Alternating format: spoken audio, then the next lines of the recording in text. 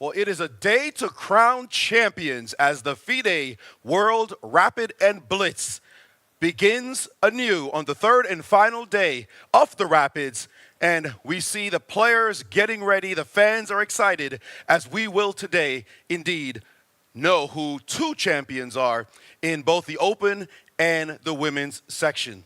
And as we jump into the studio, we are here. We are very excited and ready to go. I'm Maurice Ashley. I am with my partner in crime, Grandmaster Evgenij Miroshnichenko. And Miro, this is the day we all wait for. We go through day one, we go through day two. That all doesn't matter. It's how you finish that really counts. Yeah, absolutely. And well, that's my mistake. Every tournament, every event in Rapid that I do, like at the end of day one, I say, okay, yeah, something happened, nothing happened yet. Today's the day. Last round will be decisive, I believe, because, well, the competition is very tight at the top in the both tournaments. So, yeah, looking forward to this one. Indeed. Let us take a look at the standings, the players who have been doing really well. Let's start with the open section, where it is indeed a horse race. 4 players standing at the top, led by the very surprising 18-year-old Volodar Murzin.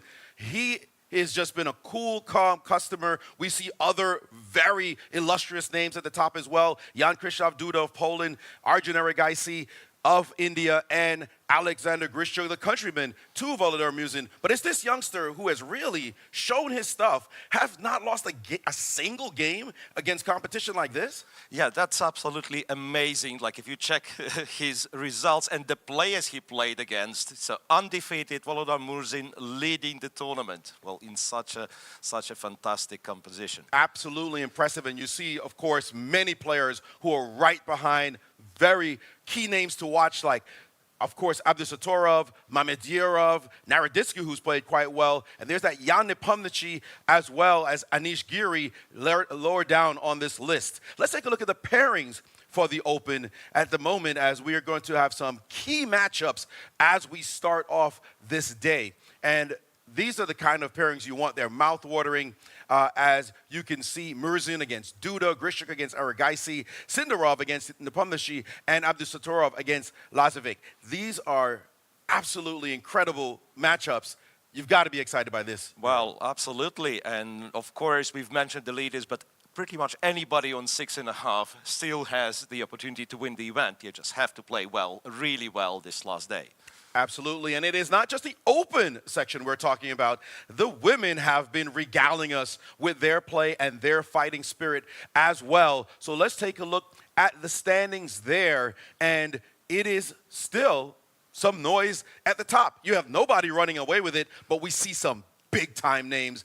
There is Zhu Wenjun, the women's world champion, the class of women's chess, followed by 2 Indian veterans, Harika Dronavali and Humpy Koneru. They're all sitting at 6.5 points. And then another trailing pack of 5, Katerina Lagno. We know that she's a gangster. She's going to definitely compete all the way to the finish line. The young Carissa Yip from the U.S., showing her stuff. She's a 2-time champion here in the United States, but she's saying, it's not enough that I'm champ here. I'm trying to be a world champion at this event. Who else do you see here that catches your eye? Well, Kostyniuk, ex-world champion, let's not forget. Then Elisabeth Petz of Germany, who's known, by the way, for very, very good results in Rapid and Blitz.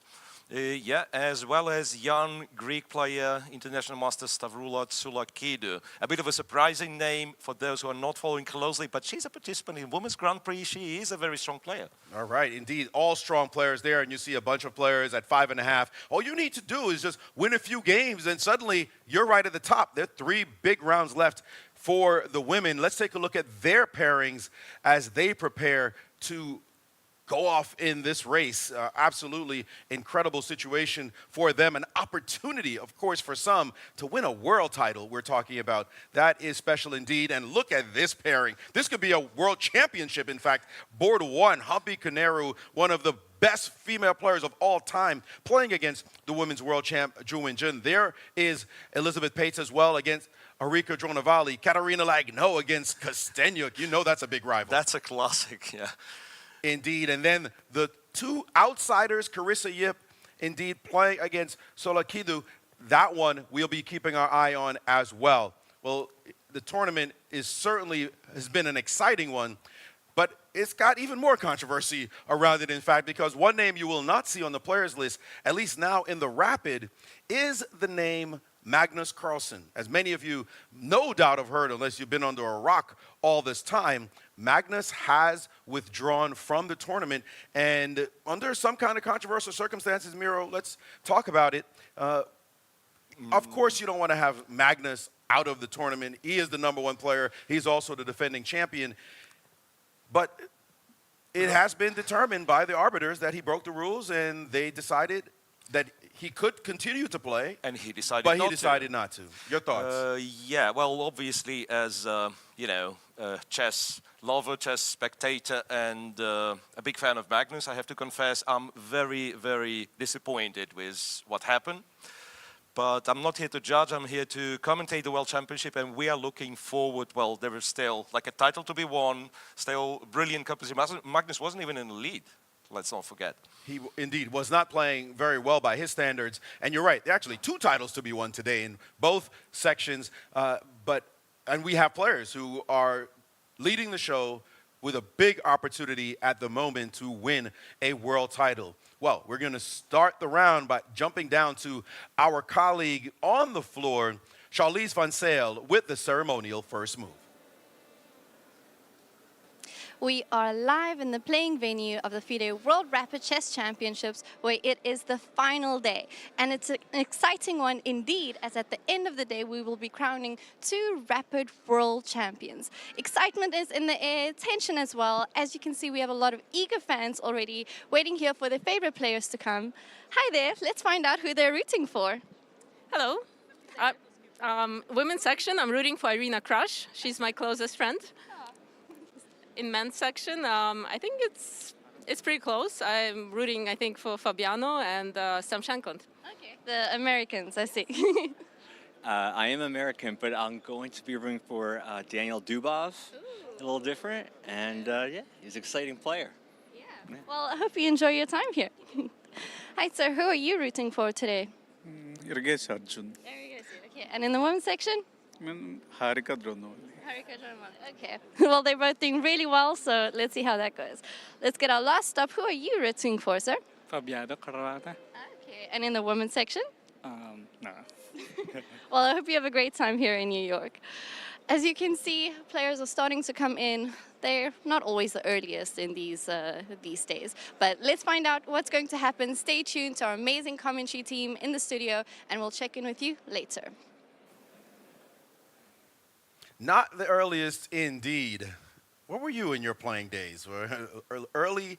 Did you want to get there really early, right on time, or did you show up with a little sweat on your face as you try to hot-foot it into the tournament hall?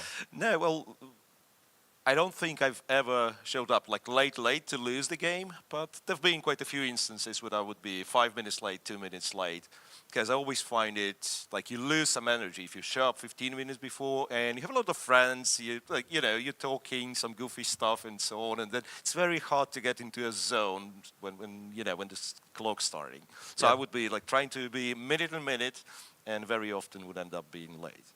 Yeah, I would always try to come just on time as well. And sometimes you had to really pick him up and put him down in order to get there right at the start of the tournament. I did see in the World Championship, the players did have to arrive early, and Gukesh with his routine, the new world champion, with his routine of meditating at the board, saying super calm. He, of course, continued to do so during the games, but you could see at the very beginning he always wanted to settle himself. Yeah, he's unbelievably mature for such a young age. Absolutely, and there we have the playing hall. Games are set to begin, and we will certainly cover all the fun action as we see there that young man. If you didn't know Volodar before, well, put some respect on his name now, because he has just regaled us with his play. That is him on the left. He's going to be playing against Jan Krzysztof Duda, Polish superstar. But this young man, he's got to be somebody we start paying attention to in world chess. He's not quite 2,700 yet, which is all the more surprising, the fact that he's playing on board one in round 10 of the event. But he is showing that he is a future star indeed, as we see the ceremonial first move being played there. And he does not seem frazzled by anything.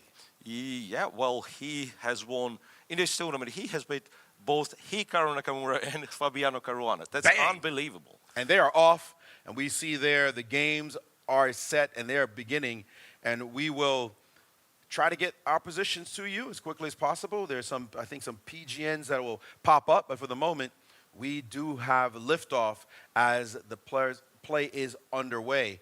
And Yeah, I can't imagine how nervous this kid must be, but he never shows it. No, he seems to be very, very calm.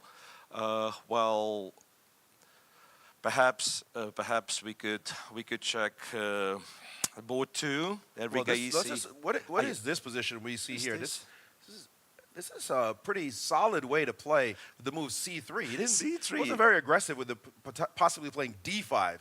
Instead, he just played a very solid C3 and caused Duda to pause in that moment. Was it a cheeky choice there? Yeah, a little bit, because among other things, you would allow C takes D5, symmetrical, or whatever, exchange Slav. And now after E6, bishop F4, he's opting for the London. Indeed, and that move E6 has blocked the bishop on C8. So that pawn is indeed in the way. And now D5 on the board, as you mentioned, the London system at play here. But it's the problem of the bishop on C8 for black and trying to resolve that as quickly as possible. Black often plays, and I was about to say bishop to D6. It is on the board. Black often plays this move to trade off the dark squared bishops and then continue as such. A very solid choice by Murzin against his illustrious opponent, knowing full well that this guy is one of the most prepared players in the world. So certainly he doesn't want to get caught in any theory. But now the move, knight BD2, allowing bishop takes F4 and the doubling of the pawns. And no. Duda said, no, thank you. I'm just going to keep developing my pieces. Right, a very, very solid choice, I have to say, and that must be a clever strategy by Murzin, because he, I believe, is still viewed as somebody you want to beat, right? If you are competing for the title, and he might actually take advantage of it. I'll just be solid. I'll wait for you to go hyper aggressive, and yeah. I don't know. If you beat Fabi and Hikaru, you're somebody I want to duck. Yeah. Clearly, you're playing very well in the tournament, and so you have to be very careful playing against this young man. So I'll just say, let's see what happens here. Let's go to a second board, as we do have a bit of technical difficulties with the PGNs. The day to have that happen, right? Of all days. I'm sure it'll be resolved soon as our tech team jumps on that. But here we see board 2. Hang on a second. Look at the clock. This is 3 unbelievable. minutes after Grishik has already used 3 minutes. Maybe he came late to the board. And that's why it's taking him so long, because how do you use 3 minutes to play E4, knight C3, knight G2, and sit there? That's pretty astonishing, in fact. But Grishik is known to get in time pressure, but don't be fooled. He will not lose on time. The guy is a genius at Blitz and has won this Blitz event multiple times. Well, right. Still no PGNs for us, but yeah, that's a perfect angle from the camera. And this E7, E5 is, well, looks a bit surprising to me.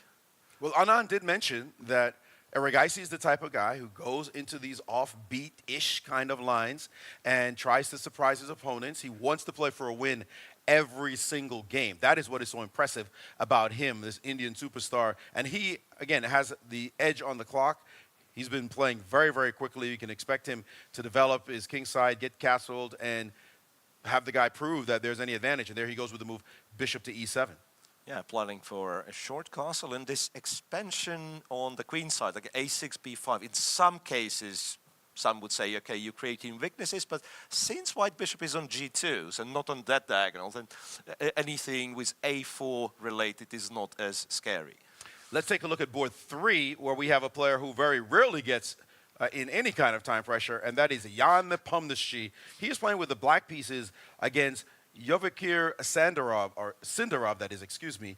And this one is another matchup, big dog, certainly in Nepo, a world championship candidate, two-time world championship candidate, in fact. And the relative youngster Sindarov, and we see there the way Jan just moved that rook. He tends to do that, doesn't he? Some kind of cheeky moves with his pieces, and he just kind of slid the rook to c8 instead of actually grabbing it and putting it on the Right. square. Yeah, well, in Grishuk's game, we were able to restore what the opening was, and in fact, we witnessed the opening. Here, it's a middle game position already, and I don't know, speculate it was a Sicilian, but I do not have any confirmation on that as of now. Indeed, still some trouble with the PGNs. We will get to it shortly. Here we see his results. He's played in 10 of these events and has never won once, but did come in second 3 times, in fact, in Hatiman 6 Berlin and in Warsaw. And then in Riyadh, he came in 3rd place in 2017. So he's been up there, but you can best be sure he wants to win it all. So much of being a bridesmaid, he wants to be the bride, so to speak.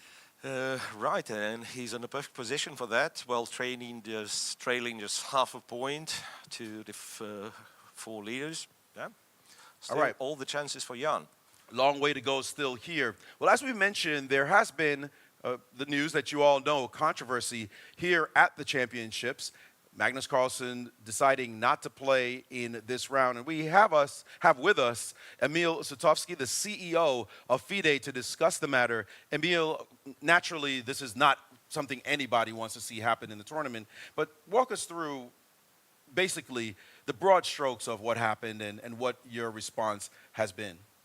Well, yeah, as you pointed out, nobody wanted it to happen, and the story broke yesterday. Actually, it started after round 6 already, when arbiters noticed that Magnus is not following the dress code. Then he was approached, and then he got the warning. He got time to change. Then there was a discussion whether he should change towards the next game, and then it was still allowed for him to postpone it till round 9 to change, but unfortunately he was not willing to do so. It's a rather unfortunate story for us, but again, I mean, it's regulations, it's a set of rules, which actually is a dress code which was drafted by Athletes Commission, consisting of grandmasters, and these regulations are not new, they have been sent to players in advance. And I think singling out Magnus and not taking any measure would be unfair towards other players, because there are already like 5 or 6 players who got fined, who had to change and go to their hotel and change, and that would be simply unfair towards other participants. And it's not like regulations for sake of regulations. We're having it at such a beautiful venue, and we would expect that if there is a dress code, it should be respected, like in any sport. Said that, I mean, our doors are open to Magnus, no matter what he said in his outburst, colorful language he used, or any sort of personal attacks that may have been. We are open to discuss things, and but obviously we will withhold the rules which are there. Is it possible that he may come back and play in the Blitz in a couple of days? Well, yesterday he said it's impossible, but obviously from our side it's more than possible, and he is more than welcome. And I see no reason why, unless he really thinks that, okay, we did something wrong. But as he stated himself and admitted himself, we were playing by the rules. He just was tired of everything. And I think it's a combination of factors rather than specifically the dress code issue. There were several factors that led him to take this decision. We saw, as you said, people think that you actually kept him out the tournament, banned him from the tournament, but you mentioned he was welcome to play if he wanted to. He could have continued even today. It's not true that he was disqualified from the tournament. Just there is a procedure which was announced on the technical meeting on December 21, that first would come the warning and a fine, and then a player would not be paired for the next round.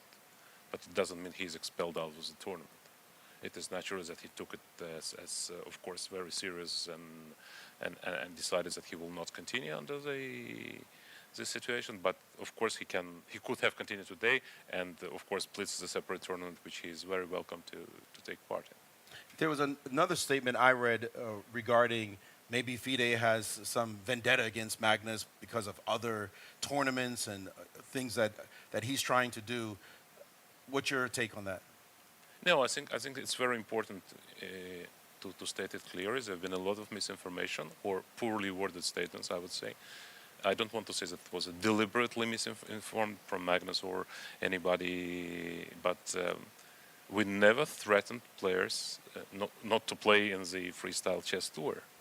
The only thing was that they cannot organize a world championship. That's the only thing, and FIDE is the body which organizes the world championships. So as long as the event is not organized by FIDE or not approved by FIDE, you cannot run your own world championship. So that was a matter of principle, which will be withhold. We will continue with that no matter what. At the same time, it's not like we oppose creating new series. And this very morning, I even reread my correspondence with Fabiano Caruana, which indicates clearly that we are supportive of the series, we are supportive of the new initiative, we are ready to align our calendars, but the only caveat being that it is not a world championship, and we will stick to this policy. All right, clearly no malice intended on your part, and we appreciate you coming on and explaining that to us, and best of luck with the rest of what has been a fabulous tournament. Thank you, Maurice. Not only has been, I hope it still is, and I'm looking forward to last rounds and to Blitz, and once again, our doors are open. If Magnus reconsiders, that would be even more beautiful stories than last night. Right. Very important that the world body and the world's best player and all the players be properly aligned. Thank you so much for joining us. Thank you.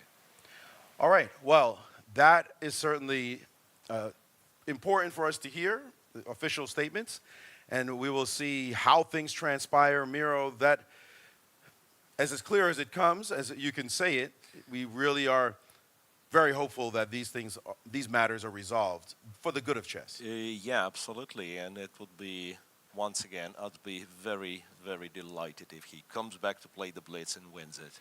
Like proving his point in a little bit different way over the chessboard. Indeed, and it seems as though we finally have some moves. So let us go right to board one and jump right to it, as they are well underway in this London system. An exchange took place on the C6 square in the game on board one with Murzin and Duda. This game here, we see a different game with Jan playing, but this one for sure. Let's bring up a board so we can look at some moves. Yep. And you've got the position here. Take us through what has transpired recently. Yeah, so this move knight d2 to f3 allowed black to play h6, bishop g3, and knight to e4, exchanging the bishop for the knight. So after knight takes, black plays a little intermezzo, captures on g3, and takes c6. So there is a similar position with dark square bishops being exchanged, and that is believed to be somewhat more pleasant for white. But I haven't seen yet this particular version of it. So g4, so he shows very aggressive intentions. I don't care about your pair of bishops. I'm gonna go g4, g5, checkmate. I love it. Yeah, attitude. But look at Duda, rook to b8, and Duda is known for that, to be very principled. He says, yes, I know it looks scary, I do not see anything, so I might as well start my own counterplay. Rook b8, targeting b2. I suspect g5 will be met with rook takes b2. If you take h6, okay, that's a nice pawn on h6, but also I can use it as a shelter for my own king. Yeah, those darn pawns in the way, almost like we call the traitor pawn. Right. You can't get rid of it. You just want to pick it up and throw it off the chessboard, but it just sits there and no way to get it off the board to get at that king. So indeed, rook b8, just ignoring it, saying that attack, I'm very comfortable, I don't care. And what are you going to do about the threat to b2? White also doesn't necessarily want to prepare castling on that side because black already has an open file. Yeah, ready to go. That's a big question if you castle in this game at all, because one of the things you could do, of course, is first taking care of the b2 pawn, but go g3, king f1, king g2, which is time-consuming, but eventually sets up quite a harmonious setup on the king side. Well, this is definitely getting to be exciting, but we need to jump to board three, where it is full-fledged, all-out excitement and attack as Jan Nepomniachtchi has taken it straight to Sindarov. Look at this position. He's already sacrificed a piece, and it looks like he is just winning, right? I mean, how do you deal with this attack as Queen H2 mate is coming? Let's back up momentarily, please. to maybe move 14 when things looked okay. Yeah, rook to c8. That's the moment when he slided the rook to c8, right? Yes, we Rook saw that e1. much. Knight f to g4, h3, and you know what? Queen h4, knight to d5, queen g3, threatening a checkmate. So pawn takes, knight takes. So knight d5 looked like a problem. If this queen showed up on that side, you Yeah. probably need to do something about it. He ignored it, and now queen g3 with mate threats, takes. Right, so knight e7. I'm surprised white is not getting checkmated. So there is apparently a way out of it, but still black would be absolutely winning. So what happens here? Bishop g7, king g7, and you might have pinned your hopes with like knight h5 trick. Absolutely. And Well, queen that to has to be taken. g5, but then after king h8, how do you stop? Well, You queen have to take. h5, you gotta do stop take. the checkmate That for now. does save it. You do stop the checkmate for now, but probably it's still a bad position because there is rook c5, I'm guessing. No, rook c5 blunders something. I do not know what, but rook c5. Maybe e5. Rook c5 is a terrible. Oh yeah, rook. You go e5. Watch out. Oh, mate's possible as for white as well. But you have to take on h5 in this position. Yeah. Because there's no queen f6 check as you would wish. And so now this is the position. And Jan is, got those faces, just like, whatever. He's kind of just flicking his eyebrows, looking around. I'm not sure if he spotted this in advance, this possibility, but it does still look awfully good for him.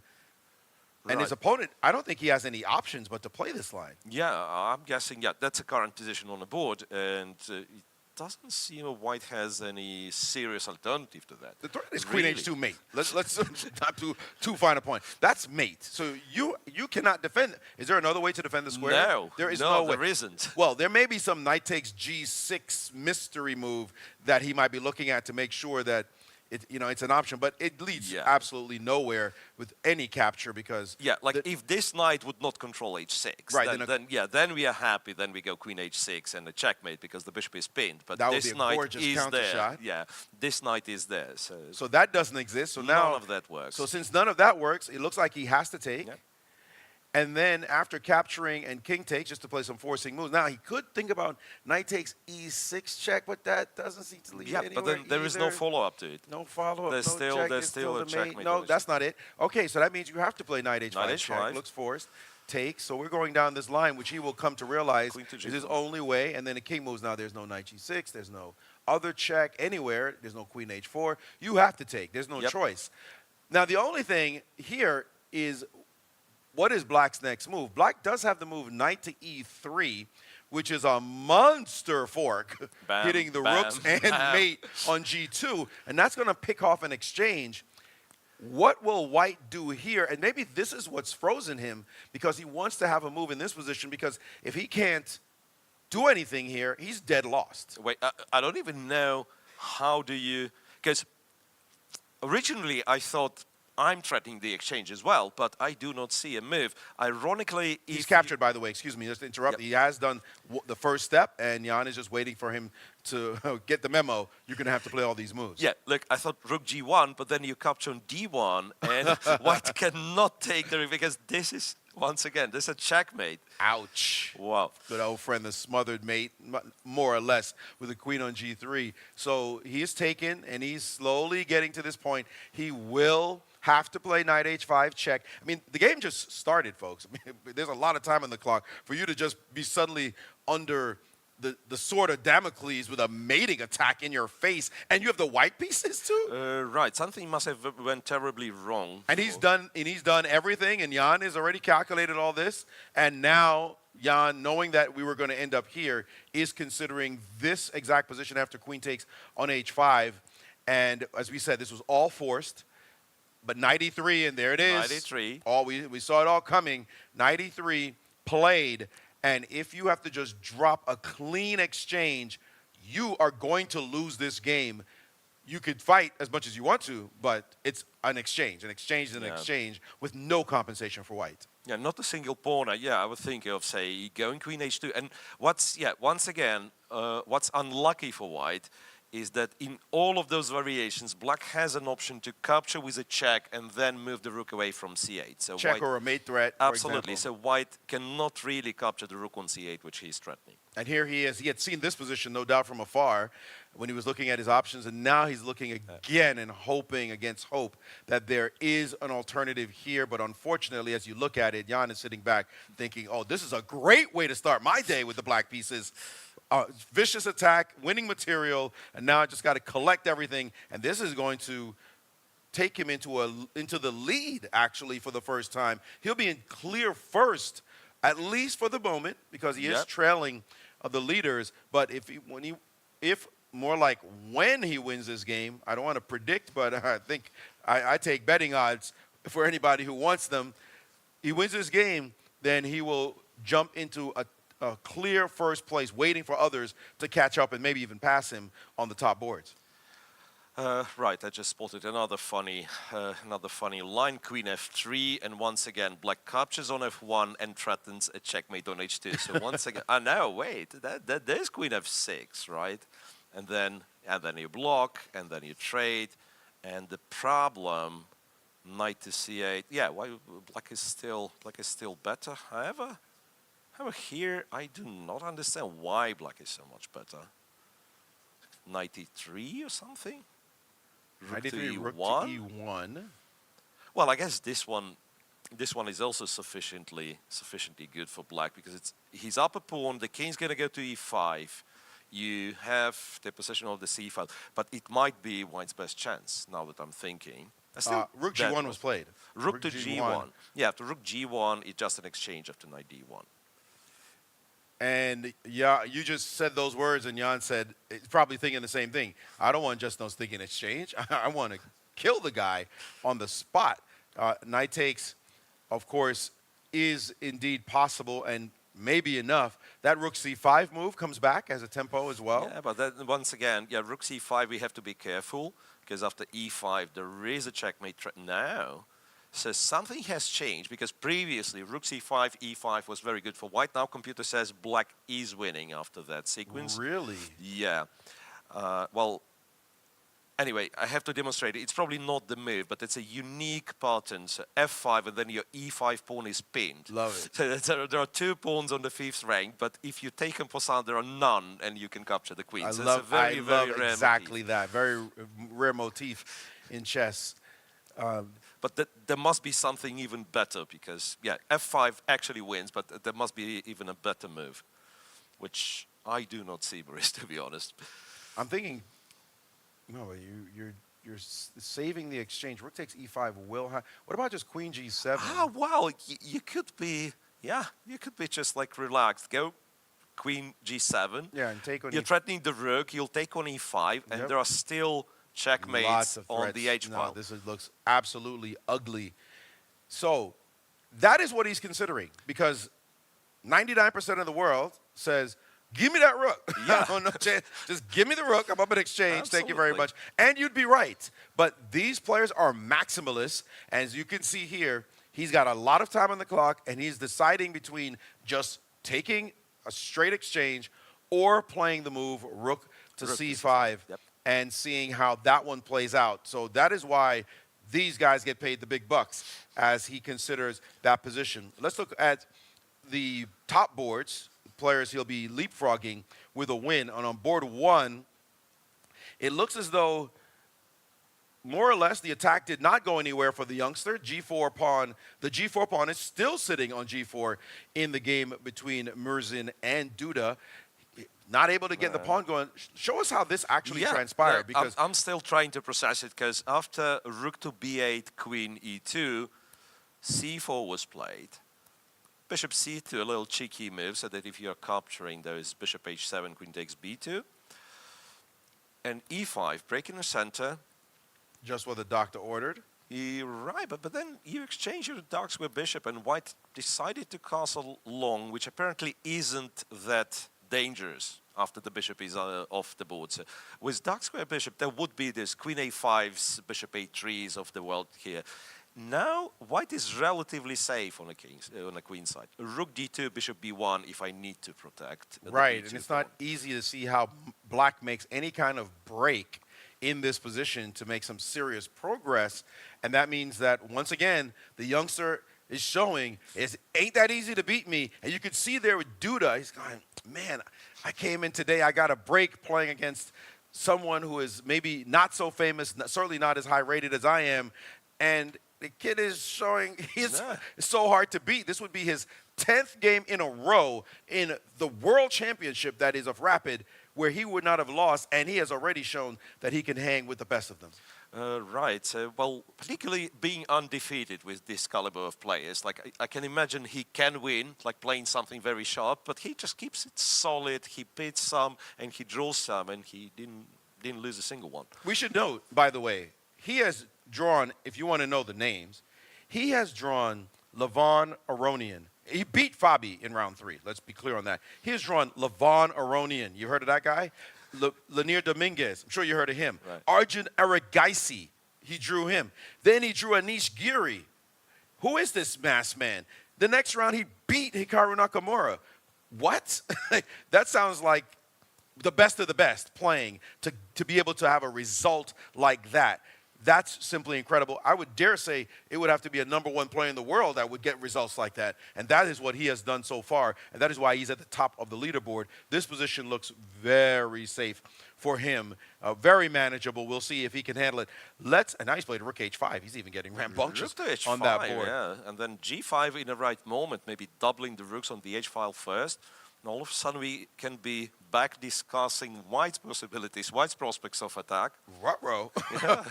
Indeed. And by the way, they're both down to almost 5 minutes each on the clock. So it's not like he's way down on time and worried about that as well. We'll come right back to this one because this is such a huge game. Let's go to Erigaisi-Firouzja, however, to see how that one is transpiring. And very different type position. Look how many pieces are still on the board in this board 2 matchup between two of the big dogs of the event.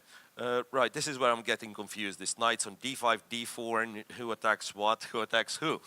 Well, computer slightly favors white in this position. So, well, I'm guessing white's outpost on d5 is sort of more efficient because if you were to trade this knight, white captures one of the pawns and gets himself a, well, protected pass pawn. This rook b2 is a funny move because...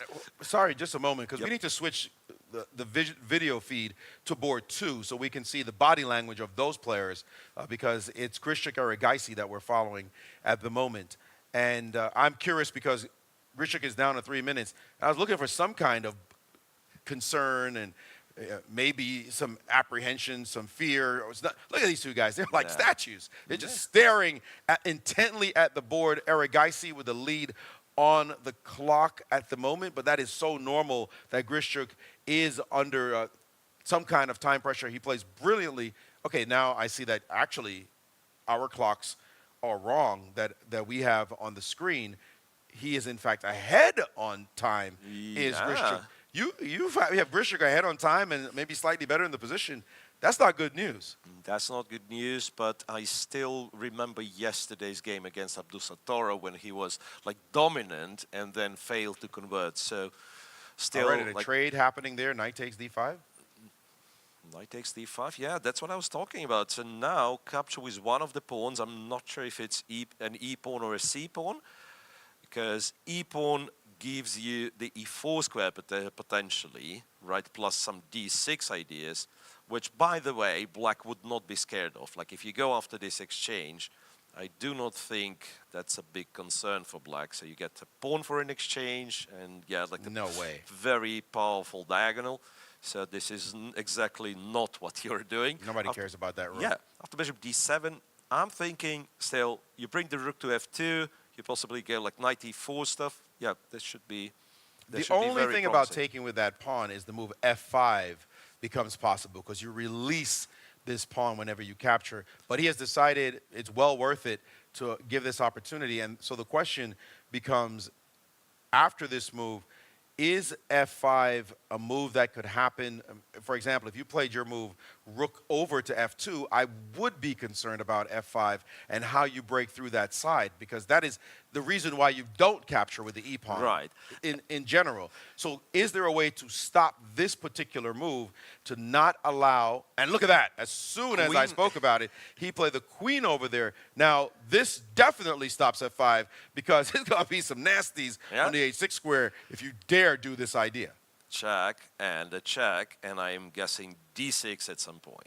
Because now I'm not going after the rook, I'm looking for this check on d5, and We like just it. everything joins. Yeah, see, on knight d5, yeah. So that would be... But hold on, let's finish this analysis because bishop g5. Oh, but I can always play queen g6 in the worst case. All right, just to know I have that. Yeah, there's always a check. But where's the win here? Because check is met by bishop e6, no? Right, so check here. Now, well, it's still winning, but I'm Oh, guessing... wait. No, check, bishop e6, there's rook b7. I missed that one. Rook Yeah, b7. there's a check here. Oh, yeah, sorry, and yes, check now and then the rook the b7. seventh rank, rook to b7, and it's too much for black to handle. Yeah, I'm trying to figure out how you put something in the way and ain't nothing to put in the way. There isn't anything to put in the way, it seems. Yeah. Well, you could, hold on, you could still play bishop back to d7. Back to d7, And but you're- then you can give a check. King goes to g7. This is where you capture this Oh, no, bishop. you also have give queen another f7. check. You also have queen queen f7 check. f7. Yeah, Yeah, everything's back that up winning. and show that to the fan. Yeah, you have queen f7, Yeah, check here. check and rook King d7. g7, King G7, queen to queen f7, f7, yeah. king goes back, rook d7, Give me that. white wins. Start crying. Okay, well, that is a fantastic move. But queen h5 actually threatens the pawn on f7. That is a straight threat. You don't dare. He's actually played the move. Is that right? Bishop to Bishop to f5? Is it possible? Hang on a second. So, well, the point is clear. Rook takes, he wants to go g6, and then capture on f5. Sneaky, and it looks like that Right. works. But What a surprising move to see land on the board. is it a moment where I actually care about this thing? Like go d6? Because I'm seeing, it's not only about the exchange, but I'm seeing some like rook b7s, now f7 is weakened. There's a feeling white must have something in this position. What is the time situation, though? Because he's played bishop to e4, which the eval bar approves as the best move in the position. And now a threat, of course, to this bishop. And g6 has been played, a pawn sacrifice, or a necessary move. You pick your choice, whichever one you want to describe it as. But at the moment, Grishik is currently up a pawn. His pressure has netted him a pawn. And don't think that this is the kind of pawn where you say, okay, it's nothing happening. Maybe I'm getting into some endgame. You're far from the endgame at the moment. And secondarily, that D pawn, even in an endgame, is going to be extremely Right. nice. That's- extremely pleasant. Look at how protected it is.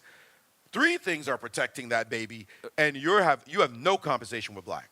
Well, he went with queen to g5, so technically black could capture on h3 either immediately or after trading the queens, restoring the material balance, but not the balance in the position, because white, of course, would still be much, much better. So- But what's the problem with taking?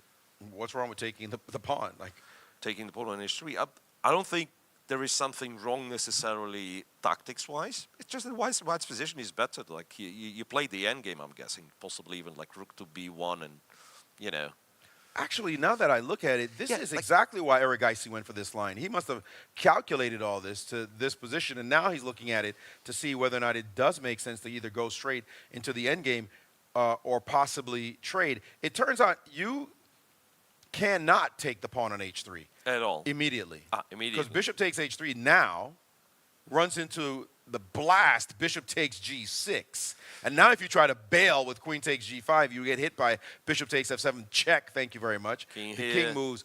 And now, Here. but even here, there's that exchange that you're giving up. No, but then he takes on e8. That would be the final point there. Right. Well, we'll see it. I don't know. No, we're not seeing it. He has decided to trade queens and not deal with that bishop g6 calculation. So that was a big calculation you had to make, because at the very tail end of that, bishop takes e8 was winning. And now we get the end game with bishop takes, and he's leveled the material. But as you mentioned, white's pieces look Yeah. fantastic. Simply looks like a almost overwhelming advantage for white. Some update on the results on the lower board. So Giri and Raditsky made a draw as Sevian and Dominguez done. Yesipenko Mamyarov was draw very fast. Abdusatorov Lazovic is a draw, and Nepo has won his game against Sindarov. So yes, that's a big one. We expected that, and as a matter of fact, the final position, a knight got trapped as well, so that was just bloody. Great win for Nepo, and he is now in clear first in the event. Let's jump to that game, just a quick jump to the game on board one with Duda and Murzin, just so we can see it, because that one looks like it is also fast-tracking to a draw. Neither side has anything to play for, and you can see, imagine them repeating moves really quickly. In that position there, that says it all. 2 rooks, no advantage anywhere. Yes, there's some clock issues, but how do you make any progress here? We can leave this game alone. There's no reason to stay on this one. Let's get back to the Grishuk-Erigaisi game, because this could produce a clear leader after this round. Alexander Grishuk would be in first. So we've got to get to that board to take a look. And here it is. We have it on screen on your right. We'll get the players on your left in a moment. But this position is clearly in white's favor. But a lot of people might say, but maybe black can fight a little bit at least, no? Well, he can. And in fact, the move that I was making, like without paying attention, bishop g2, does drop like almost half of the advantage. And I'm wondering what the move is. Is it bishop h1? Imagine it. That sounds, yeah, that's tricky. That's so a corner move you really don't want to do. We saw in the World Championship when Ding Liren put a bishop on a8, and he said, well, you're trapping your bishop, not giving it too many options. But that's a clever move, as it turns out, because I imagined somewhere there are going to be d6s, and also in some cases, like rook to h2, you know, bishop to f6, rook to b7. So you might, well, and he plays it. Found it. You expect Absolutely these fantastic. superstars to find fantastic moves, and indeed, that keeps all the pieces on the board. The bishop in h3 is doing nada, so why get rid of it while your bishop could come back in a moment, as you mentioned, with the move d6, eventually pushing that pawn and releasing the beast, the kraken, as they will, along that long diagonal. So rook b7, the dominance on the one open file on the board, right. On the b file, as you mentioned, rooks could just swoop in suddenly, and there's rook to a7, at least trying to deal with a 7th rank entry of one of those rooks. That is a clearly defensive move. Yeah, well, one thing you could do, you could go, okay, you've taken the 7th rank, I'll go on a 6th rank. Then hitting this one, if king goes to g7, this is where you go rook b7. So almost like winning a clear tempo, right? King has to be pushed back, and then, well, I'm guessing d6 should just win. He likes your move. He loves your move. He just, but whoa. Rook to b6? Rook b6. He just ignored the threat. What? Bishop g7? With bishop g7, and what? That's a clever move, as it turns out. The engine approves. White is still much better. That's a very strange deep display of a clock. Maurice, just look at the clock of Erigaisi. Can it be? No, what's happening over And he there? has taken the pawn, and it looks like this move has given up a ton of his advantage. I'm shocked that Erigaisi played this very quickly, but the move apparently here is e4. e4. And getting your own pass pawn and counterplay, but he did not play it. He did not play it. He played king to h7 and just chasing the rook away. But the clock's now very crucial. Time ticking, 150 it looks like for Grishuk, 37 seconds for Erigaisi. And this just a sharp, crazy position on the board. How to even describe? Well, first of all, white's up a pawn. Yeah. But black will get some kind of play if he gets to play a move like e4, although I can't really even understand exactly because that square is covered multiple times. What is the point here? And especially, I think, Maurice, especially after king h7, say rook b6, now e4 is out the question because I'll be capturing this one with a check, right? So I presume e4 would work because of some silly tactical tricks. Like if you take with the bishop, there might be... It's on the board. e4 is on the board. e4 is on the board with the king on h7. Yes. Wow. Allowing, as you mentioned, that trick. Why would this work? What is he thinking? 102 left on Grishuk's clock, and that pawn looks like a pawn, but he must be shocked that the move was played. So, and he, well, not that shocked. He said, I'm Well, he taking it. captures, yeah. There is a trick, knight f3 at the end, but I don't see it as a real trick. What is the point of this sequence? If bishop takes e4, I was going to sacrifice, if you may, takes, knight takes, and then the knight f3 trick is not a real, well, maybe there's some tactic. Follow me there. Knight f3, oh no, there's king f2, King and F2, my knight's hanging. hitting the knight, yeah. Hitting the knight. So play the move, because this was the point, was to, if you play king h1, for example, instead of king f2, then I might play bishop f5 and hope that this is something, since I have the knight under attack. But no. Wait a second. He's So played knight takes. He's played knight takes e4, and it turns out, well, it's not as good as bishop e4, but still, well, white has a decisive advantage. That little trickiness that I was talking about, the exchange sack, might have been what concerned him. But right now, white looks to be in the driver's seat. Erigaisi in deep trouble. The fans all watching. Bishop f5 now. He's just trying to mix things up and hope his opponent messes up under the pressure. The knight, of course, is under attack. It's pinned. And there are some knight e2 check trickies. You never know what might just pop up out of nowhere in a position like this one. Right, and you know, well, we know the evaluation, and we can say white's comfortably better. He is better, but he's not comfortable. Like, he was in control. Now look at black pieces, everything's active. I'm no longer sure if it's that pleasant to play over the board, especially considering the time situation. And by the way, this king h7 move apparently was the challenging move earlier, but now, hold on a second. Rook e2, knight d4. Another question. Well, you do have a check. You do have a check, so it's not as simple.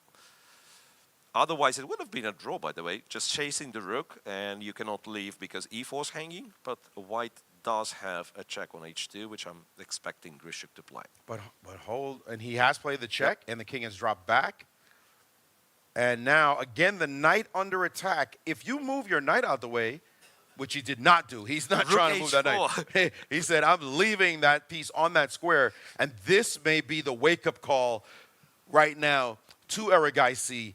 Hello, you are without any play after some masterful defensive moves by Grishuk. Yeah. Now you just have no way to disturb the pieces. They are ensconced on those squares. What to do with black? Black has maybe a baby check knight e2, but after the king moves, nothing. You'll have to go back. Nothing. Yeah. You just have to go back. It is white for choice in this position, and Erigaisi knows it. And his clock is ticking down. If we can get a view of that clock, he's down now to only 12 seconds, looking for something to mix up in the position. He's just throwing in the move a3. Yeah. Might as well make a move. Just in case, yeah. Bishop g2, like improving bit by bit, then king can hide on h2 if need be. Continuing the consolidating moves, and again, Erigaisi, only 10 seconds left on the clock. Desperate measures are needed now, and he doesn't see what to do. He just wants to make some kind of move, and he's taken on e4. He's finally captured this piece, which I can't imagine is a very good idea. Well, what he's trying to do, I'm guessing, is to give a check, go knight c3, go after this pawn. And it shouldn't work, but that he has to do something, right? Right, so rook takes, and you are right. He did play knight to e2 with check. King has to find a square, and as you mentioned, if he can get a2, maybe there'll be some play, some way, somehow. And it's not the worst idea in the world. Now that I look at it, there's only 17 seconds left for Grishuk in the meantime, and he's showing some consternation on his face, exactly what to do here, at least some indecision. And there it is. And he's played the king to h2, which the eval bar approves. And now there has to be a trade on e4, and you're looking at that move, knight to c3, as the possibility. Is that what he's going to play? Hand raised with seconds left on his clock as well, and he has played knight to c3. Well, bishop to g6, I was thinking, like, if you're not happy with any attacking prospects, he might as well play bishop b1, which come on, look at that king. Which was you could go get a pawn. We're hunting rabbits, and he's had to play bishop f8 to deal with the threat. Yeah, bishop f8, so now rook b8 would be answered with king g7. And again, we need to see the clock times here, 23 seconds. Okay, they've gotten a little bit of breathing room in the position. What does Grishuk do now to continue to improve, or at least finish the guy off? Because somehow he's not dead yet. Yeah, well, but that's a problem. 7 seconds, 6, 5, and now he's played bishop to F6, F6. allowing the capture on A2. All right, take the pawn. All Yep. right, pawn in hand. And now, if he moves his knight, and he's got an A-pawn going down the board, whoa, 6 seconds left. And Grishchuk is not showing composure here, and he's Whoa. played rook to B8. Rook to B8, pinning this guy, and then But- guess D6, but it's not going any further. Well, D6, bishop E7. You got to move the knight out the The way. bishop I mean, controls the diagonal. Yeah, black has to. Knight B4 is Knight auto B4. move here, and now you're ready to push. The bishop on F6 does control the queening square, and you can always put the piece all the way back. He's now played the move bishop to Bishop F5, F5, and the which- eval bar has dropped precipitously as the king has escaped the bind on the back rank. Erigaisi is back in the game. The engine's giving all zeros here.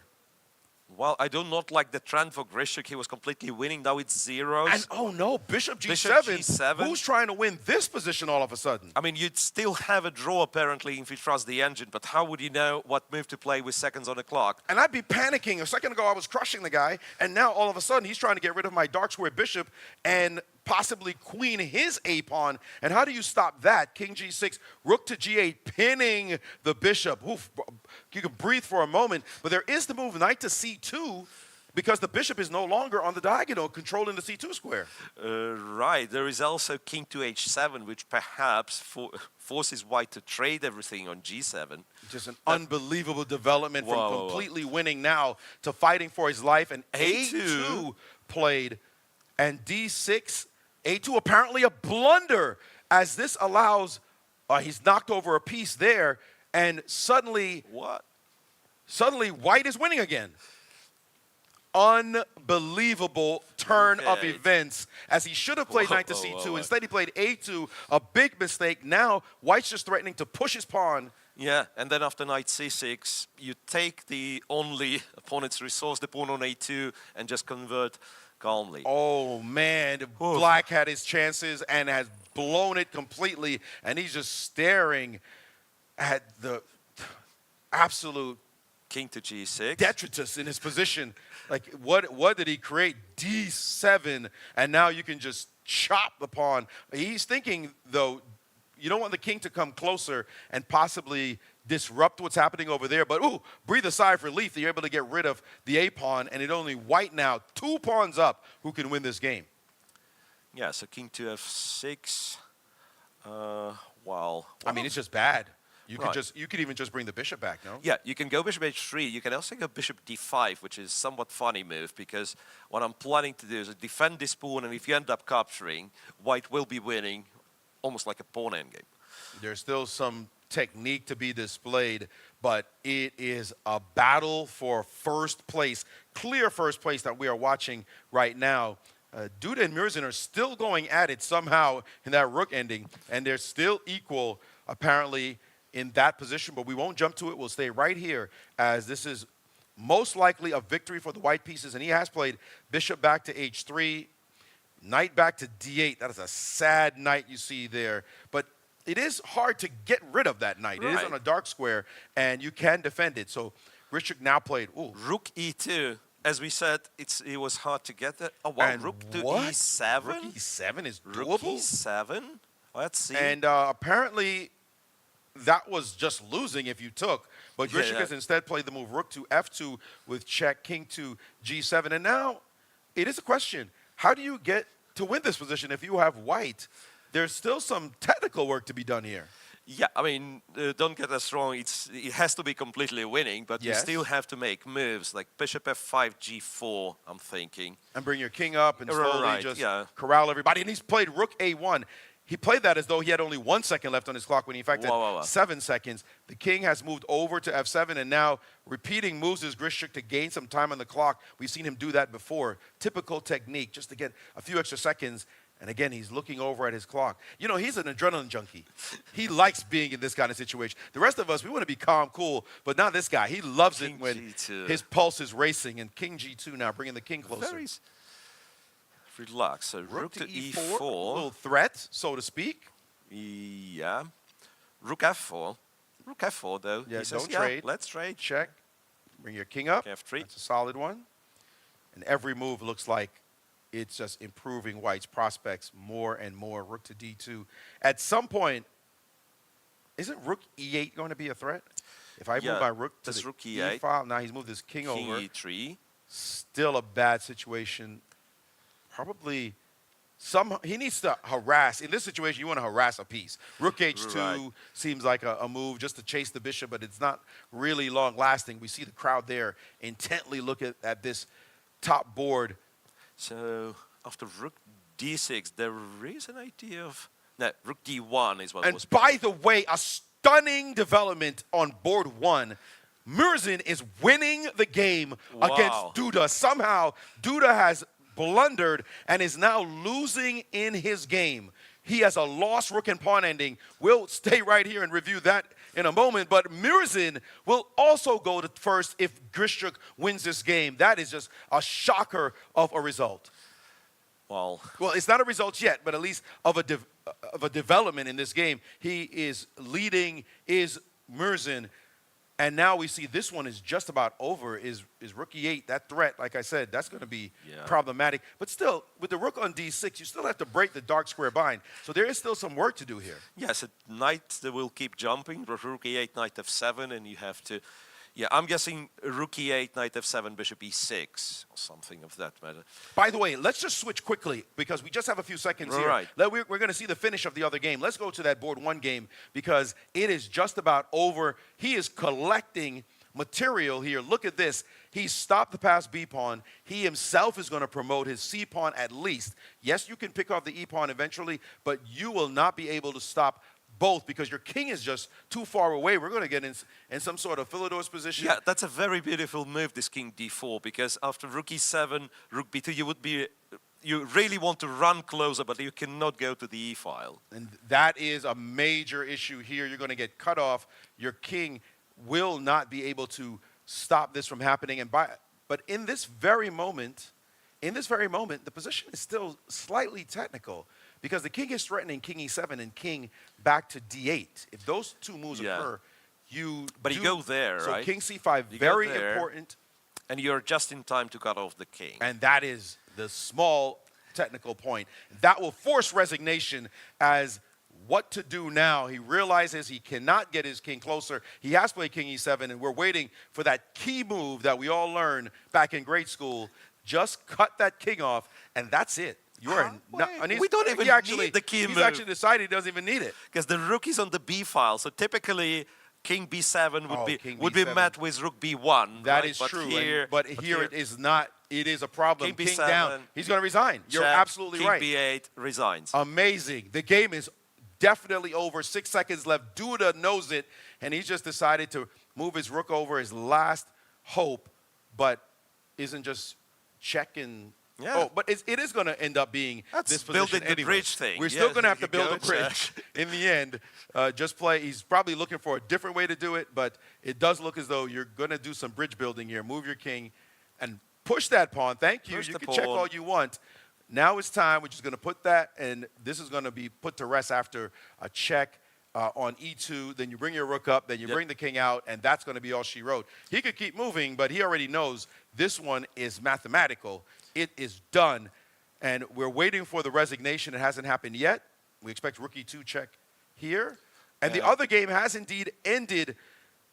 Let's stay with this one. We'll come back to that because we knew he was winning. And he did win. And he did win with that that's position. The final position. Let's jump to the other one to see if we get a handshake there. As Duda looking off in space, knowing there's that rook e4 move, and he knows it. This one is definitely done. So the point of rook e4 being that the king goes here, and after check, king goes here, king goes here. Now you are threatening rook e5, rook c5, and another check. You go to c5, and you block with the rook on c5. And that is the bridge being built, and that move there says, yeah, I kind of know how this is done, and the moves being played. Grischuk winning his game to go now into clear first, but now Murzin. I mean, we keep talking about this kid, Volodar. Amazing how many players he has defeated. Just look at the names that he's defeated and drawn, and it is simply the elite of world chess, and he continues to stun us all. Now the move rook e5 can be played very quickly here. And there it is on the board. And that's all she wrote. The resignation has taken place. 2 players now at the top. That's 8 points, right? But wait a second. Yeah. Hold on a second. Nepo had half a point more. So that's Grishuk tied with Murzin for the first, and then Nepo might be on clear third. Okay, he's Believe it definitely or not. behind. But hold on a second. I've been saying this whole time, but I feel strange about this for a second. Was Grishuk in the top group? Yes. He was. It was 4-way tie, Maurice. It was a 4-way tie, yes. I thought it was I misremembered. I thought it was a 3-way. Okay, so it is a 4-way tie. That's right. So he was in the top group. He is at 8 out of 10. So is Murzin. They are tied for first. And now he gets to take on Grishuk, that is Murzin, after having shown what he is capable of by defeating, again, let's just look at the players he's played. He has defeated Nakamura, Caruana, and Duda. That's +3 on that group of gangsters. He has drawn Aronian, Dominguez, Erigaisi, and Giri. His performance rating must be through the roof. I don't know what it is, but it's got to be through the roof. In 3,000s. I mean, come on. How do you do that to that group of players? Maybe not 3,000, but it's as good as anybody on the planet would expect to do in that situation. So absolutely extraordinary. We see a bunch of draws. The top 3 boards were decisive, but everything all the way down to board 11 were draws, and that includes big names such as Abdulsatorov drew, Mamadzirov drew, Dominguez, Anish Giri drew, Fabiano Caruana drew, Wei Yi drew, Aronian drew. Ali Reza, however, did win, and a big upset on board 12. Hikaru Nakamura lost to his countryman, Brandon Jacobson. Wow. That just deals a death blow to his chances of winning this tournament. Wow, what a result there. That's a shocker, to be sure. All right, well, I believe after all that excitement, we should look at the excitement in the ladies section. Yeah, so you must have confused it with ladies section when you were talking about 3-way the top tie, 3, because there was a 3-way tie, right. Ju and June, Koneru and Dronavali, and believe it or not, but 2 games on top 2 boards ended in a draw rather peacefully. So that's the highest board in play we have, board 3, Lucknow versus Kostyuk. All right, well, this is a big-time game. I'm seeing an extra piece. Yeah, Lucknow is completely For winning. white, Lucknow is completely winning this position. And that means she jumps into a tie for first? Yes, she does. She does tie for first. Yeah, There'll be 4-way tie. Yeah. She joins Ju and Jun, Humpy Koneru, and Erika Dronavali with this victory. And we are expecting a victory. I mean, she's a piece up. This one is pure desperation. The only issue is that Bishop on H6 really is not in the fight right now, but that will be quickly fixed. Yeah. And plus, not only that, all the other pieces are great. So it doesn't matter what you're doing, futsying around with your pieces, that's not going to lead anywhere. So we will call this a win. The board below with Carissa Yip and Stavrula Solakidu, they are fast-tracking to a draw as well. Oh, yeah. So this victory, let's stay with this one. This victory will allow a 4-way tie for first, as Kostyuk is going to feel the sting of this loss. She's trying to figure out how to stay optimistic, but it looks really bad. It does. Let's not forget that women's section today, they only have 3 rounds counting this one. So it will be 4-way tie with only 2 games to go. Not much of a chance for a comeback here. If you lose now, you just tumble down. It should be a 1.5 out the lead. Right. That is not something. Oh, wait, a little tactical joke from Kostyuk. Rook H2, King H2, Rook D4. Discovered check, picking up the rook back, but it doesn't fix the position. You were a bishop down, and you are a bishop down Still a after bishop all. down. Still looking to say, prove that you're winning, though. I mean, King H3, Rook takes, and I'm feeling Bishop G7 right Bishop now. G7 I hate the to fact that my F6. bishop's not in the Yeah. game. Yeah, just get that one in the game, put it on a much sweeter square, and a piece is a piece is a piece. Yep. You can mail this one in because it's simply over. And Kostyuk doesn't want to accept that. We see her with her checkerboard design, came fashion conscious for chess Yep. today, but unfortunately it did not help her as she's going to go down in this game. Former women's world champion, by the way, so let's be very clear on that one, but Lagno is no slouch, one of the great female players in history. King to G4, and that is that. Bishop F6 coming, other bishop joining the party. There's just nothing to do. It's done. Where's the counterplay? She has played rook E3 to stop bishop E4 eventually. I'm feeling bishop C6 for some reason, but maybe it's not Bishop necessary F6. yet. Let's just be direct. I mean, you can use the rook to pick up the pawn as well. I mean, there's Agreed. not much to discuss, to be honest. Agreed. That's going to be a straight freebie. Oh, wait, and after that one, isn't it just like a checkmate, forced checkmate after check on E8, check on G6? I like it. I mean, I like it. that's exactly what Katerina This is is doing. exactly what's transpiring. Good catch, my friend. That is that. She played it so quickly, and the resignation has occurred. So we have a four-way tie atop the women's section. Man, it's getting exciting with only 2 rounds to go. Yeah. And surprisingly, I mean, it panned this way that a lot of draws on the top, right? So it's a four-way tie, but those who were in the zone, they're still in the zone. Yes. So it's like four-way tie and a bunch of people on half point less. Yeah.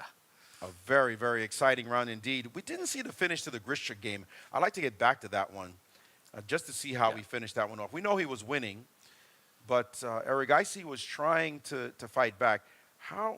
Where did we?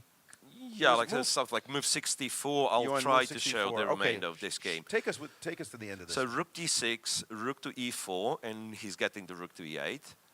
Knight has to move, rook c8, and again, black does not allow d8 immediately, but doing so, all of his pieces are paralyzed pretty much, right?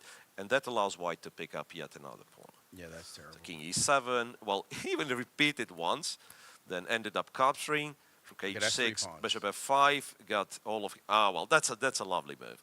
Rook c8, so no, your knight has to stay. Stylish. Has to stay on f7, check here, and And then just give me the knight. rook f8. Yeah. The rook That's that. f8, not settling for like winning a piece, which he could achieve with, say, a move like g4 and then d8.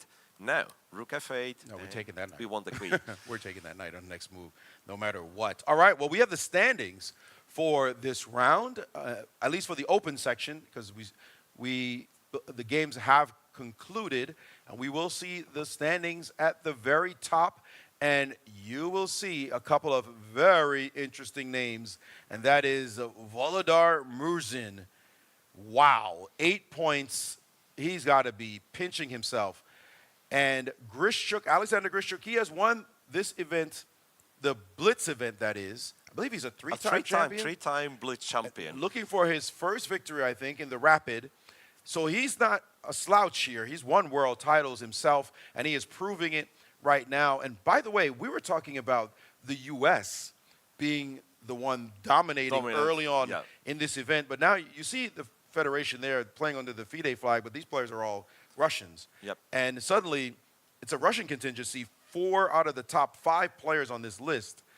Yeah, Yasipenko's up there. Yasipenko has emerged as well, although he is a half a point, well, that is a full point behind the leaders. We see Nepo in the mix. Abdusaturov is definitely in contention. We see Sam Sevian representing the U.S.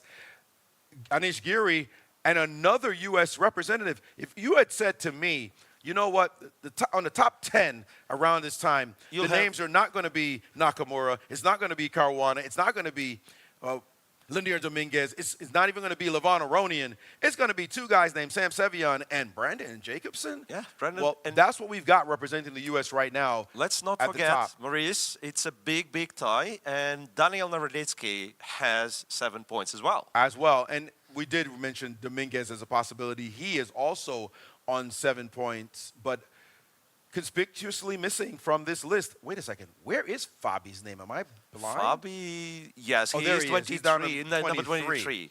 So, but at 6.5, he is a 1.5 out of first. I think everyone on 6.5 right now, I mean, they've got to win all 3 games and pray for rain. Yeah, that'd be tough to That'd accomplish. be extremely tough to pull off. If you win, even if you won all 3, you would hope that the 2 top players somehow don't collect a point and a half, more than a point and a half, because they get 2 points, they knock you out mathematically. Okay, but there's still 3 rounds to go, and this list still has some illustrious players on it. We see just great names all the way down. Firouzja is still in it. Anyone on 7 could clock some victories and prove themselves at this time. Right. I do not think we have the results for the ladies yet, because their round starts. Their round starts 15 minutes later. But all we know, it's a 4-way tie at the very top. Yeah. That's a lot to know. That's a lot to know. This is a very exciting chess, and I got to tell you, we've got to talk about Volodar Murzin. We got to stay on that topic. How is it that someone so obscure, I mean, obviously he's a great player. Obviously, 26-60 is nothing to slouch at. But a run like this, have we ever seen a run like this at the World Rapid Championships before? I mean, I remember when Yesipenko played well. I mean, also Abdusaturov, right, he showed himself. But Maurice, there is a difference between played well for the youngster. Usually we give them like quite a bit of credit, and this performance, it's not playing well, it's tearing stuff apart. Yeah, he wants to stop the tournament right now. Or maybe he wants it to keep going, because he's playing, who's beating him? Nobody is managing. I'm not even sure we have seen any games where he was in trouble when we were watching him. He just seems so cool. Right, from what I do not remember. I remember him dominating Fabi kind of start to finish. Yeah. Remember that game? Yeah, okay, absolutely. Fabi was given a slight kind of sudden chance, which he didn't take. It was in a time trouble, but yeah, like start to finish, just outplaying, straight up outplaying those top names. So impressive. Let's definitely watch him. And Grishchuk, he's dropped out of the top 10. He used to be one of the best on the planet, and he's not getting all those invites that he used to get in the past. I've seen him on the Grand Chess Tour, but then he just slowly maybe get a little bit older, and he also got into poker and all that. But some of that old magic for the veterans to just say, don't think that I can't play chess now. If you start to mess around, he can beat everybody. Right, and the thing with older generation is quite interesting. So some of them just stopped completely, but people like Grishchuk, like Boris Gelfand, you'd be surprised, even if they're not playing the very top events, they work on chess every day. And I've done a bit of commentary for Russian YouTube with Grishchuk, and it's amazing. Like the candidate's going, and it's a novelty on move 28, and Grishchuk says, you know what, this move, we all know this. Like the top 10 knows it, and I know it, and for us all, it's a novelty. So he keeps analyzing, he keeps studying the game. That's amazing, and I really wish him well in this tournament. Once a fan, always a fan. Once a player, always a player, and he's showing that. Right now is Alexander Grishchuk. Well, we do have the standings for the women's tournament, at least the top 5 players. And I believe we know 4 of them right off the top. And that we see there, 4 names, 2 of them from India, Humpy Canero and Harika Dronavali. Katerina Lagno with her sterling victory just now against former women's world champion Alexander Kostenyuk. She has joined them at 7. And Ju Wen-jun, who's just been floating at the top this whole time, she is at 7 as well. And Elizabeth Pates, I'm not sure if she's the lone player at 6.5. But No, I don't think so. She is a grandmaster and showing her stuff that she is also in contention. There are only 2 rounds to go. 2 rounds to go.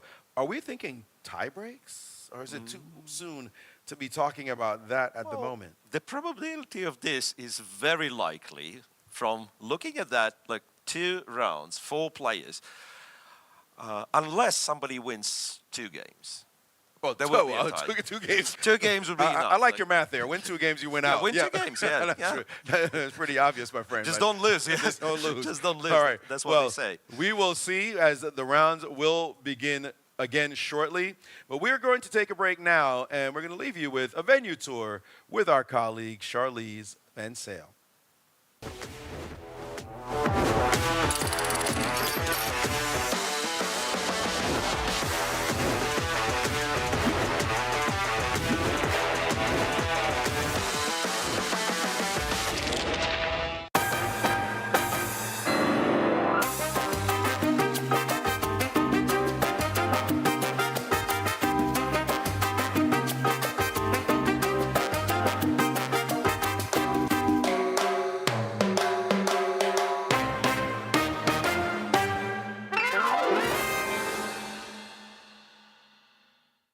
The FIDE World Rapid and Blitz Chess Championships are taking place here in the heart of Wall Street, New York. Let's take a look at the beautiful venues.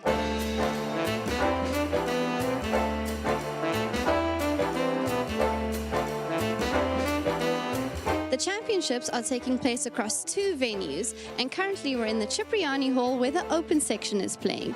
Soon this hall will be filled with 190 players. There are 80 boards. It's a really, really beautiful venue, amazing lighting, jazz music in the background, a nice touch, and a great place to play chess in. The Cipriani building has a players' lounge spanning 2 floors, and this is where players come between their rounds to relax, be warm, have some snacks, and prepare for their next games.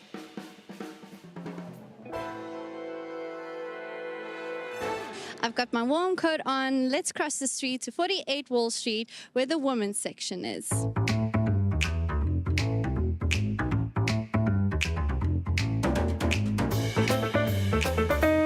At the lowest level, away from all the chess, away from all the people, you'll find the players' lounge for the female players. This is another place where they can come, hang out between games, watch the other games, and of course, snack. The women are playing at 48 Wall Street, which was once home in 1927 to the New York Bank. Now it's beautifully adorned and ready for all sorts of chess.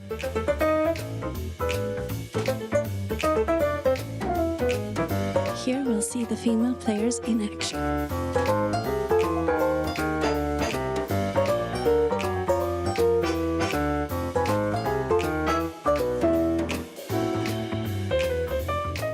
The Cipriani building has many nooks and little cozy areas, such as the library, which is our VIP room for our esteemed guests to come watch the games, relax, and just have a good time on Wall Street.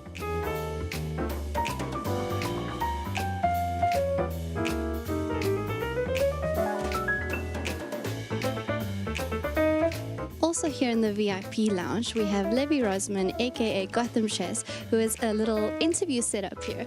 Levi, how's your time in New York, and what are you doing this side of town?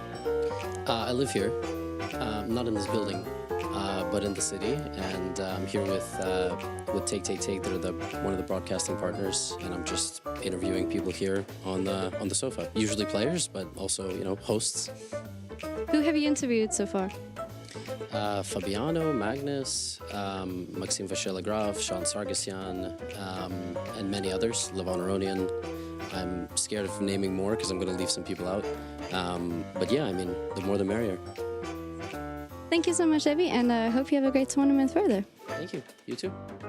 And to give you a real behind the scenes of the event, welcome to our broadcast room, where you will find our amazing commentator duo, Maurice Ashley and Evgenij Miroshnichenko, bringing you all the action live.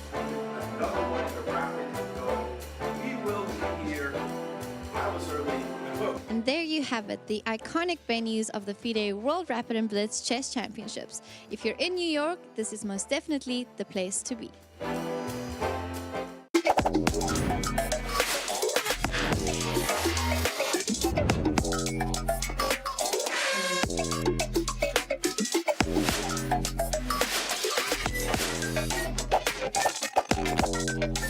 You have made the first ceremonial move on the first board, very important that you're here. Today we will crown the new world champion.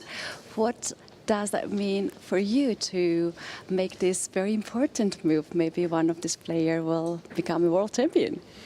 Absolutely, it's a very exciting moment for me to be at this World Championship and to make this first symbolic move. I really, feel that it's a very important event, especially right now when we have, after the Christmas and before the New Year, it's all very much excited, and I'm sure that this kind of a symbolic move, of course, it won't define probably the end of the match, but I very much hope that that is a lucky move for the whole championship, and especially for my team, because we are very great fans of our chess team. It's growing in the country, and people like it, and we have quite a large team present here, and they are very much dedicated to win and to be the players which will show a great game.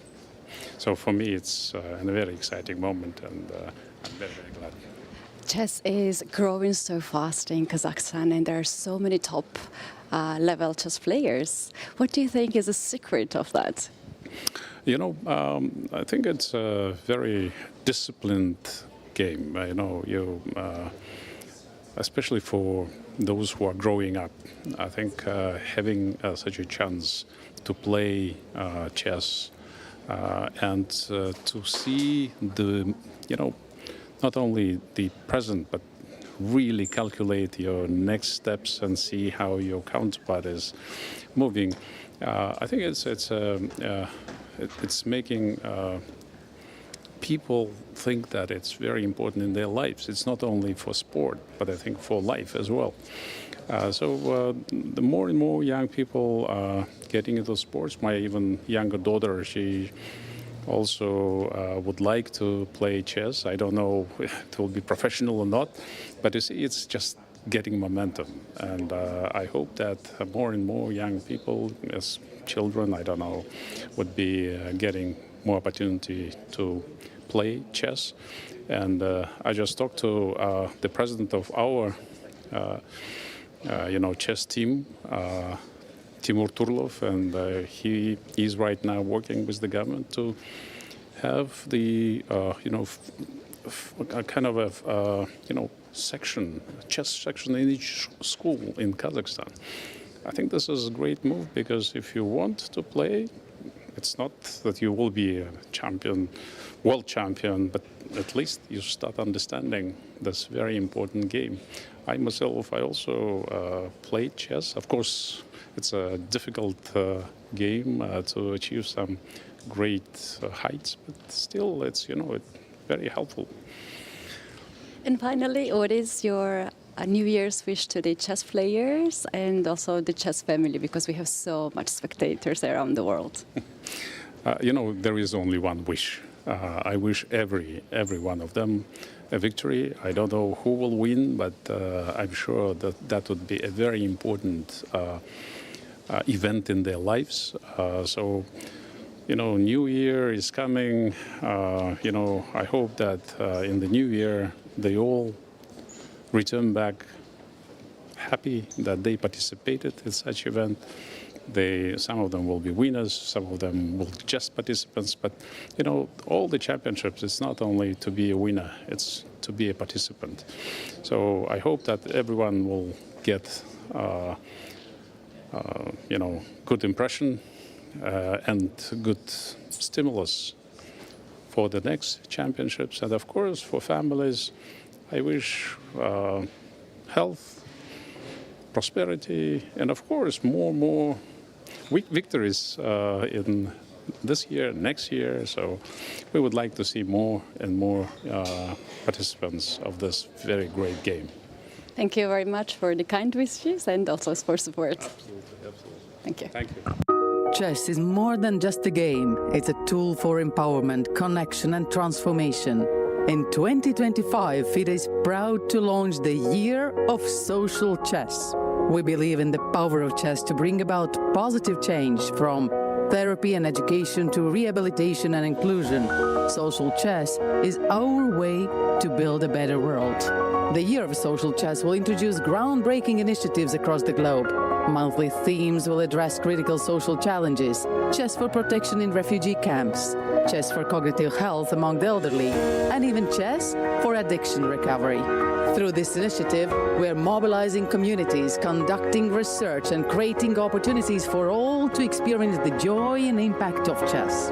Join us for online chess events, global conferences, and even a documentary film festival that will showcase the power of social chess. Let's make 2025 a year to remember. The Year of Social Chess is here. Let's change the world, one move at a time.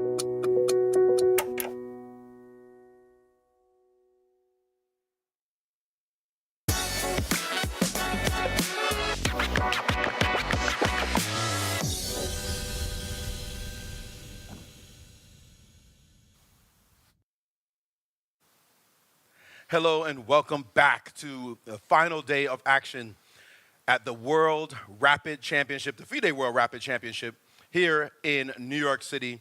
And it has not disappointed, Miro. Wow. This event has just been absolutely spectacular. One surprise after another. You see some names at the top of the leaderboard in the open. Definitely some familiar names in the women's section, but still just some dynamic games. Well, fantastic, absolutely fantastic atmosphere. Well, I'm very happy for Greshuk to be leading, so I have a personal favorite in this race. 3 rounds to You're go. not supposed in to the have open. any favorites. You're the commentator. Yeah, I know, but yeah, once a fan, always a fan, as you said.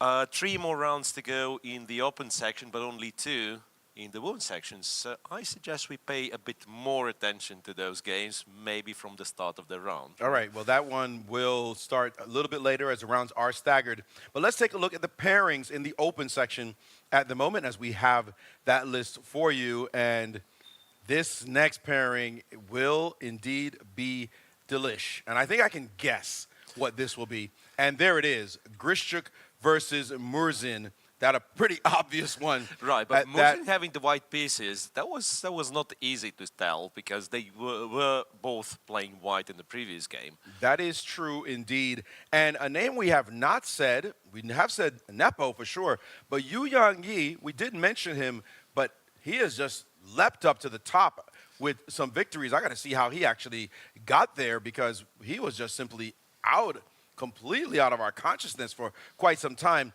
And look at these names, some fan favorites, Erigaisi-Firouzja up there with Daniel Dubov. Those 2 players, they don't back down for anyone. Don't expect no boring endgame in that position, I'll tell you right now. That's going to be crazy. Erigaisi against Abdusatorov, another big-time matchup. Duda against the young Yesipenko. Mamadurov playing against the young American upstart Samuel Sevian, and the rest of the pairings continue there. This, indeed, as we see it flash back on our green background, Lanier Dominguez is playing Brandon Jacobson. I'm sure U.S. fans are thinking, come on. You got to pair those guys against each other. Daniel Naroditsky against Pragnananda. Prague, we haven't seen a lot.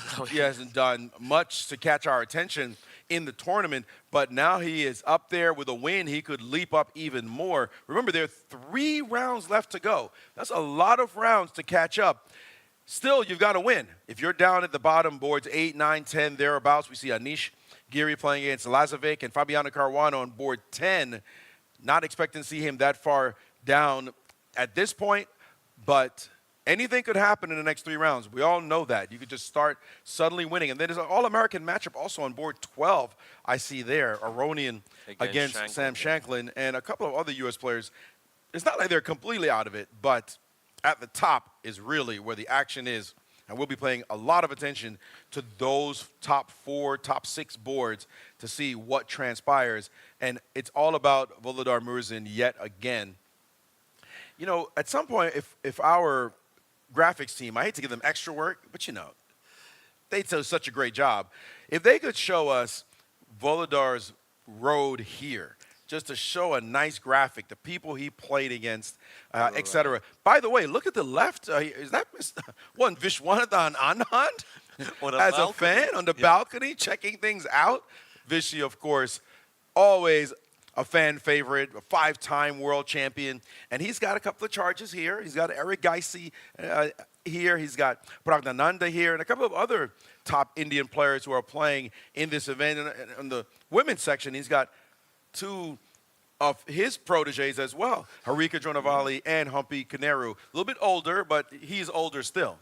Right, and I think for the first time in our coverage, Daniel Dubov makes his appearance. Paired against Erigaisi-Firouzja on board 3. While you were describing the pairings, I kept quiet and you would think, okay, Miro left. But no, I was checking the results of some players. And we've mentioned Murzin is undefeated, but so are quite a few players at the very top. Nepo haven't lost a single game. Yu Yang-yi, you'd be surprised. We haven't seen him much. He made a lot of draws at the beginning, but then he did not lose a single game. By the way, Daniil Dubov, winner of this exact event back in 2018 in St. Petersburg. He's played 9 times, and he has managed to do quite well, obviously winning one, interrupting Magnus Carlsen as he won a bunch. Right. And in Almaty, he scored a 4th-place finish. So this not an easy event at all to win. You've got to play 13 rounds of sterling chess, trying to avoid losses as much as possible, but also ticking off wins against some of the best players on the planet. The longer the event goes, the more challenging it becomes, because if you're playing well, and we see that they're off right now, if you're playing well, it's very, very easy. Well, it's inevitable that you're going to face the absolute best players. I'd like to see board 1, though. I'm sorry. You're picking Grishuk. I'm not going to say I'm picking the youngster, but it would be amazing if he won. What a storyline. And this storyline is absolutely telling. He's already made his first move, and Grishuk away from the board. I mean, you got to know that the round has begun. Come on. We know Grishuk gets in time pressure a lot, but where is Grishuk? We're on Alex watch right now. This is not something you want to do as he's sitting there, time ticking, and only 30 seconds so far, but let's do this countdown as he's trying to keep himself relaxed, and I think he is coming there. As I see photographer Leonard Oates, he's sitting. No, he's not sitting down. Wait a second. Something's confusing, Maurice. How can Murzin have 15 minutes and 16 seconds? I'm trying to understand that. Does it start with 15 minutes or 15:10? Because he's not supposed to have. Must be 15:10. Yeah. That's a very good question. I'm not going to answer that one. I don't know. But here comes Grishuk. Yep. And he is. What is the time that he's going to make his move? Could we close in on the clock just to see exactly how much time he loses? And he's fixing pieces at this moment, and he's at 13:42. Still, just this, chess players were anal. Just to be straight. We got to have everything just right before we move. But your seconds are ticking down, and at 13:32 is when he moved. A minute and a half, almost a minute and 28 seconds before he finally decided to go for the Sicilian and a C3 Sicilian. One of the things that Murzin, it seems, has been doing is avoiding absolute mainline theory. We've seen that quite a bit from him, and I think that maybe even frustrates his opponents. They want him to go for the full-blooded fight. Right, he does, but in his own way. But in his own way. And if you try too hard, we see what happened. We know exactly what happened. So at the moment, he's got what is the C3 type Sicilian, which has transformed more or less into what, well, I thought I was going to see an Isolani, but he's decided not just yet. Yeah, and bishop to E7. This kind of line, white could play effortlessly for equality and just make a draw. Yeah, absolutely. Generally speaking. In fact, it's very hard for black to, to play for a win unless you're risking much, which you probably don't want to be doing. But a win here, by the way, they're both a half a point ahead of the field. Right. Ahead of Nepo. Ahead of one guy. So a win in this one, it's priceless. Like, absolutely. Win this game. Nepo doesn't win. Let's say he makes a draw. By the way, Nepo plays Yu Yangyi, not an easy opponent. And you're 1 point ahead of the field with 2 rounds to go. Absolutely. A win here would be massive. That's it. Win the game. You're virtually guaranteed. Okay, you could lose the last round to be sure, and there will be a tiebreak, so you don't win anything. But there we go. And so we will see how that one goes. We'll get back to this one. Let's look at that game between Nepo and Yu Yangyi, and it's looking Petrov. And ain't not much to write home about in this Petrov, by the way. Experiment in a Petrov, bishop d3, a bishop in front of a pawn. Yeah. It is a line. It's not beginner's play. Of course, when Nepo plays it, that means he knows something, but it's not much for white, if anything. So c3, the idea being bishop to c2, go d4, very symmetrical structure, but white's slight hope of getting the advantage is, well, pinned with the fact that the bishop from c8 is not direct. If you do not have g4 square, you do not have f5 square.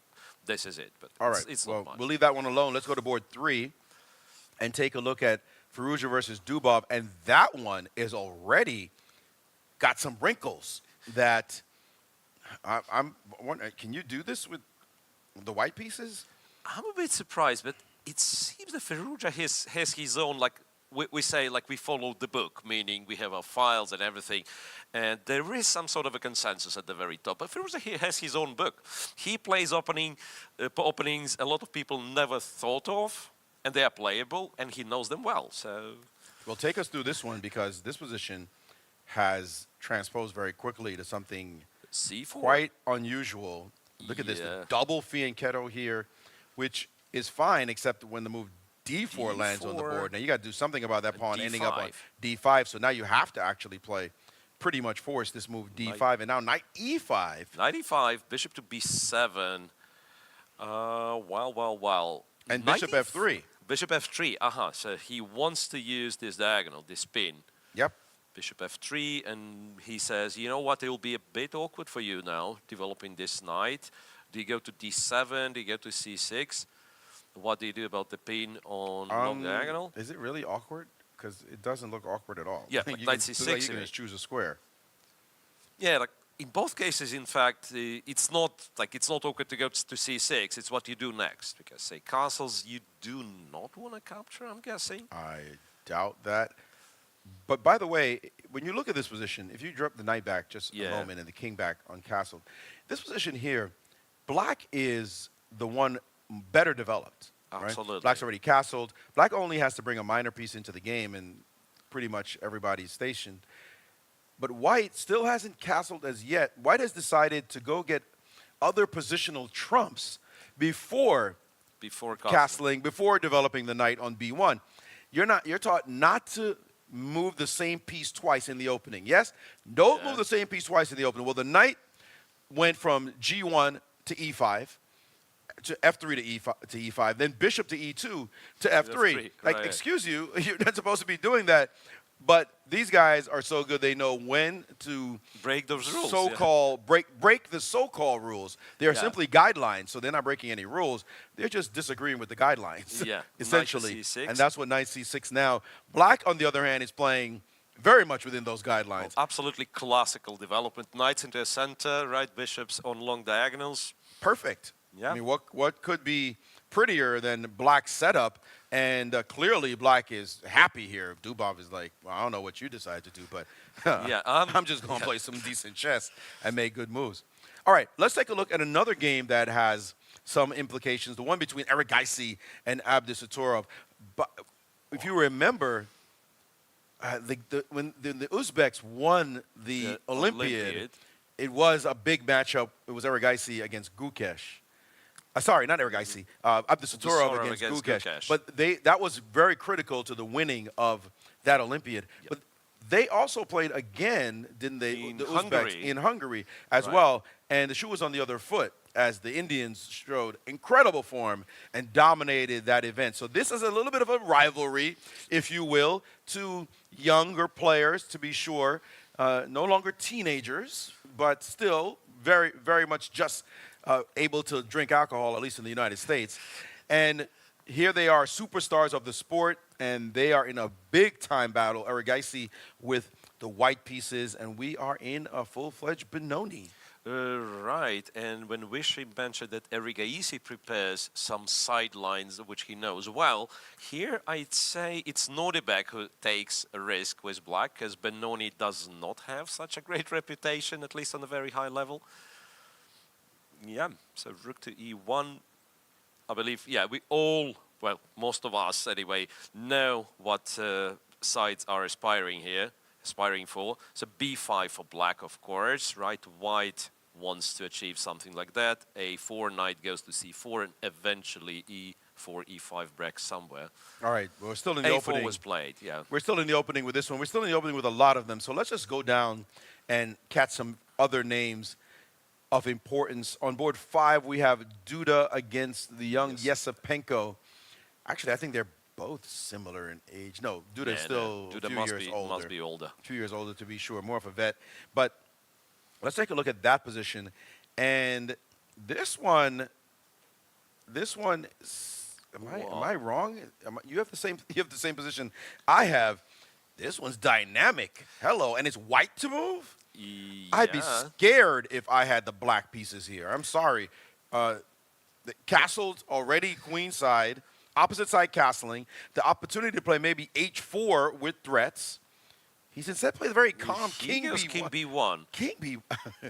Well, you know what? I believe it is some sort of a theory. Like certainly seen, well, this setup with long castle, white capturing g, f3, a5 might be a bit of a surprising move. I presume there could be some knight b4s in the future.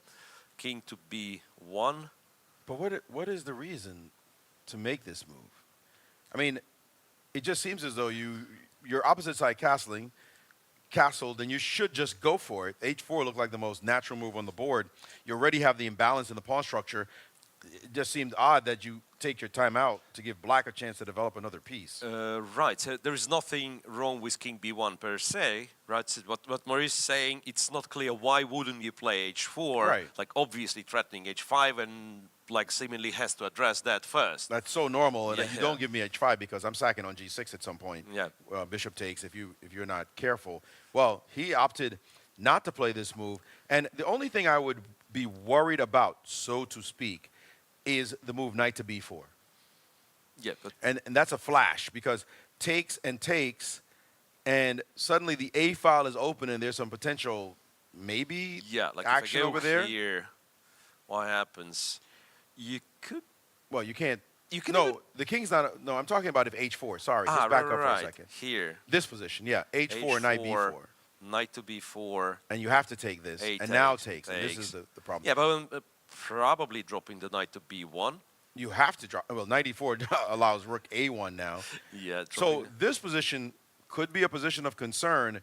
And actually, if we're looking at evaluation. eval bar says black is maybe even a little bit better. So black is happy. So with now this we position. understand maybe that was why he had to play King the to move king b1. b1. So that clears up that mystery. Bishop to e6, and once again, possibly he is threatening knight to b4. Knight to b4. I remember this move was played in a game. It was Nepo versus Carlsen, and Nepo played a move like a3, but the knight was already on b4, and the king was on that side, and he played a3, and Magnus was like, "You want to take it? Go right ahead." And he played bishop f5, and then the capture happened, and it was over. Like the a file opened, and it was crushing. So you have to be very, very careful there. All right, let's go down to another game between Shakir Mamedyarov and Sam Sevian. That's on board 6. And white seems to have a pleasant setup, but black's position is ultra solid. Yeah, that's the one where you develop knight on d7. You even have a choice where to castle, I'm thinking. In some instances, you might be castling long and, go c5 quickly. Of course, castle short would be much more natural, but... Not if the bishop's on d3. Yeah. Don't pre-move. Bishop d3, yeah, and then you go castle. Castles and get mated. That would be ugly, but no, still just a solid game. And the next board, we have a matchup of two Americans, Dominguez and Jacobson, and that one is very much still in the opening, and it is the veteran who is in time, has the time deficit anyway in this position, but we're still in very, very early stage of this Joko Piano. So let's jump now to Naroditsky and Pragnananda. Board 8. Board 8. And that one, that seems like it could have some spice. White is threatening the e4 break eventually. Maybe even now. Maybe just go for it. It's well, typically it's a very, very classy way to make a draw. Like they capture c3, and then black castles, white goes knight e5, black supposed to play something, white would take on c6, and it's all symmetrical and good. But this knight a5, in fact, is somewhat ambitious on black side. So did you call it a classy way to make a draw? Yeah. Because I had another word for it. a lot of grandmasters do draws like this. Like, I mean, why is it classy? Why is it classy? I mean, I respect you, you respect me, Oh, you mean scared? This kind of thing. Is that what or scared, or scared. Yeah, these guys are not scared of anyone. I don't know about that last statement, but yes, respect where respect is due. And so e4 does seem like a move that could be played here, and Naroditsky, who led the tournament at one point, he was sole first. He was the clear leader, but tumbled a little bit, but still up there. He's on board 8, so that's still fantastic. And if he could win this game, well, he's far away from that for sure, then he would certainly have some great chances to win the tournament. The next board, on board 9, Denis Lazovic against Anish Giri. Whoa. Shall we check this one? Yeah, board 9, please. Wow. Take a look at this one. This is not your quiet, everyday, let's just play a little boring, classy draw position. Good luck trying to figure out how to draw this one. Look at this madness on the board. Man, I cannot believe nothing being traded. Like white seems so much better, so much space for white, right? It was hard for me to believe that all the units are still on the board. You know, it's one of those positions, I feel like I have to back up so I can really get the to see the whole picture. Because right. the board, like what is happening here on this chessboard? H pawn for black has moved. The A pawn for black has moved as well. The move G4, G5 has been played. If you can illustrate all that, please. Yeah. All these moves. That's not very typical, right? It's a look G5. at the king. White's king is nestled on a square, but it seems like an empty diagonal. Access along this long diagonal. Maybe some accident could happen there. Yeah, that's what I'm thinking white should do, well, relatively soon. Go bishop d4, get rid of the dark square bishop. Shut that down. By the way, the king on h2 it's is black's safe. move Yeah, here. it's black to move, yeah. But the black queen on c8, unusual. The knight on h7, unusual. The knight on b4. That guy as well. But this position doesn't make any sense, is what it is. White, I would love white if this pawn were back on g3. I would just think, you're getting killed. Ah, yeah. With the what are pawn you on g3, you would have, among other things, you would have bishop h6, trade the bishops, and so on and so on. So white pawn being on g5 is actually black's benefit. Yeah. Just a little loosening, to be sure, although some people may argue, well, I'm also stopping your knight from moving. This position is crazy, people. Like this one here is going to be a dogfight. This is the kind of position I would just stay on to watch all the way through. But we've got too many positions to pay attention to. One of them being board 10, Caruana versus Daniel Dayak. And that one, okay, still right in the opening. Not too much going on there. So we will leave that one alone. Let's jump to the board 11, since we can. Let's just go down some more before we go back to the top boards. And that one is between Wei Yi and Grigorian. And also just very solid right in the opening. Ronnie Shankland. Okay, that's the last game we check before we go to board 1. And by the way, the eval bar says, welcome, what took you so long? Because black is apparently winning this position according to the eval bar. Right now, material equality, but there is a pawn on b2 that does black dare take it. Just bishop takes on b2. You could do that? I mean, I'd be a little bit scared. Black's king is not castled. Cannot castle, actually. It would be illegal to castle through check. And you're going to say, you know what, whatever. I'm just going to take a pawn. And he decided I'm not going to take that pawn. Yeah. As much as maybe, and in fact, that was the top move of the engine. The engine on the last move said, play bishop takes Bishop b2. takes b2. Just take it and don't worry about anything. It's incredible. But humans, who our spidey sense goes off and said, something's bad's gonna happen. I don't even see what it is, but I don't want to play that move. You're absolutely right, because what you said, yeah, the engine likes black, and I've seen this -2. It's not likes, it's just black is winning. And I couldn't believe we are looking at the same position, because material's equal, black is uncastled. Yes, I understand pair of bishops, but black being completely winning, that's a surprise. But bishop takes b2. Bishop b2. I mean, yeah, the engine can say what it wants, but we as humans, we look at this and we say, okay, why am I wasting time going after free pawns in the opening? But it was there to be had. Apparently, white did not have any kind of refutation there. Instead, he's played rook c4 and allows queen back to d2. And wait a second. Is queen d2, is rook c2 back on the menu, or is there an improving move? If you may, just play queen d2 here. This is the game we're following is between Aronian and Shankland on board 12. So if we can get that video up. We may not have video have for a that counter one. on board 12. Yeah, so what does white do here? Not much, I guess. Yeah, oh, well, you could go rook c1. So rook takes, and you take b2, and I take b7. In fact, if you take b2, I take b7, white's winning all of a sudden. No, white's not winning. Forget it. Here, white's winning for whatever reason.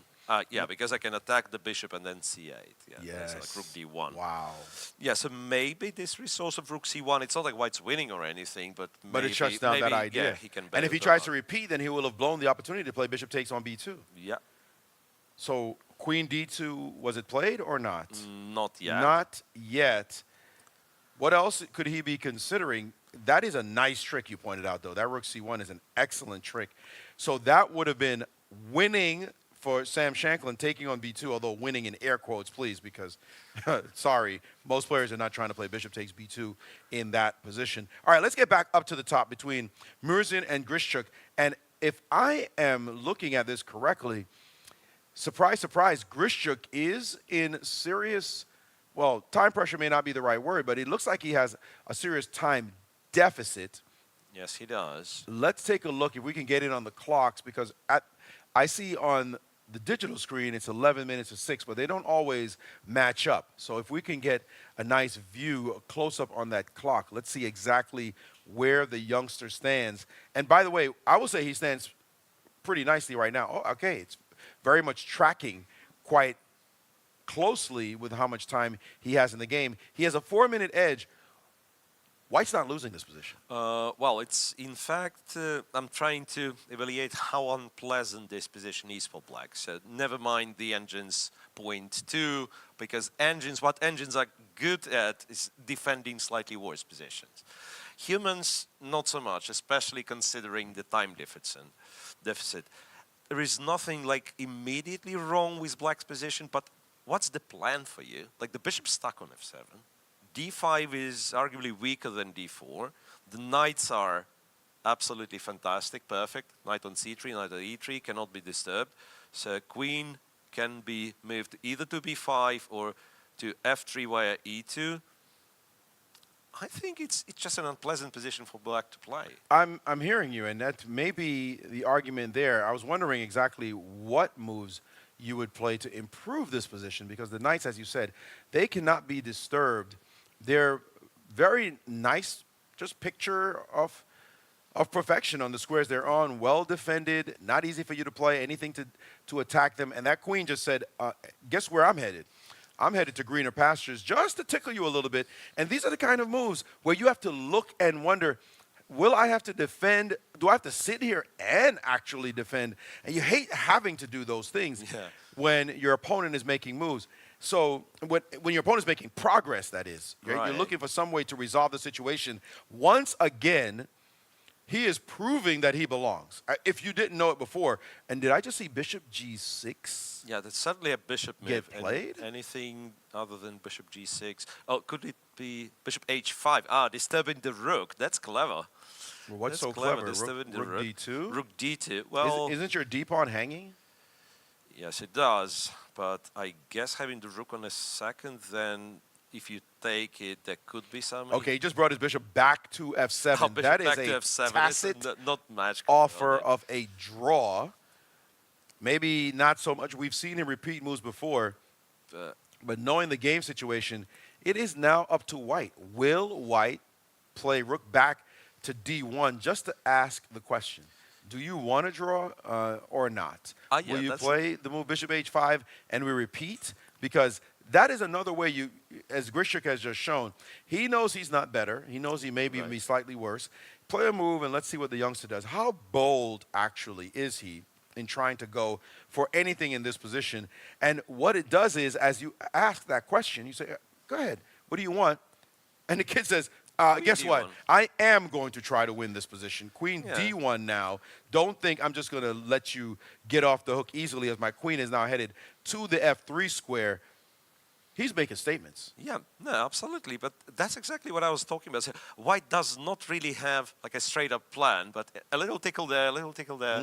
And with black, you always have to look for precise moves. And at some point, you're running out of time. And, you know, and this is the moment where white starts moving the kingside pawns. Yeah, that can easily be a disaster. A little tickle here, a little tickle there adds up to a lot of tickles. Absolutely. Sometimes they're not funny at all. So this one, Queen d1, an excellent move. The thing that I really like about this move, and it's going to disturb Grischuk even if he is okay, the thing that I like about it is you pushed my rook off of d1. Yeah. And then I used the square with my queen. I was trying to get my queen to attack the pawn somehow, and you kind of helped me. You helped me to go to f3. So there is that psychological annoyance. No matter if the position is perfectly fine, it's a little bit annoying to make a move that helps your opponent and notice that your opponent now said, see, I see exactly what you did. And now guess what? I'm going to use it to my advantage. And Grishchuk, we have been talking all this time. Grishchuk has not moved. His time is definitely way under his opponent as he is sitting there, and we get a glance at the clock to see exactly what that is. It feels like it's at least 5 minutes, and it is. 5 minutes, almost 5 minutes and 22 seconds we have at this exact moment. So heading on to 6 minutes, he's under 5 minutes. This would be huge if Murzin won this game. Wow, that'd be a scandal. You know what, Maurice? I was told that there is apparently something happening in Erigaisi's game against Abdusattorov. If you could check this for me, and we would bring it on the board. Yeah, we get the camera on those. Well. That's something very sharp happening, and Erigaisi seemingly has a great advantage. Seemingly. I mean, look at these pieces. The knights are monstrous. He just snacked on a pawn on a7. I didn't realize he was to move. I thought black, I was looking for a move for black. But yeah, bishop a7. And I thought that was an extra pawn, but that's just equalizing the material. So he just won back his pawn. And now Erigaisi... Yeah, like where the rook's going. By the way, the engine is just going insane, saying this position is fantabulous for white. And now the rook has gone to b3, hoping maybe for some action on the b line with the other rook. But the bishop on a7 could just drop back as needed. All the way to f2? Or why not? I mean, the bishop's not... maybe you might argue the bishop is guarding the b8 square, but... No, that's a good one. We drive this piece out and tell the queen, get the heck out of here. Your queen might have to go... Well, e7. You're not hanging out, right? You're not going to play queen h5. That looks terrible. Yeah, so look, queen e7. There's a bishop c5 siding in that position, by the way. There's that bishop c5. Might be something, although I have to be careful because I'm pinned. There's also like a knight move from d6, and then you're threatening pawn d6. You mean like knight c4, for example? Knight c4. Yeah, knight c4 might not be. Yeah, I don't know. Like engine goes like through the roof, says right now he's completely winning. The eval bar loves, well, let's just assess the position. Let's not look for anything precise and just assess the position that's in front of us. Look at white's pieces. I mean, they just look majestic, those knights, although the knight on d6 has to be mindful. But white has the passed d-pawn. Black's pieces aren't saying anything other than the rook on b3. Yeah, and these guys, meh. Those pieces look fully discoordinated, although they could be fixed. But it's that passed d-pawn, in my eyes, that's really the biggest problem here. And also, by the way... Can I do this? No. I thought I'm winning, but yeah, but the rook is... The rook is guarded with the queen. Protected for the moment. But there is also the move knight to c5. But you can't play knight c5. Can you play this move? This, and then some knight b7s and knight d7s. He has so many options. Yes, he must be analyzing this. What happens here? He's not winning? I'm hitting a rook. What do you do with your rook? Because I think I'll take it. And where can you put it? Before. You can put it on. You're lucky. Your queen is still or something. making. But now, I guess now if you play knight d to b7, that rook will likely move. And if you take the bishop on d7, then they'll take the knight on b7. So let's play. Or this one. And maybe I take the 7 bishop. Right, I'm trying to force matters here, but it doesn't seem to be working as white's pieces have gotten entangled in that position. Well, definitely some time ticking away now as Erigaisi tries to figure out exactly what to do there. Board 2, let's jump to that, and we don't have to stay very long, but it is black to move the Nepo Yu Yang Yi game, and black has... Wait, black's last move, is that a... No, it's not a loss of a pawn. Or is it? What happens on rook takes c7? Yeah, like if white was to take on e8 and no, then on c7, then you do not like rook e2. No, that's too strong. But taking on c7 immediately... Which I imagine you're going to take on D on E1, but Can I take this guy? what does that do? I don't do anything. So if queen takes, you have moves like rook b3 or rook b2. And I'm guessing this is just like not winning anything immediately, but just enough compensation. So all of black pieces are active. So you say, but because you have rook E2. Yeah, Because you have rook rook E2 is E2, the I was going to threat. play queen E3, but right. Okay, so this is what he's hoping for. Yeah, and the engine insists on this being zeros in every line we try. So By the way, knight c5 was played in the Erigaisi game. I knew he was looking for something very concrete, and that was actually done. Board 1, a big result. The players have agreed to a draw. They've gotten out of there. Now they are tied for first yet again and awaiting results in other games. Firouzja versus Dubov has also ended in a draw. So we will have an uneven matchup. That is, the two leaders cannot play each other anymore. So they'll be paired potentially down to a previous both group, of them. Unless Nepo wins, and there'll be trio of leaders, Nepo and somebody's joins playing them. Nepo, and so on. Right, because anybody else wins cannot catch them. Yeah, Nepo's clean. So they're counting on numbers now at this point to help them as they navigate the rest of the rest of the 2 rounds that are remaining. So let's go to board 4, right? Erigaisi against Nodibek Abdusatorov, knight to c5, and I'm checking with the evaluation bar. It says white is better, but not as much as some other move. I believe your first guess, bishop f2, was stronger than knight c5. It looked more coordinated, but knight c5 looked like it could possibly just be winning the game. And so he has gone for it. He has decided, let's see what you're going to do. Very practical decision happening there. By the way, Anish Giri drew his game against Lazovic. So that is a result. And Ray Robson all the way down on board 14. And Mar Tarosian, they have drawn. Those are not critical games right now, though. We're at the top boards. And Nepo with a chance if he could win his game, but black has been playing very well, is Yu Yang Yi.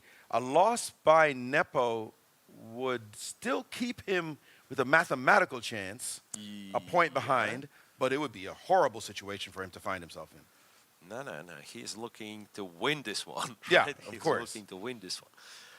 Of course, but winning this seems like a major trick. Like, how do you do it with black being able to now play the move rook to b2 in the You're Nepo looking game? at Nepo's game. No, let's stay with this one because this is like super sharp. Rook I'm with you. b4, and again, this evaluation bar is somewhat confusing me because we thought rook b4 was not only the best move, but pretty much the only move for black. However, apparently there was something better because now white is winning once again. Winning as in +2, so white can get an advantage which equals to 2 pawns. I'm confused. Knight takes d7? I'm confused. Plain and simple? I understand that he did get rid of this piece. I get it. But the D pawn looks more vulnerable than ever right now. If you point to that D pawn on D5, that pawn, if you may, is potentially attacked by the knight on C7 and the rook on D7. Right? Right. And so we pay attention to these two pieces. The D pawn is weak, yeah. It's definitely weak, and by trading, you have accelerated the possibility of it being weak, so you need to find some way. I have a question, Maurice. Okay. How does black survive after this g3? I attack the queen, and I want to take the rook. I do not see it, honestly. I mean, it might be that you have to go like queen to d8, I take, you take, and you're in exchange down, you're picking up the d5 pawn, and We're picking up the A4 pawn and some survival chances, but not much. Other than that, what's the move after g3? I do not see it.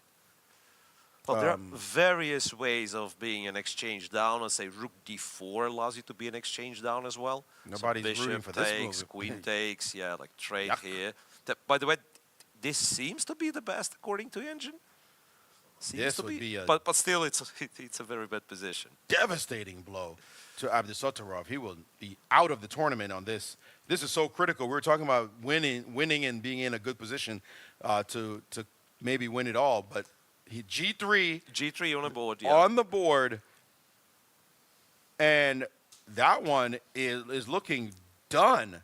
And by the way, another one that's starting to look done is problematically the game between Nepo and Yu Yang-yi, as Nepo has found himself in a world of trouble. Look at this position. If we switch on your board to the Nepo game, Nepo is in big trouble. He allowed activity by black, and now suddenly there's a mate threat on G2. He's had to play the move G3. What happened? Black has a number of choices here. Black has found a fantastic one, knight back to E6, and everything is under attack. Literally everybody's under attack. Nepo is hanging. in real trouble here, about to lose material, it looks like. And the engine has gone crazy with the eval bar. Just like that, a couple of moves. G5, knight G5. You think, how bad can it be? It's an endgame. I'm taking the C7. How about this knight? Like, this knight goes to F1, and then you take F2, and then you take H3, and you're chopping everything with checks.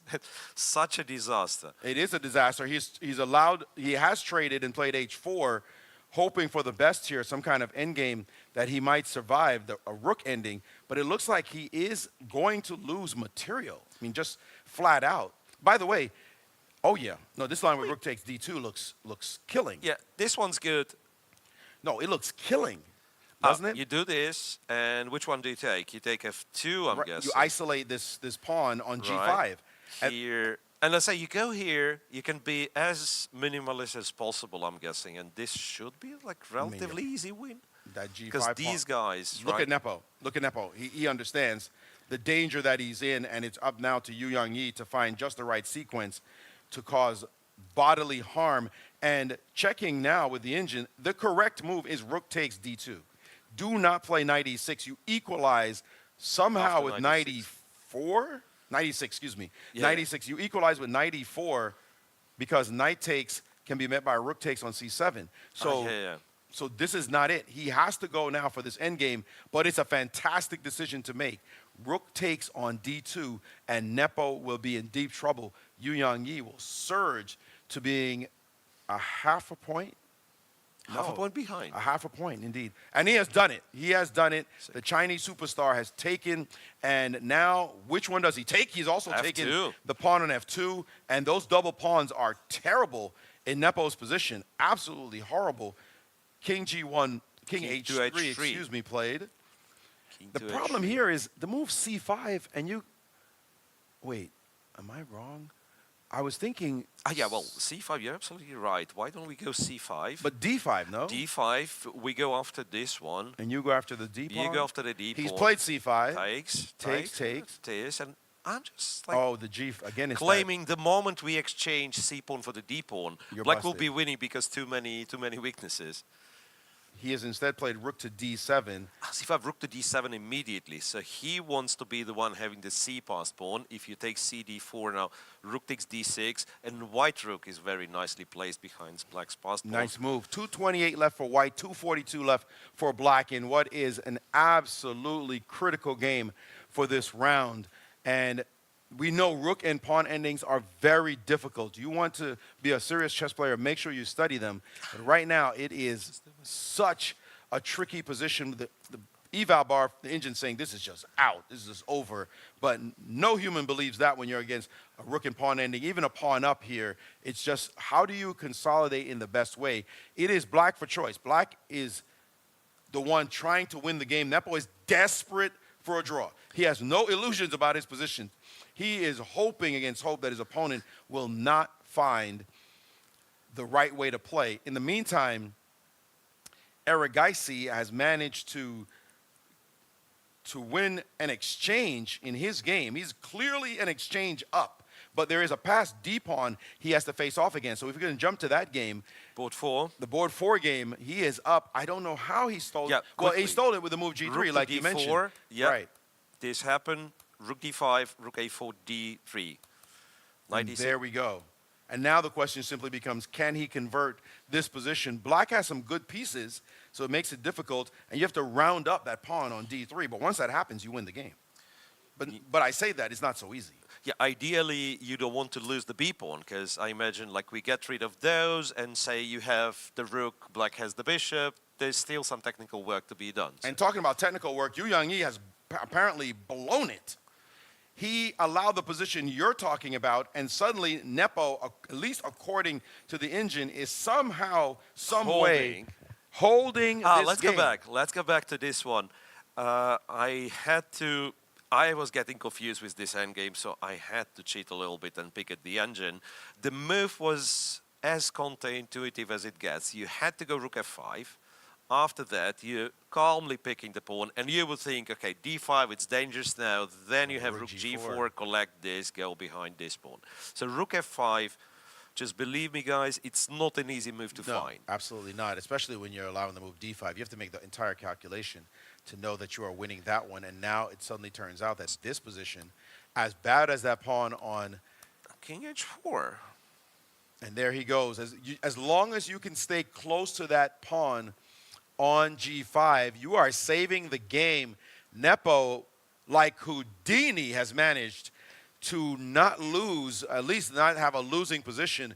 And for sure, Yu Yang-yi is going to go back and check his engine and go, wow. What? I had this guy. Unreal. Rook and pawn endings, just the bane of our existence as top players. He's still going to keep trying, though, but Nepo knows all I have to do is stay close to the pawn sitting there on g5, stay close with the king. Yeah. And we see a couple of moves played and exactly shuffling the rook back and forth, right? He's just not allowing the king to get into the game. Not allowing anything. All right, so now he's looking to play, it looks like rook to d7. Yeah, and then lift the king to the 7s, then go rook d6, get and he's king done on it. e6. So this is him trying to make a little bit of progress. Don't trade rooks. Pretty sure that's a lost endgame. So rook back, and now the black king, well, you would think the black king is going to try to come up the board, no? Yeah, but then you allow g4, and that's why rook a4, right? So that then he's going to be getting rid of one of the pawns. This move is so funny. Rook d1 threatens mate. Yeah, but with little on the board to see this get played. King goes back. Yeah. And now the king can come up. Now the king can come up, yeah, because... Oh, wait a second. Can I still go g4? Yeah. Or it's not great. It's probably not great. Could it be that there is no need to do anything? Where exactly are you coming with the king? That's. Okay, this check was a really annoying move to play, because then if he's going to separate you. But what else can you do? You have to play king d6 now if you're going to try to win the game. Yeah. So ideally, you would like to go to f5 somehow and... Yeah. Sure, if you can get it. But he's gone back to f8. He went back to f8. Which suggests that he did not know exactly what to do to win this game. And Nepo, again, round and round we go. Where we stop, nobody knows in that game. Arjun Erigaisi, by the way, has made enormous progress. Let's go to that one, because this is going to be a massive result as Yu Yang-yi tries to figure that game out. But look at this. The B pawn that we were worried about losing is now abusing the black position, and it is racing down the board. The move B7 comes next. How do you stop this? This looks over now. Nah, come on. There's simply no way. That's a piece. Rook e6? He's going to have to give up a piece. It's not even a question. Yeah, you go b7 then, right? B7. Why not? Knight takes, rook takes. I'll take a piece. A check, okay. Is there a mate I have to worry about if I move the king to h3? So he gave a check first, king. There is a funny little knight e6 thing. He said, forget that. Knight e6 and some funny business, who knows. I don't believe it, but... Some knight g5 or something, yeah? Yeah, there's king... So he decided not to... Not to even calculate it. By the way, it might have been mates. F1, rook takes h2. Wait, is this? What is this? He still allows b8 queen. Do we believe this at all? I mean, how can you possibly construct anything here? The pawn queens and pins the bishop. This has... Oh, he does get your rook. But can I go king g1? Isn't it? I like it. You know, first attack the rook, then promote. That's good. That's good. King g1. Oh, but he only has 20 seconds left? Is that true? What's happening? He's played it. King he had G1. only 8 seconds. And now knight takes. Whoa. Knight takes on b7. Did win a piece. Did give up a piece. But now he is up a full. That was a nice little trick, by the way, with the rook hanging. But now he just brings his knight back and says, you know, that was cute what you did. I saw what you did there. But now it's time for you to give me all the material. And you will not have anything at all. You'll be down a full rook, not even a piece, a full rook in this D3 position. lost. Erigaisi about to win, 15 seconds only for Abdusattorov. This is a big-time decisive game. Duda drew Yesipenko, by the way, and Dominguez beat Jacobson. So in that All-American matchup, we will try to get to other games as well, but we are looking to see the concluding moments, and he has resigned. He has resigned. Erigaisi, despite a setback, has bounced back to bring himself within a shout of the leaders. Let's jump again to Nepo and Yu Yang-yi. They have traded off a pair of pawns. That one still looks very, very drawn. Hard to do anything there. We're going to predict this one to be a draw as Nepo has 5 full minutes on his clock to maneuver the defense. I guess the next game we need to go to is Naroditsky versus Pragdananda, and that one actually is a barn burner. Let's get to that. It's all the way down on board 8. Board 8, yeah. So Nepo, we consider this one. This is a draw. This is a This draw. is a draw. We right? can bet money on that one. Naroditsky is in a huge trouble, I have to say. From what I can see, at least. So sometimes this digital board lags quite a bit. But Well, he's down a pawn, yeah. and I mean these games are so critical. You know, you lose this, your heart just goes down, even though there are 2 more rounds to go. But you just know it's going to be that much harder to possibly catch up. And here we have a beautiful shot of the board, black with just beautiful dark square placement. You know, when you have the light square bishop, bishop's supposed to be better than a knight. Not so much. Yeah, we know you can fly around the board, but if everything is on a dark square, what does your bishop do? And virtually every black piece and pawn are on dark squares. Only the pawn on G6. Yes, a very, very safe position, if anything. Rook F6. The big question, though, why didn't he play Rook FD2? But yeah, never mind. Seconds on the clock. So. Seconds on the clock, and also let's point out that it is, well, he was the one who was down on time, but now it looks like he's just going to make his opponent suffer for a while. This is where you can just tag on a couple of moves if it's possible. Just make some moves, get more time on the clock, and see what happens next. Okay, bishop to C2. So what would be the ideal setup for black? Do we go G5, by the way? Because the fact that the G pawn being kind of targeted annoys me. There's a way to take on it. Yeah. Now somebody's shadow is in the way. It looked like there was only 2 seconds left. I guess it's Pragdananda's shadow that's covering the clock there. So we had 12 seconds there, and they are just trying to figure out how to make progress for black and balance the position and not blunder for white. It has not been easy at all. And now the move rook to D2, attacking the bishop. And then he'll return to F6, I'm guessing. Wait, a bishop doesn't have that many squares, I just realized. He's played bishop to Bishop to E4. E4. What a scary move to play Hang on a second. in this position. There's a check on F3. Dania doesn't blunder like this usually. Rook F6, bishop back to F3. But the bishop has now found a different diagonal. And now the knight has entered the game, threatening the F2 square. You can't be happy with that one. The worst is that this loses to rook F2. So you exchange one rook, but the other rook captures on F2. That is a big-time result. By the way, board 2 did end in a draw between Nepo and Yu Yang-yi, as we predicted. But this game is huge, as the F-pawn has fallen. It is now off the board, and black has to be completely, you would think, completely winning here. Both sides still with seconds to go. Bishop E2, knight C5, so just one more pawn, it seems. Wait a second. Rook takes B6. Dania is very resourceful. Look. What? Oh, if rook takes E2, he has check. Oh, my goodness. Yeah, this doesn't win because of check. Well, it does win, but for white, right? There was also rook B8. There was also rook B8, I'm guessing. So he did get a pawn there, and you don't just win the A pawn because of rook to A.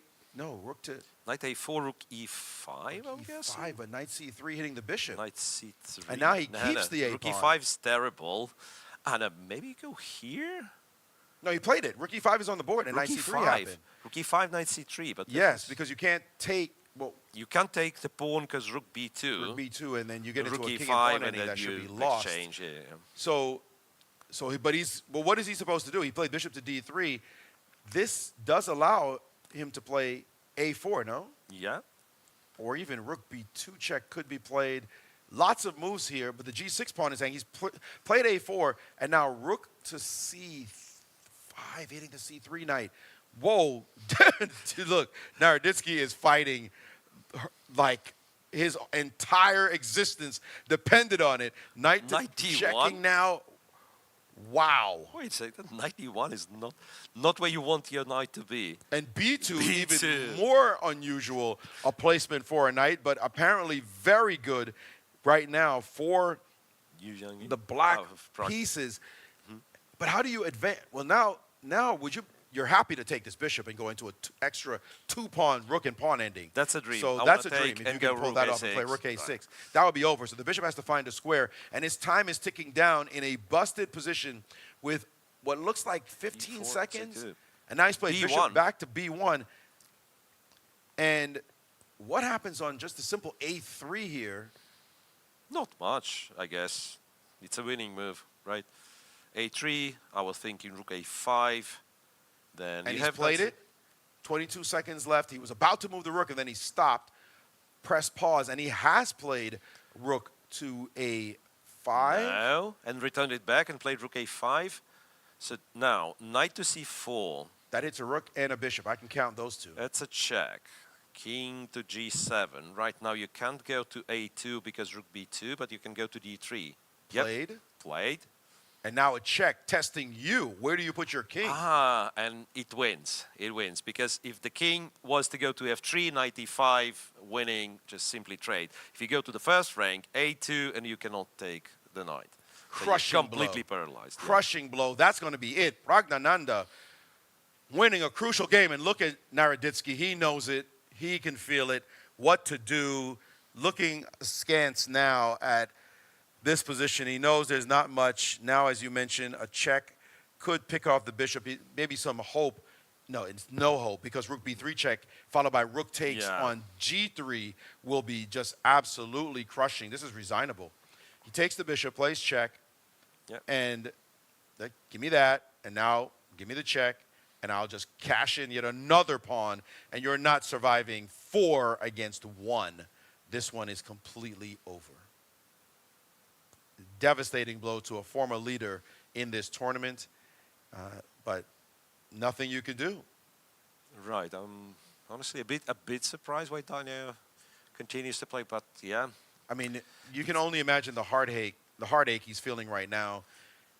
Hopefully, somehow, maybe a miracle happens to save this game. Black still has to figure the position out, but that last move, he's going to put his rook on g4 now and pick off the pawn, offer a trade, or pick off the pawn on h4. He doesn't even care about his a-pawn anymore. King g5 will be met by rook g3 and rook g4. Those are the next two moves to be played. He just played king to e5. King to e5, yeah. That doesn't quite stop the move rook g3, does it? No, it doesn't. You can go king h6 as well. Yep. You just like, okay, I don't need this one, I don't need this one, as long as I win h4 and have two connected pass pawns. You can think of it like that. King e6. And now he said, let me just push this bad boy. And the worst part is your king's going to be cut off. You're going to be all the way on e7, but we're going to put a rook on the f-file. And that's going to be the end. Rook takes, you take on e7, rook To make it super simple, yeah, just go rook f4 and your king absolutely, and he's taken here just to accentuate this. A check. I don't know what the king is doing down there, but it ain't much. This one's over. This one's over. Resignation will be coming quite soon. Daniel, devastated. The picture of pain in this position. We have all been there. He was so close to the top. His chances now completely derailed. And, yeah, he's going to make some moves as he tries to deal with the loss. But that is chess. That is devastating. How sometimes can be. We'll switch from this game now, and let's switch over. As most of the top games have ended, just about all the top games have ended, let's switch over to the women's section where a lot of action has transpired, and we're in the heat of the battle. Let's go to board 1, as a matter of fact. Ju Win-jun against Erica Dronavali, the women's world champ, against one of India's finest players. There we see resignation there. But if we can get to the women's games. And this one, my instinct was to instantly like white until I looked at the board and said, hold on a second, that rook check means black has some chances. Even though black's structure is compromised, black is up a pawn. King to c3?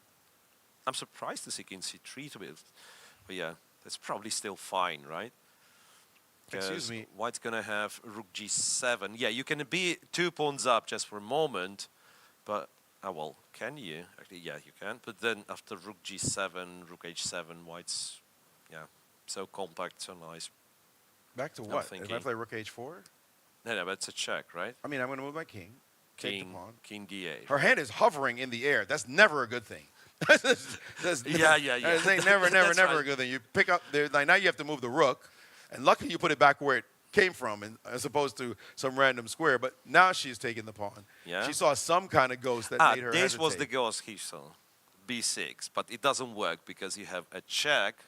So the point of b6, of course, is that there are 2 threats. I want to take on a7, and I want to go bishop b5, right? But there is a check, and you can pretend you're attacking the rook, but then black can take, and there is bishop d5. That's what I thought. Right. Even though computer says this one's somehow equal. There's a Don't ask there's me. a rook g8 move here.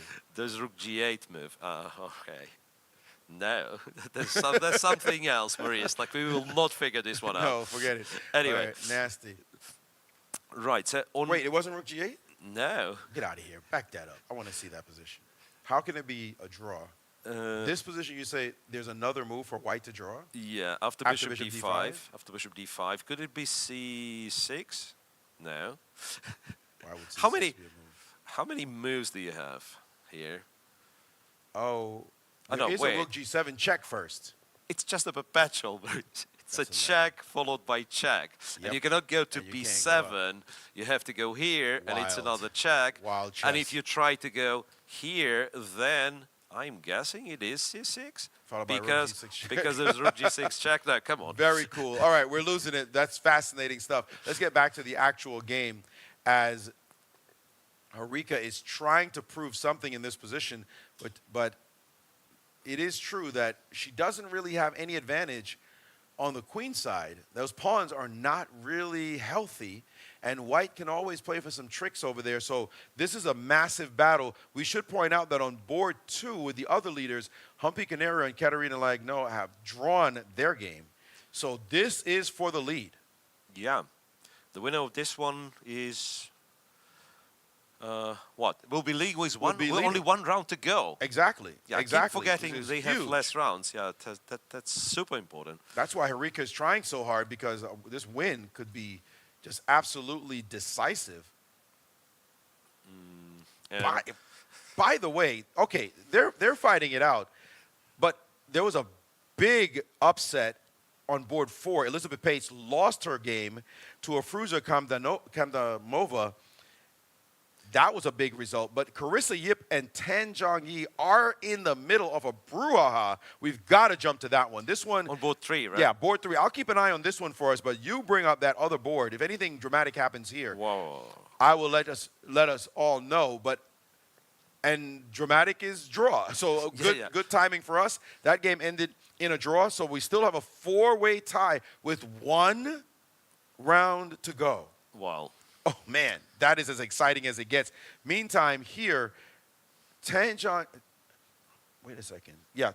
is playing against Carissa Yip, and the young American is trying to prove herself in this position. She's just offered a trade of queens, despite being down in exchange for, wait a second, is it 3 pawns? It's a lot of pawns. It's a lot of pawns. It's a lot of pawns. And, well, the engine wanted some other move. I don't know. It does like white somewhat after queen e6. Once again, I cannot possibly think of anything else but trade the queens, This right? game is absolutely insane. She played instead queen, queen to d8. d8. And rook g4 in response. And that apparently is a massive blunder, allowing knight to e7 check. And if you play king f8, there is a sack. Rook takes f7, and queen takes. And what? And rook takes? And king takes? And is it that clear that it's... I think I'm knight guessing d5. you're coming back and... And how do you save yourself? Yeah. And it's not even knight d5, No, it's something because of else. rook. So this position, let's back up for a second. So knight e7 apparently wins, and it was played, right? It was indeed played, and then the king Knight had to, e7, black went here, queen takes, and it's my a check on b6. But now you can block, right? Now you can block. and on that's f2. it. A That was massive it. blunder. She missed the knight e7 move. And let's go through this line Yeah, because let's show this one. Yeah. knight e7, she had to play rook to e4. She allowed knight e7, takes, the rook, the exchanges, and it turns out it's knight to c8 is the monster move. Knight to c8. With the threat of knight to d6, and your bishop is trapped. Knight f6 here runs into queen e7. Collecting And that the is all knight. she wrote, collecting the knight. And white is clever to go to c8 and not d5, because I'm guessing after knight d5, rook e4, you go, Covers everything. Yeah. Does this mean that Tan has jumped into a tie for first? Don't tell me there's a five-way tie. Don't tell, I mean, it looks like there's a five-way tie. and we were hoping to avoid the tiebreak. Good luck with that. It's She has- almost guaranteed. Hold on. I just want to check. Yes, please do. That is correct. 7.5 out of 10. And she has joined the leaders in a five-way tie Going for to first. the last round. Well, that's absolutely incredible. It is. But what's even more incredible is Akamdamova, with her win, has also jumped into a tie for first, making that a six-way tie at 6.5. Any more players? I'm going to check. But right now, Sukandar, who we saw playing very well, is on 6.5 out of 9. And if she wins, she also joins the leaders for a seven-way. Okay, let's. And her position is winning. And her position is winning. That was just seconds ago. It was on our screen. That's Completely winning. This is the position, yes? Yes. This is the position for her. If she wins, she goes up. And wait a second. What about Maria Muzichuk? How many people tied No, for the she is first? not going to be there. But we could have a 7 or 8-way tie for first, maybe. We will try to track that, but it's going to be a hot mess. As the main game is this one. This one here, if black wins, she joins the leaders on 7.5, or white wins. We think black is winning. She joins the leaders on 7.5 out of 10 with Right. only one round to go. King h7, she could have captured g5. Takes here, queen takes, right? Then takes the bishop. And is winning. Yeah, but Absolutely. she went king h7, which apparently is even stronger. Well, she's starting to pick bishop off d4, queen pawns. f4. Oh yeah, bishop f2, and you can take the other one with a check, right? Why not? Might as well. I don't understand how white's not falling apart immediately. It's the queen and two pawns against a bishop and a rook. King g2 played. So the bishop on e4 is anchored, right? The pawns are somewhat blocked. Maybe there is like That's the hope. some fortress potential. Yeah, right. Do you really believe in fortresses? No. I mean, but the reality is, if the white bishop is on f3, Yeah. if the white Let's bishop is on say- f3, Okay, let's just. Okay, it's not the move, but it's just, yeah, that is follow the game. So you were right. A bishop on f3, rook along the fourth rank, Yep. right? It stops all the pawns and keeps a4 protected. exactly. So now, But I don't trust the last move. Oh, I want to c4. play queen d2, but there's a rook d4 problem so queen b2 is what she has done. with the threat of bishop b6. Bishop b6. Yeah. Now, if she could get some more stuff off the board, she could be in the driver's seat. Rook e4 rook e4. allowing bishop b6, which I think you should do. You shouldn't be caring about h4 that much. So you just go here, check, whatever king goes, you take f2, and I'm not liking the fact that No. this might be a fortress of some kind. yeah, but maybe you do not allow the rook to go to the fourth rank. Like you go queen d4 and then this start pawn, pushing if, this if you get the pawn on e4, this should be relatively easy win. Why is that? No, you're hoping to get it on a second. Second, another fortress. Yeah, could be. I'm could noticing. Be. Yeah, getting carried away, so pardon for that. She but didn't play. She played e5. And it is so hard to defend a position like this one. It's ridiculous. I mean, how do you manage to save this kind of situation? You're just going to keep playing and playing. And we're seeing 31 seconds for white. They're both under 30 seconds, essentially. So a very difficult situation to navigate as they play on. And remember, we have results everywhere else.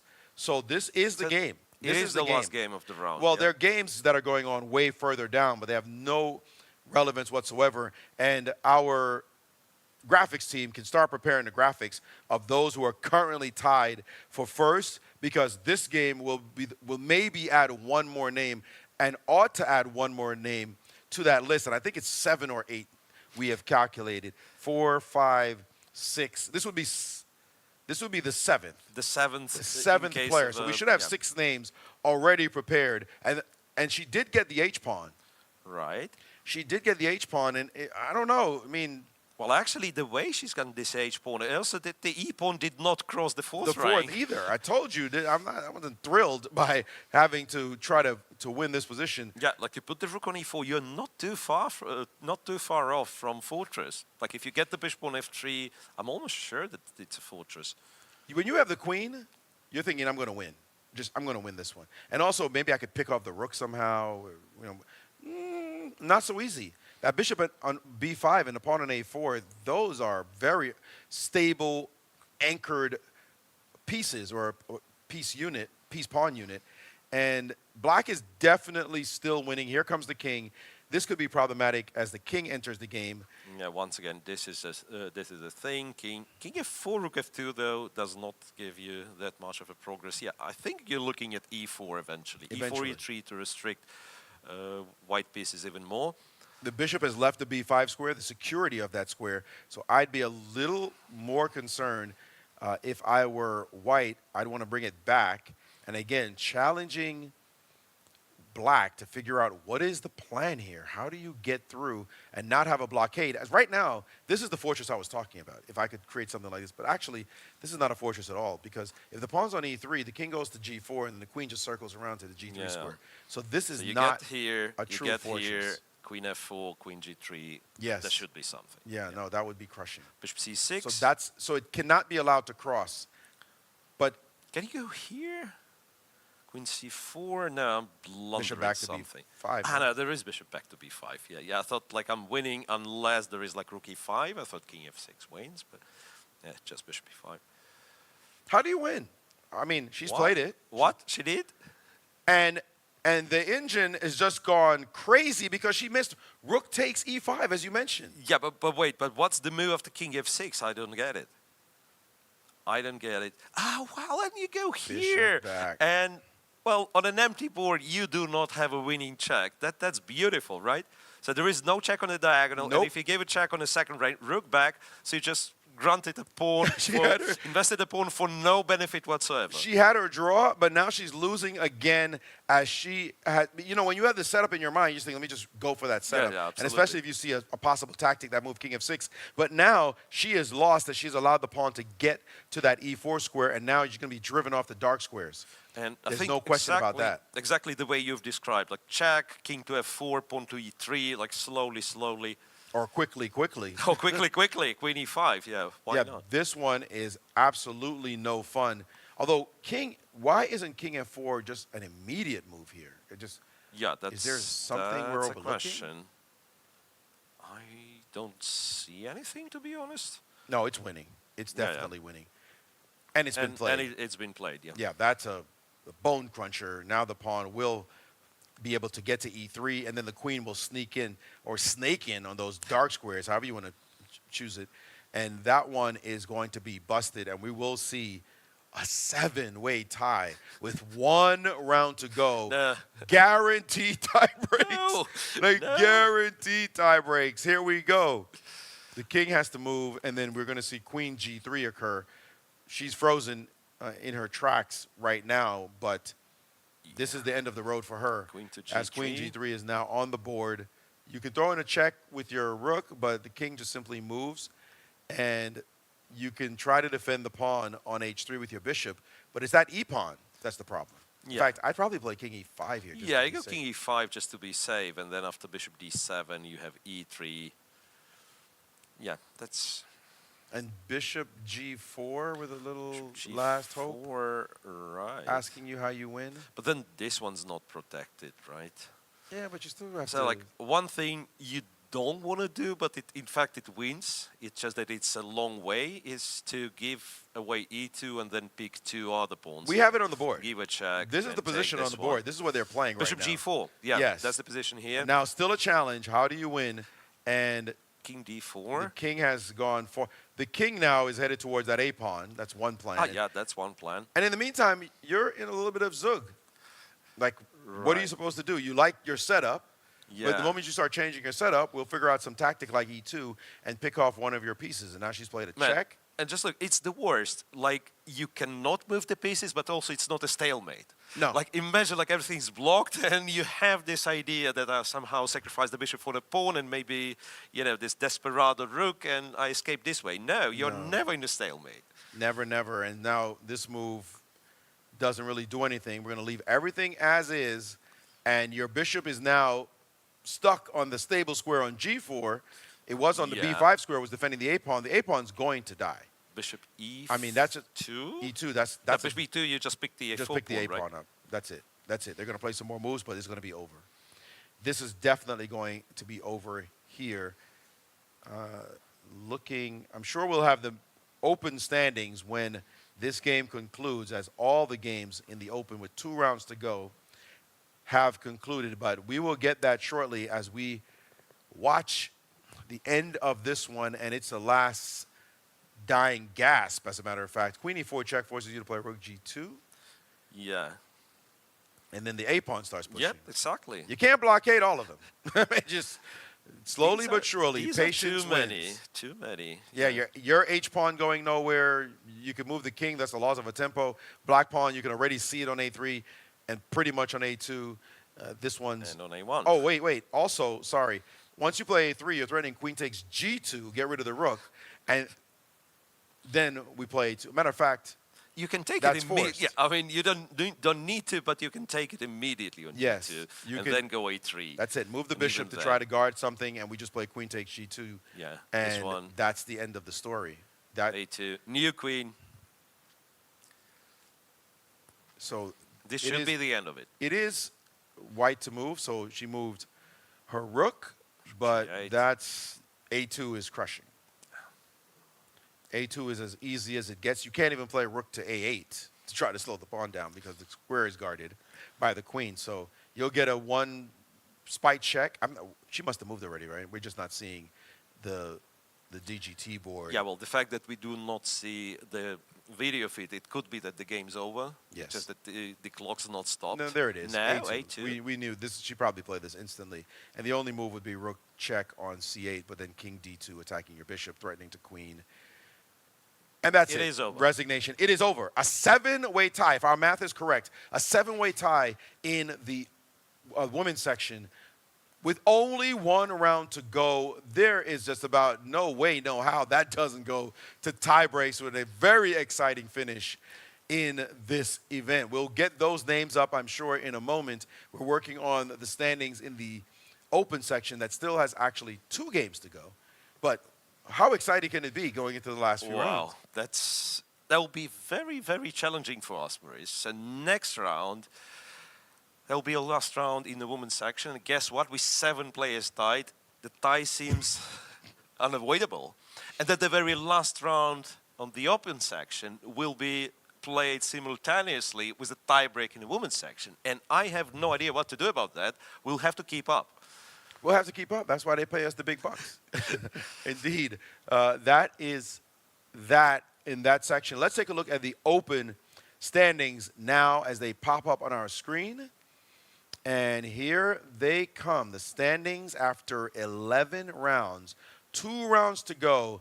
And again, still atop the leaderboard is 18-year-old Volodar Murzin, the rare find in this tournament. He has just regaled us with his ability to hang with the very best of players.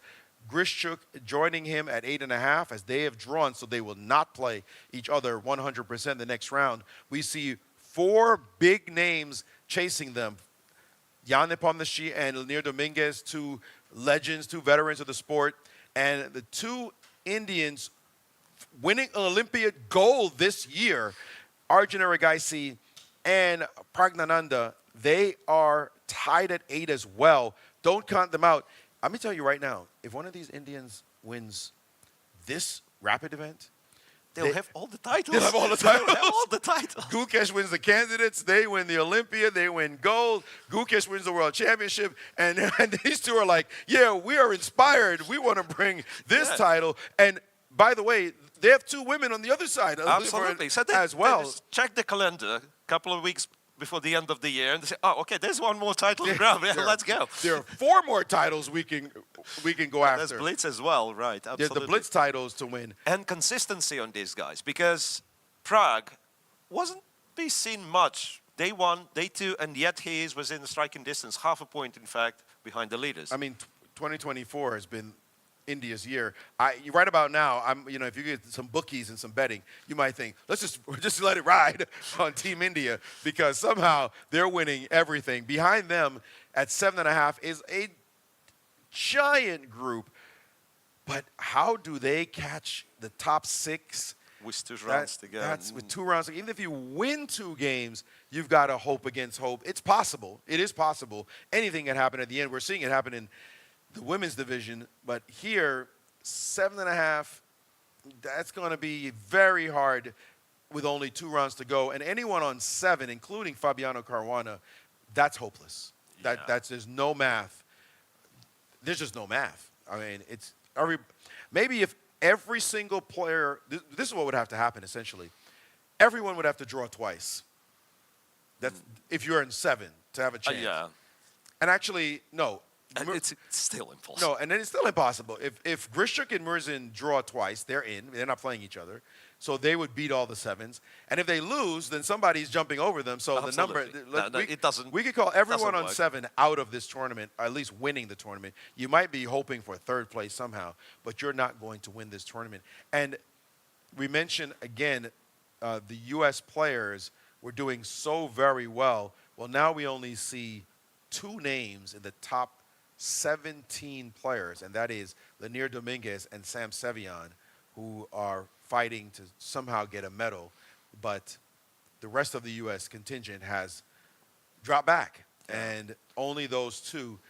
Meantime, other players have emerged, the top 3 actually, Russian players, in the tournament. Right, and we are ready with the women's standings, where you that. were absolutely right, Maurice. It's Lucky a 7? 7-way tie for the first, believe it or not.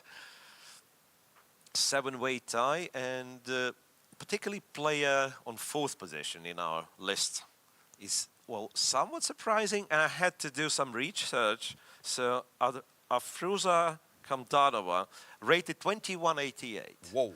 And she had an absolutely amazing tournament.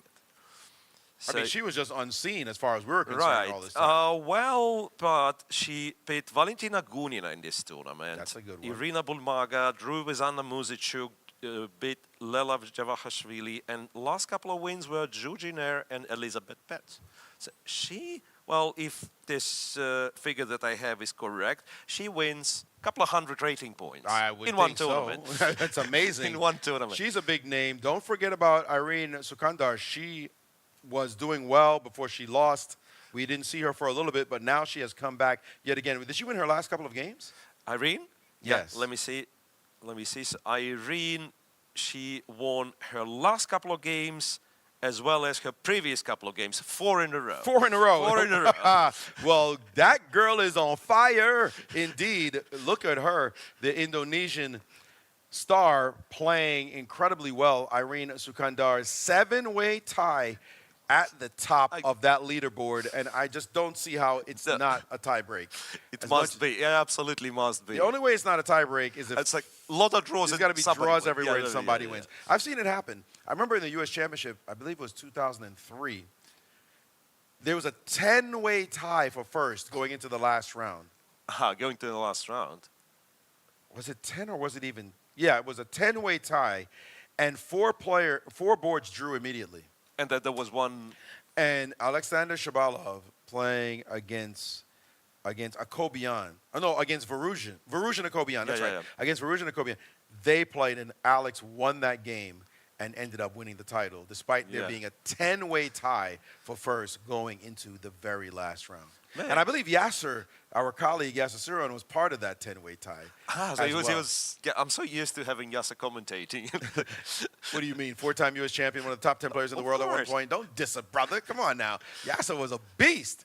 All right, well, these scores are incredible. They're electric. They're amazing. And we have only one more round to go in the women's division, and this will decide nothing, we think, that last round. There will be a tiebreak almost for sure, and there are 2 rounds left, so a lot of action to occur there. I guess we're going on a break at some point? Yeah, we do go on a break, and we have a chance to listen to Hikaru's interview with Gotham Chess. Well, let's see that indeed, and after that, we'll be back on the other side of that break, and we'll be calling the amazing final round action here at the World Rapid and Blitz Championships.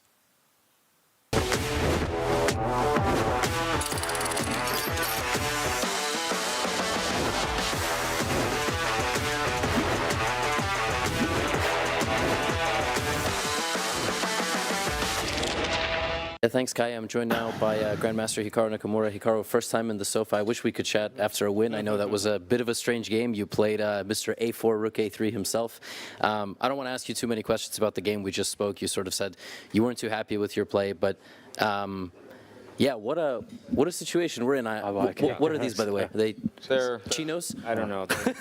You know, it's a fun fact that basically, I think, if I'm not mistaken, these are the same pants that I wore in the candidates. In 2022 in Madrid, I think after it was 3 or 4 rounds, they basically warned both Fabiano and myself, telling us that like we're wearing jeans or something, and we have to wear dress pants. So I went to like, I forget what the store was in Madrid. I bought this pair of pants, and I wore it the rest of the tournament. So I mean, I assume they're okay. So these are the new ones. Those are not the ones that, or these are the ones that you were warned about. These are ones that I wore then. Oh, I see. Because like I said, Fabio and I were both told that our pants were unacceptable during that event.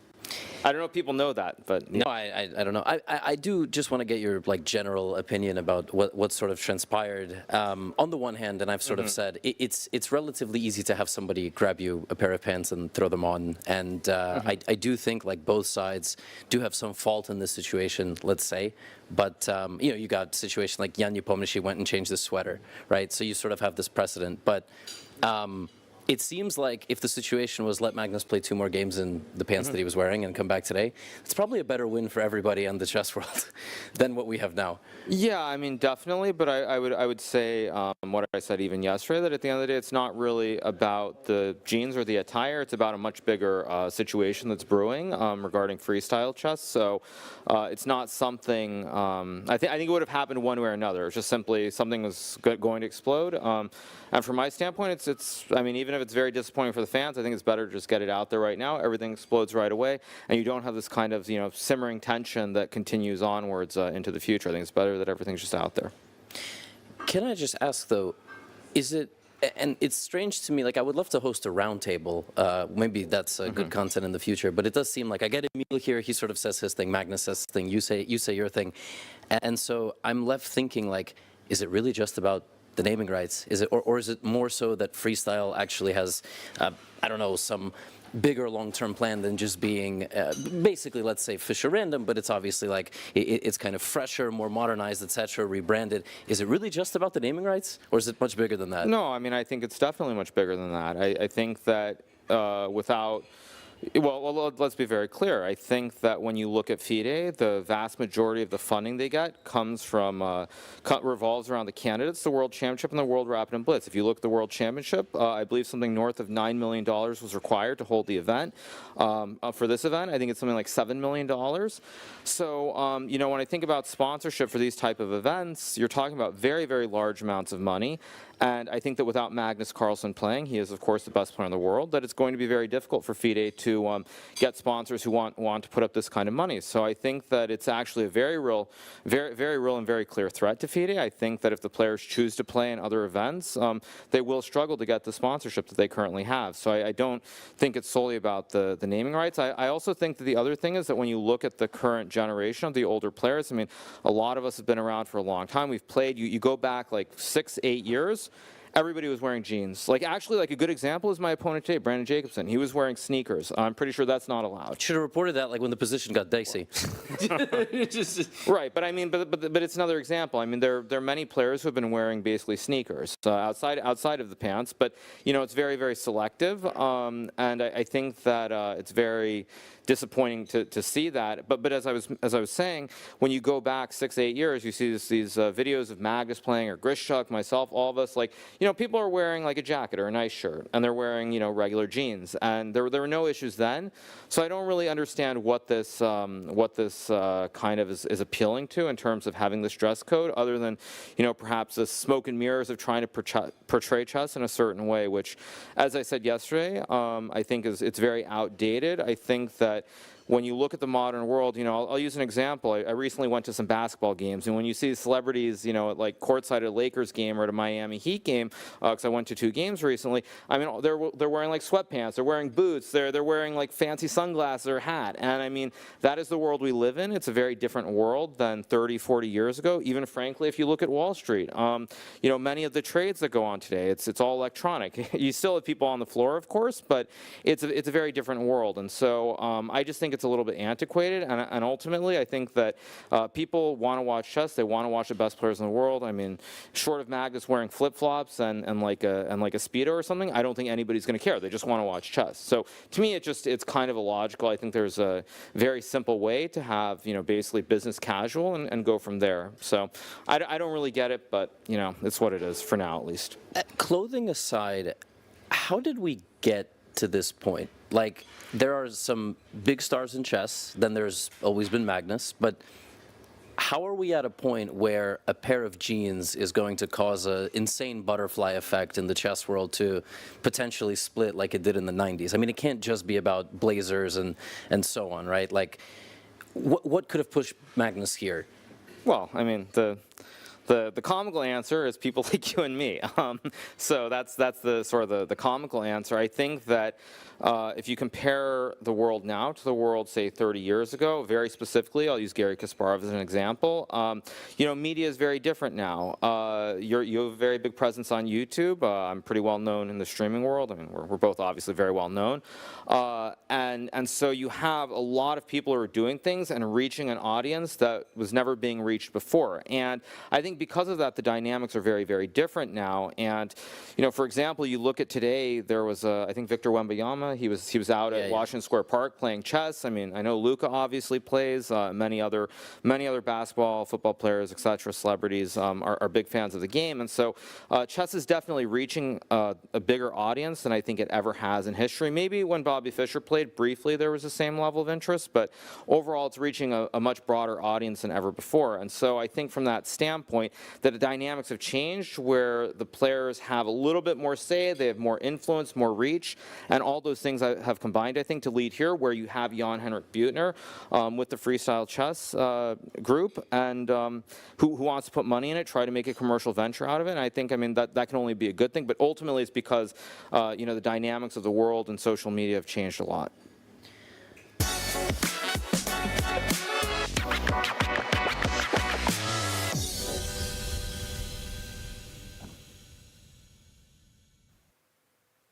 And welcome back to the FIDE World Rapid and Blitz Championships. We are back at the tournament hall, and the players are in a crucial round, the penultimate round here at the event. And we see there, board 1 of the tournament, 2 Russian superstars, the legend Alexander Grishchuk, who has won this, at least the Blitz portion of this event, 3 times already. Absolute boss, very quick, mercurial lightning speed. He's playing against another very quick player in Jan Nepomniachtchi. And they definitely are not on even terms here, because Grishchuk is actually leading by a half a point. So Jan can't just say, well, let's be friends and just take a nice little draw. Grishchuk can be like, sure, buddy, because you're going to be half a point behind when it's all said and done. Meantime, Nepo got the black pieces. He wants to somehow win, but he can't just force the action. So he has to try to play as reasonably as possible, Miro. Well, these two have played tons and tons of games. you know, classical games, rapid games, friendly blitz games, and so on. So they know each other very well. And, well, the choice of an opening from Grishuk is a little bit cheeky, exactly because of the situation that you've just mentioned. Half a point ahead, playing something very solid, the London, easy to play in the rapid chess, you know, kind of schematic. I know where my piece is going. It will be very hard for Nepomniachtchi, that's I'm sure. And then, what just happened? I mean, he walked away really, really fast, is what I just saw. Like, really fast.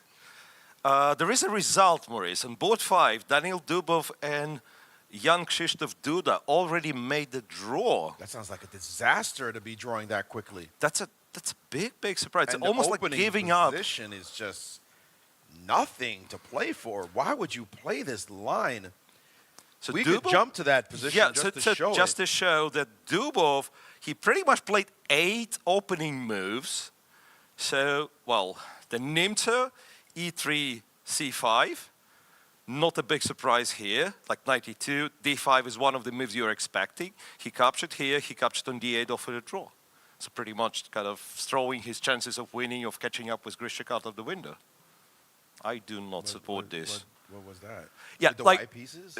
Let's be fair, there are prizes and so on, but yeah, one does play for the title. But what prizes? What are you talking about? This may not win you anything.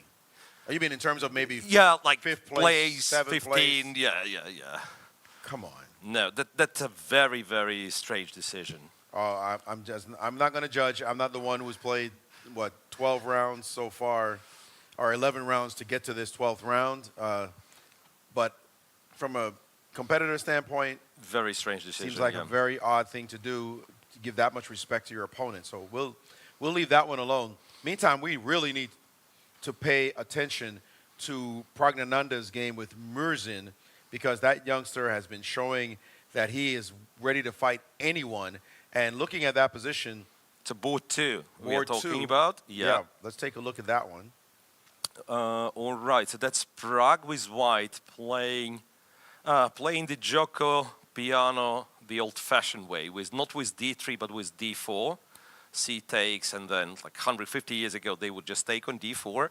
Now the consensus is that you go E5, you go here, knight E4, C takes, and black doesn't even play a check, so bishop B6. Knight C3, castles. It was a sparring in popularity of this line at some point. Like Aronian, I remember playing it with white, and I guess Dominguez. And that means that by that time, black already has to figure out what exactly you have to do in order to equalize. So now, F6.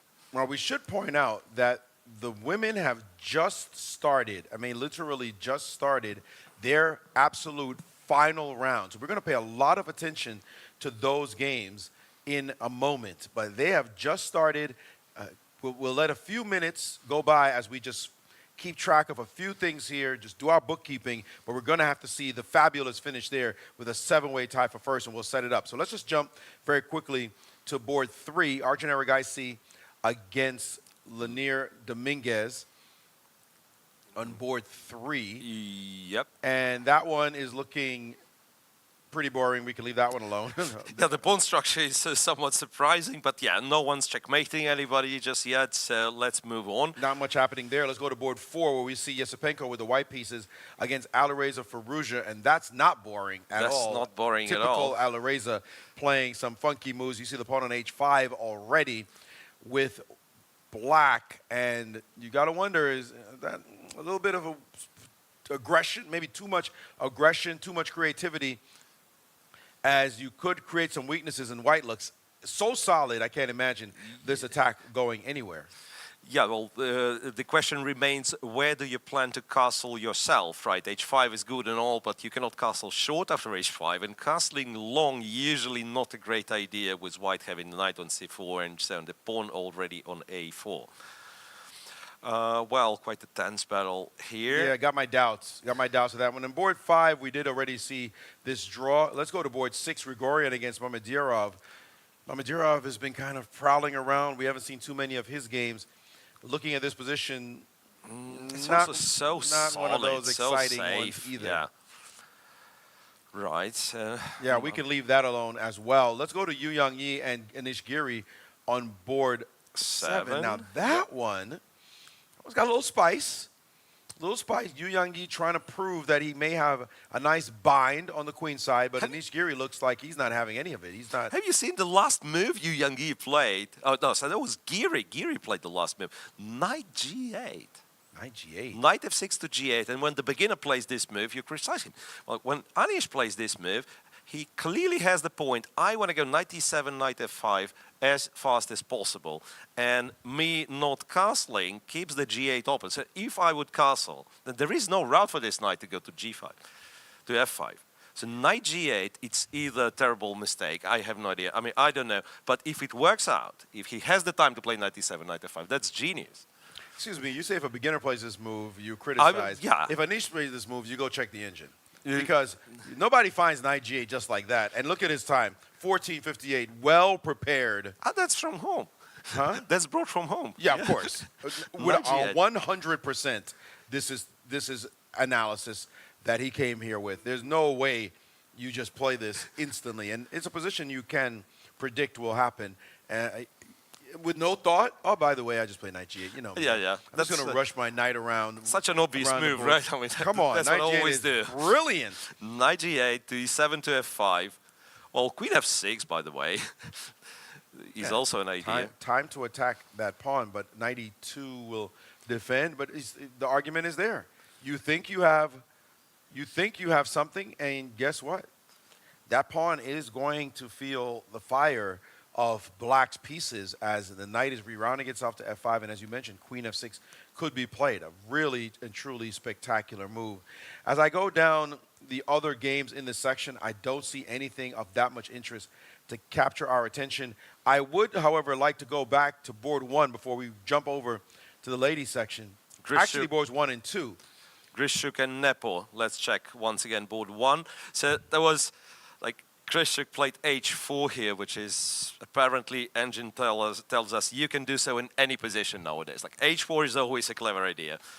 Bishop B5, H5, grabbing some space, capturing with the king, as nothing happened.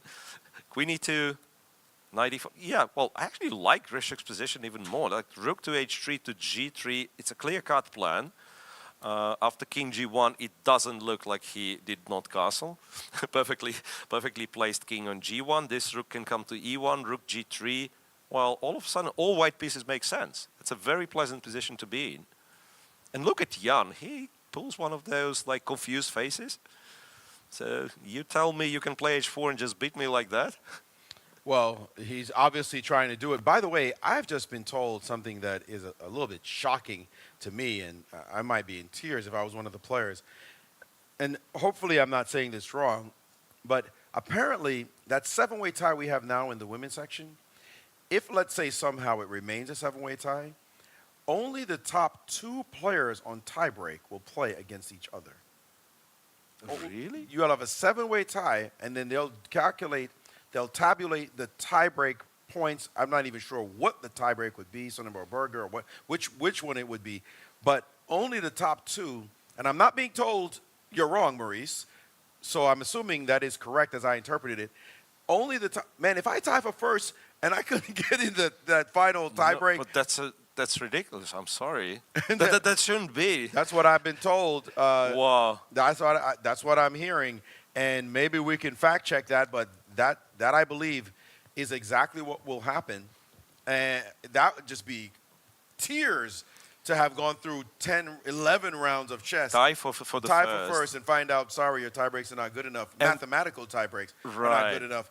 You're not in a playoffs. Yeah, and even though that your mathematical tie breaks might depend on some results of like, you know, board 30. And then one girl wins, the other doesn't, and you're out. Yeah, we've seen it before. We see it at the Olympiad.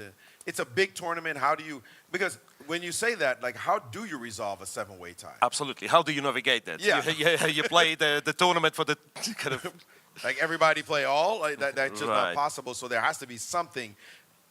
Bit tragic, but maybe the most practical decision to be sure. In the meantime, this position is not really going places yet. A trade of knights, bishop takes, and it does look as though white has a little bit of a bind, but not much. in that position. Let's see the other, whoa, Board two. very Board sharp two. board 2 position. Board 2. Oh, whoa. Where Murzin's king side has been decimated, and it also looks as though Pragnananda's will be as well. What is the evaluation What here? happened? So after f6, queen d2, bishop e4, takes on c6, takes on f6, and if you recapture with the piece, he wants to go knight e5. And Nice he's little very square. happy. Bishop f3, and he makes a point, you know what, I can intermittently take on g7, when you probably can't even take back because bishop h6, so you have to move the rook, say to f7, it could be, you can make an argument for f5, but to say f7, pawn takes, and I don't know, do you take g7, do you deploy the queen first to h4, or queen f6, hunting f3? I actually kind of like white's position, interestingly. I presume that the king survives, and then the b6 bishop doesn't do much. So that's something that goes for white. White is Like also temporarily up 2 pawns, but the pawn structure. Yeah, these are... For both sides, by the way. Yeah, there's a Right. lot of...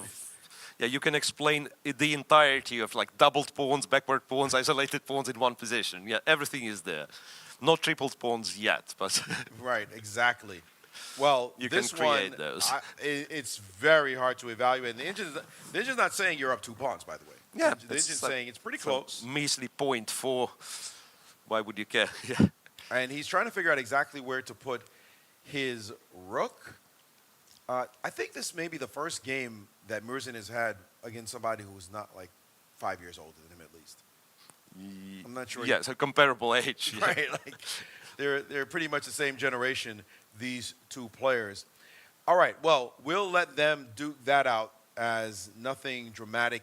Well, it's dramatic enough there, but we do have to jump over to the last round of the ladies, and we can just start right at the very top as Dronavali is playing against Tan, and we can just see some boards now as we jump there. Yeah, let's switch the camera view first, and I'll have to readjust the digital board for the ladies section. So if we could have a view on board 1. And board 1, by the way, when you do get there, as you make that adjustment, your little search, Yeah. Board 1 is looking like nothing.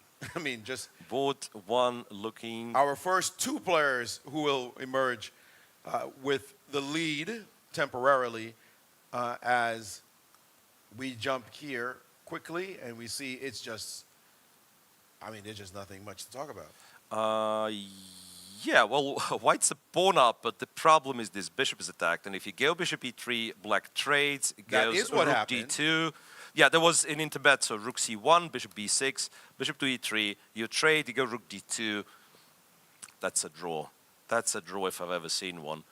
Definitely, definitely, and they both look just kind King of f2.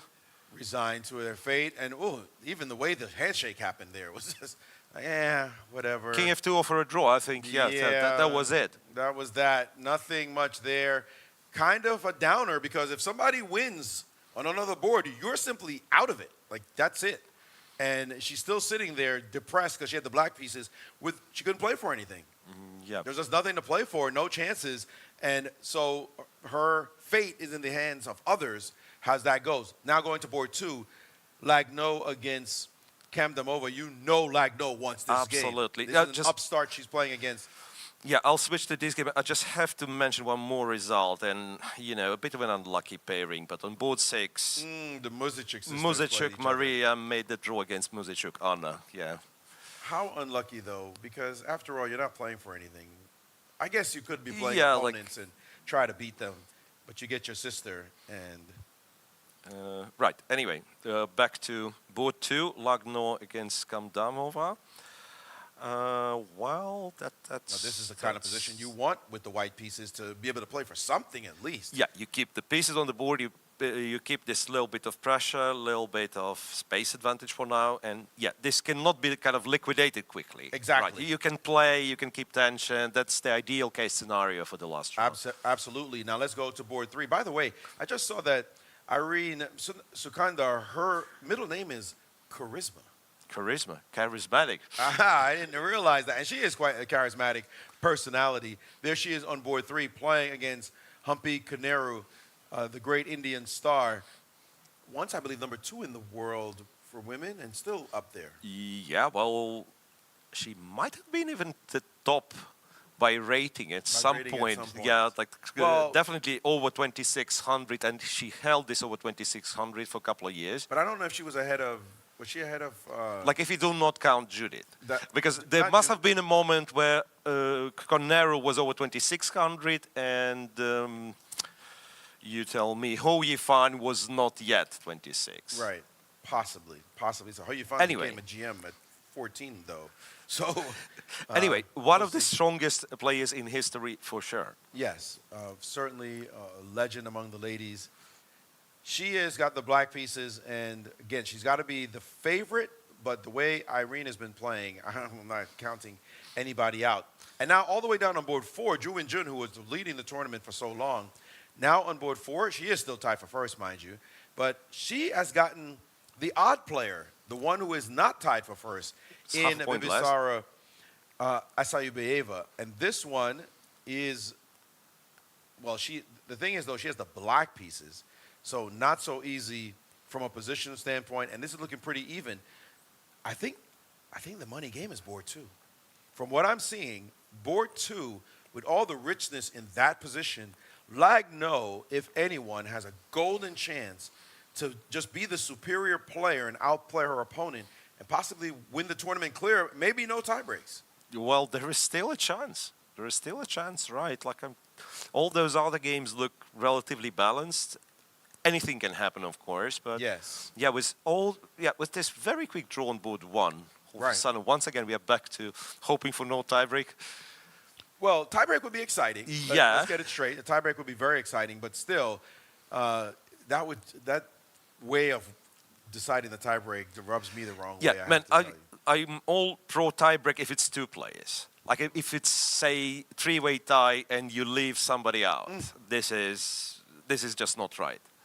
That happened in one of the Sinkfield Cups between Magnus, Levon Aronian, and Fabiano Caruana. And remember what the resolution was. The resolution was they protested. all of the 3 protested. We didn't like this plan at all, and they ended up changing the rules. They're changing the rules, and they were all awarded the winners, which you cannot do when the world champion title is on the line. So the 3-way tie has to be resolved in some way. Yes. Anyway, we are not yet there. We are not yet there. And it has been confirmed, by the way, that what I described is correct. So we only have 1 match. We will have only 1 match between 2 players. So let's hope that it either is 2 players or somebody wins it all, as right now Lagno is trying to figure out exactly what to do. I don't see any major excitement, though, happening on any of the boards at the moment. So let's take this chance to go back to the open section just for a little bit, just to see what's going on over there, as Pragnananda has gained a tremendous amount of time advantage on his clock against Murzin. I think this is the first game that I am a little worried for Murzin, even though the engine is saying, he's perfectly fine. It's equal. Shut your face. Nobody cares what you think. He's still fine, but if we could just jump over to that board, we'll see that the position is definitely kind of weird. It's kind of funky over there, and I see the position there on our right, as we will get the 2 players in a moment. But right now we see he's still down 2 pawns, but it's kind of hard. That bishop on the E3, that looks like one of the most giant pawns you'll ever see. The septic bishop, I believe Yasser one said they call it in the Seattle area. What is that bishop doing on that square? Well, it's not that the bishop on b6 is much better, much better, you know. Yeah, well, White's problem is, I believe, that he's kind of missing a couple of tempi. Okay, one would be manageable, but like if your rook is on g3 in this position, all of a sudden everything's solid, and the moment it's on g3, you're thinking of rook g5 and so on, right? Here, this queen e4 thing is very annoying. So say you take here, then rook g1's impossible because queen e4, right? And he has taken? He has taken on g7. He has taken on g7. His computer, by the way, dislikes for some reason. Dislikes a lot. I'm guessing you just play f3. I mean, I was trying to find a way not to play f3, but apparently there is no way. Really liked rook e8. It looks like. Over here, rook e8. And somewhere you're discouraging f3 because then the other rook can join the e file. And Yeah. A little After bit of a party that, you can play here, you're not right? thrilled by because the rooks have some potency. So Usually, you three. think this pawn, think of this pawn as a traitor pawn, and you just don't bother it. Yeah, you do not collect it, right? I mean, as long as you don't have to, as long as you don't have to. But maybe he's thinking he will be the one using the g file, so that's why it's not like rook g7. I want a pawn. I want my rook on the g file. King All right, G7. it is not self-evident why it is that this is a bad move. I like that shirt pattern. Was that a queen on the sleeve? Did you see that? Ah, no, I missed this one. Look at Pragnananda's shirt. This guy came styling.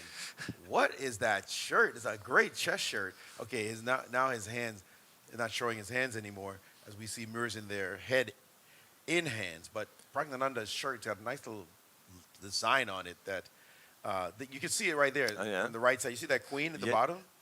Looking very snazzy. You're going to have to find out where he got that from and who's his tailor.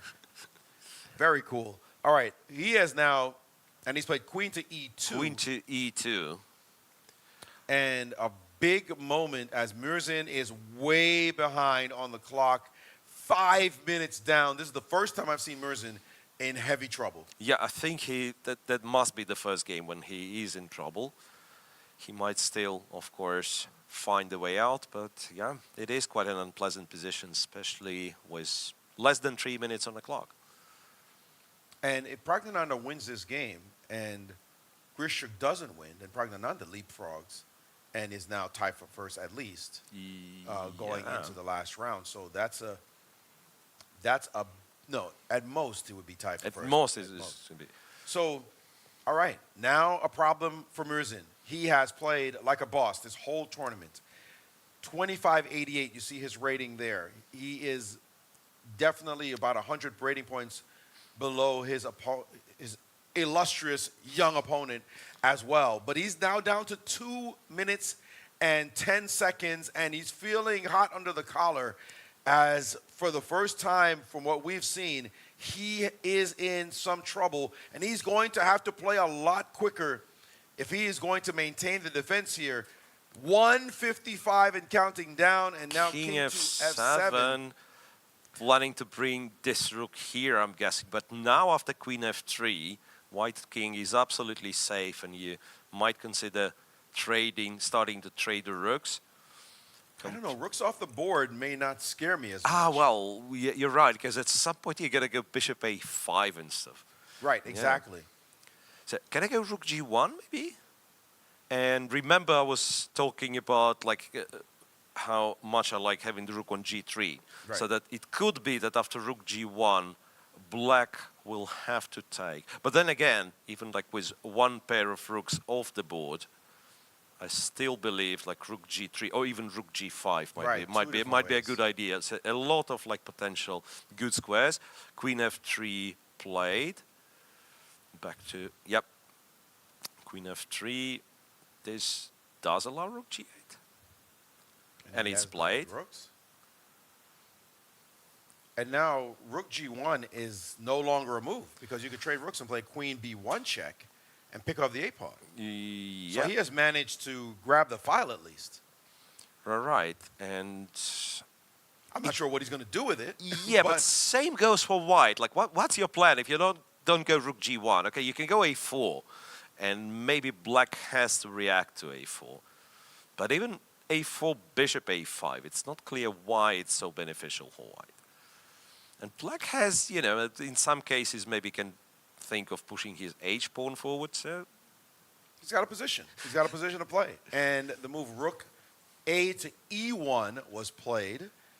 By the way, the game between Nepomniachtchi and Grishuk, very balanced. Maybe white is looking a smidgen better, but nothing we need to jump to as that one is looking very close.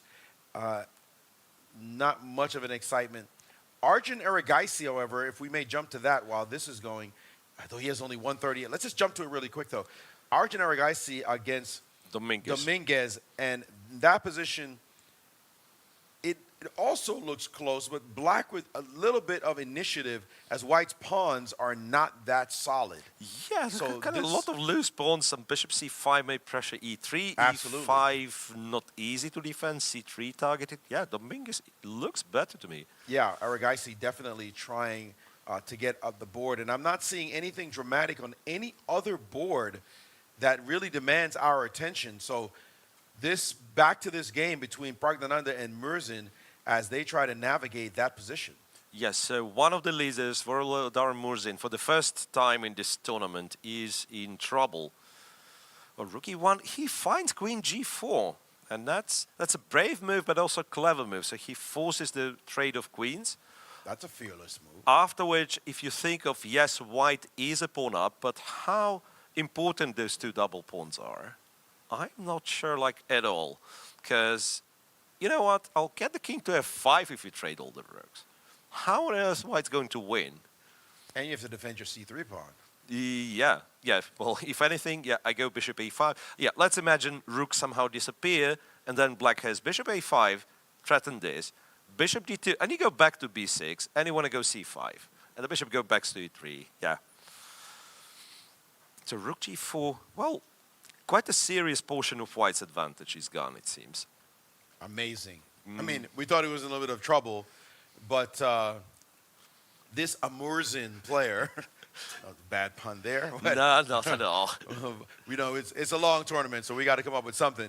But he is definitely showing that he can ball with the best of them. Even when he's in a little bit of trouble, he starts playing defense, but he still has some time pressure issues to navigate, although it's not as bad as it used to be. And here, Praggnanandhaa is looking at the position thinking, wait a minute, I thought I had a little something, but now it ain't that easy. And especially it's because of that bishop on e3, the weaknesses in white's game. How do you make real progress here? It is not self-evident. I've jumped over to the women's section, and I don't see anything significant happening there. I will pull us back there if necessary, but right now... No results? No. Well, we did get the draw on the board one and the draw with the Murzin sisters, but that's it. And everything else is looking pretty balanced. So we might have that nightmare scenario we don't want to see. So all draws on the top. All draws boards. on the top. Well, Katerina Lagno still has a little something, and I'm going to keep paying attention to that game. I'm going to keep my eye on what looks like the one game that could really turn decisive pretty soon. And now king f6. Rook to played. c1, preparing to go c4, I'm guessing. Yeah, king goes to f6. So that after c4, what's the big plan? Is he going to go king f5? Computer doesn't like it. Computer doesn't like it. But I do not see, how do you react to c4? Well, I mean, what does c4 do? Oh, you're going to play c5? I'm guessing like one of the ways would be to play c5 and go rook b1. Oh, yeah. That's yeah, bishop on a5, rook b1, rook b7. And it's played. And he does play c4. That's a serious move. Yeah, like one of the ideas could be like take, and then king from f6 goes to d5, but that's illegal. I mean, it would be a nice setup. But so all I'm saying, black seems to be one tempo short to go for this one. But that pawn's got to die. You cannot allow c5, I don't think. Like, for example, play king f5. King f5. c5. Bishop a5. Rook b1. Rook to b1. And yeah, and the rook goes to b7. After a6, it goes to a7. Your problem is that, like, if you switch to defense, if you have to go like rook a8, there is no more king cutoff on the h. And he does that. Excuse you, he played the move. Yeah. So let's see. Yeah, also from Prague's perspective, there is zero sense in capturing on d5 or undoubling black's pawns. No, yeah, so he's going to go c5 for sure. Bishop goes and here. rook b1. Everything rook that we to said, b1. We're channeling the players. And now you're going to have to figure out how to defend at this position. There's more to it now that I'm thinking. This bishop might be trapped. That's another problem. Trapped eventually. That's another problem as well. No, this but no, the other you don't need to move this rook. You can just play rook b3 and rook a3. Even if you're not going to trap it, you're going to win material. Yeah, like bishop b4 and you take a7 and c7's hanging. Yeah. And so now rook g2. But what's wait that a about? second. What's rook g2? It would be nice. It would be nice if he could teleport his king to h3 in one move. Yeah. That would be awesome. See, same thing. Yeah, like I wanted to go to d5. Yeah, you want to go to h3. What a dream scenario that would be. Good luck. That ain't gonna happen. Yeah. No, I don't see it. Like rook g2, it's a bit of a panicky move, I want to say, because it's very typical. You want to go to the second rank, right? But what does it do exactly? There's another weird idea here, and it's very strange. If the black king were, let's make random moves. Just make it. Okay. Just humor me. Rook b3, king e4. Yeah. Okay. And let's play rook back. b7 or whatever. Or Yeah. b7 is too disruptive. It's actually not. You go here, Yeah, I take, and you then I go play here. My last little trick. Or something, yeah. And then when you I take the take bishop, and you go to h4. Let's, okay, yeah, something like that. And by the way, even before this, bring the rook back on g4. That same rook. Just make one move back. Yeah. No, so take the bishop. Like this, right? No, rook g4. Rook g4, which Right. was, by the way, not the strongest move. I don't know why. And now, yes, rook h4, but also rook takes h2. Rook h2 is the perpetual. Is a perpet. So this setup, Yeah, so there are some. Yeah, there are some tricks. Black has all kinds of possibilities, but it's unlikely that this is to happen or anything close to it. Anyway, if I'm not cooperating, if I go rook b7, planning to capture this guy, You tell me. takes, and it is equal after king f3, the engine suggests. So rook a5, And the rook comes up. you go here, and I'm guessing, I don't even know, like how do you stop a checkmate? King Here, e4. He's trying it. King e4. He's trying it. Okay. Wait a second. So what is Rook going? B- This is exactly this creative idea. Wait, Maurice, like it's king e4 after rook b3. Oh, you played rook b3. Rook b3, king e4. So you don't even like looking to play king f3 necessarily because there will be some. No, we're not playing king f3 in that position. But he is defending maybe against rook a3, bishop to b4, rook takes, and then king f3. Yeah. So you cannot play this way and take the pawn. Yeah, because if you take the pawn, Now king f3, and we are just King a heartbeat F3. away from bringing the rook up and doing exactly the idea. the engine already favors black, Black even. slightly. Yes. That's yes, indeed. no. Okay, well, He's back in the game, that's I'm sure. that's a scary little idea. It is right now being said, according to the eval bar, that white is definitely much better. But there's that smart, funny little tricky idea if you don't play correctly, and he is inspecting it, and look at the clock times, because he's under a minute is black, and Praggnanandhaa had a huge edge on the clock earlier, but his time has ticked down as well. So if we get a nice view of the clocks, we'll be able to tell. And he is down to 1 minute and 31 seconds. Remember the day when he was up big time in terms of the clock, and about 4 minutes minimum lead. But now only 33 seconds left. How do you play here? You need a random move of some kind. Maybe, oh, wait a minute. Rook a3, is rook a3 a threat to win your piece? Rook a3, you will have bishop b4, however. Let's say Oh. you go at I don't know, rook g7, rook here, bishop b4. Whoa, What? whoa, What? whoa, whoa, whoa. What is this? King f3. No, wait a second. That must be a blunder. It's just a. No, wait a second. Bishop Check. b2 takes threatening here. mate. And if I take, it's a checkmate, right? And Prague has found a move f5, leaving that king on the Whoa. square and preparing to move the bishop to g5 maybe? A king e2? King E2? Where is he putting his king? The guy's going nuts. What kind of march is this? Bishop e1, king f1. What? Is this good? I know white is completely winning, but I mean, you can easily. The audacity of youth.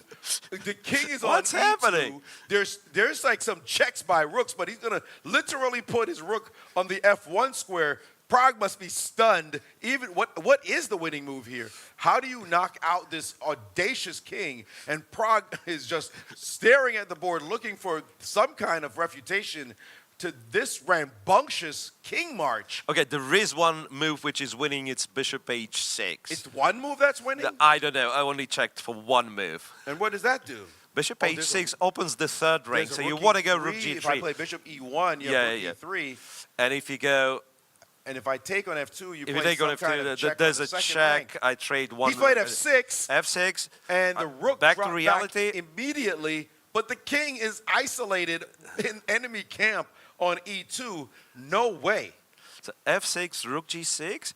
Hang on. What's the point of this is rook g6? Man, is there a world where black king is getting checkmated? Wow. How about what do you that? Mean, is there a world? How That's exactly about what that? I thought was going to I mean, happen. like, we go, I don't know, maybe f7, maybe this, we go bishop g3, king g2, you know, rook b2. I'm not surprised by this at all. Like, how dare you put your king in his face? But he only has 6 seconds left. There's Pragnananda, and now he's played this check and let the king back out and looking to repeat moves. What? Bringing his king forward again, where it must be horrible as 17 seconds remains, and Prague is trying to understand. He must be absolutely perplexed as he's looking for the victory. Bishop 8, now the check, and he's repeating moves again. And they're repeating. Can he claim? 4 seconds left. No, he's better claim because he's other using rook the other check. rook now, but that allows the king to go into f1. Other rook check, he's losing after king f1 because there is bishop bishop e1? e1. There's no way. There's no way bishop e1's going to win the game. Oh my goodness, he has played it. Rook g1 is a mate threat. Oh my goodness, are we seeing this cannot be real? And Prague must be shocked out of his mind that this has actually transpired. But this king march. This is epic. This is absolutely epic. And he's had to sacrifice the exchange, and now he's the one. There's still a threat of rook mate g1. threat. The king is now back to e2. The f6 is going to be lost, so you go f7, rook f8, and he's Prague can't busted. believe it. He He's can't believe it. absolutely busted. That is unreal what just happened. Absolutely surreal what just happened. And now he has to fight for his life Bishop somehow. f4. At least his bishop has some way, but there goes that pawn. Bishop to g3. Bishop g3, He's at least down the a king solid safe. exchange. Is it a full exchange? Yep, Yeah. exactly that. And all he has to do now is somehow trade rooks, and the game is over.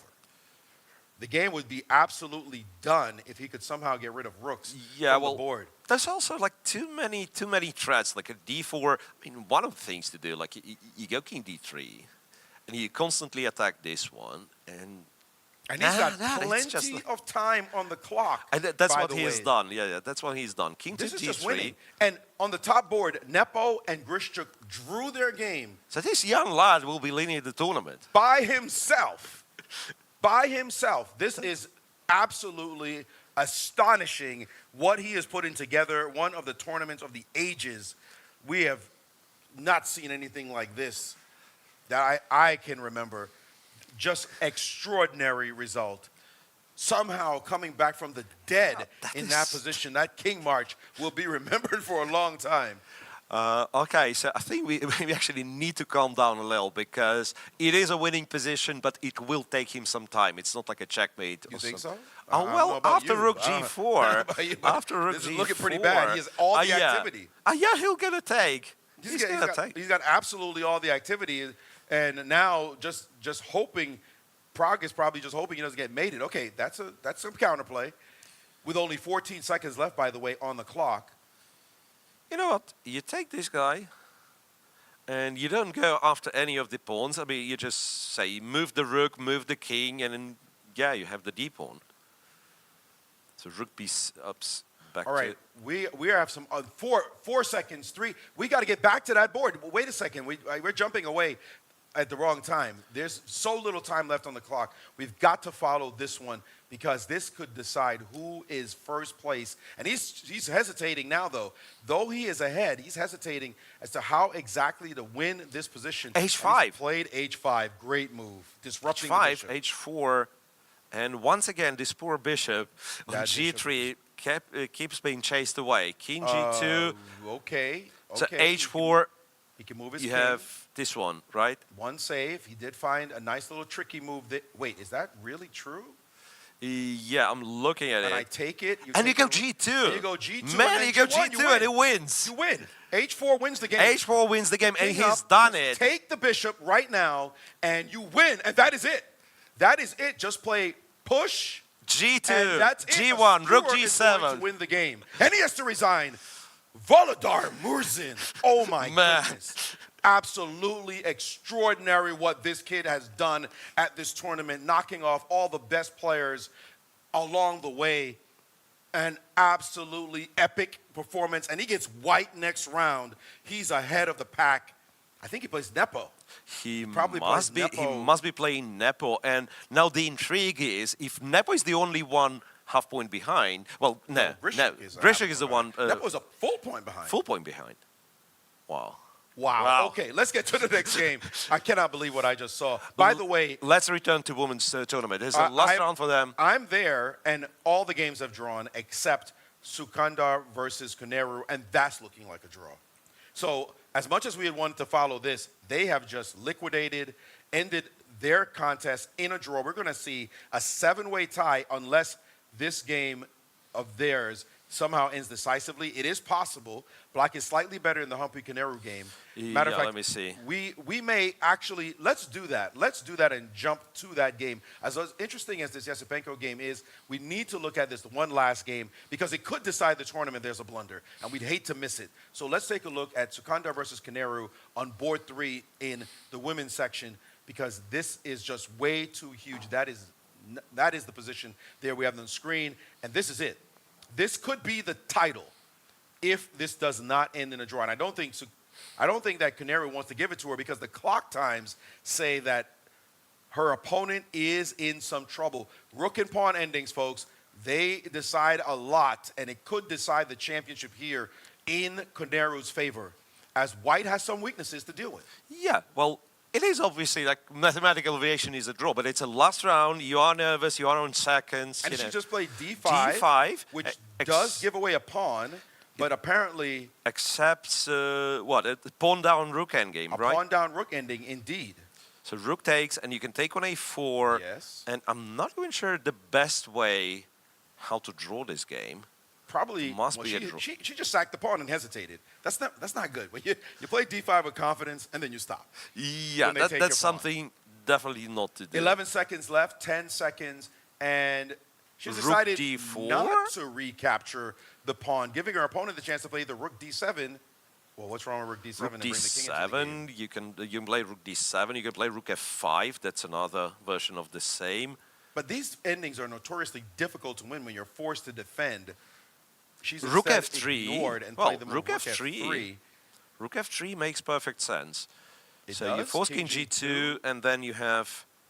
Well, rook A3 forces the same endgame with the side pass pawn, right? You go rook A3, and that's what she has done. So now rook D5, you might want to keep both pair of rooks, but rook D5, and take this one. It is a draw, but I don't know how trivial that one is. 5 in that position. She's now gone after the B pawn here, showing just incredible Rook sang-froid in this B1. position. Hang on a second. Rook B1. She's just playing this endgame like a boss. Sack the D pawn, cement with rook D4, play rook B1, and liquidate down. Sure, you're up a pawn, but you're not pushing any of these bad boys. Yeah. So rook A4, you're up. No, rook B4 for sure. So you're planning to trade, take on B7, put the rook on D7. So rook is behind the pass pawn and cuts the king away at the same time. Yes. Beautifully done, beautifully neutralized. And with that sequence, you can just imagine now Humpy Koneru staring at this saying, how do I do anything? I'm a pawn up. 32 seconds left, and we are just a few moments away from seeing a 7-way tie after 11 rounds in this tournament. Captures, and now rook takes B7. And the charismatic Irene Sukandar is looking to book her ticket. By the way, imagine there are only 2 of them that are going to get the tiebreak. The drama, the nail-biting, as you think about the fact that you may not be the one. And she must have a really good tiebreak, don't you think? Because, well, I don't know how they're doing the tiebreak. That's very hard to... Very hard to judge. But 2 of them are going to emerge. It may not be Ju Wen-jun. Yeah, that's the thing. That's the thing. It may not be Humpy Canaru. Like the top players may not see a shot at winning the whole title. They'll have to settle for a tie for third place. So this game is still crucial. It does look pretty drawn, however. It doesn't look like an ending you win a rook and pawn ending. The d-pawn is just too close. Bringing the king closer. Yeah, I mean, it is a draw unless something big happens. Hey, we've seen big things happen before. Yeah, of course. So let's be real. But what I just saw I'm sorry, I've done a lot of commentary in my life. That king march is legendary.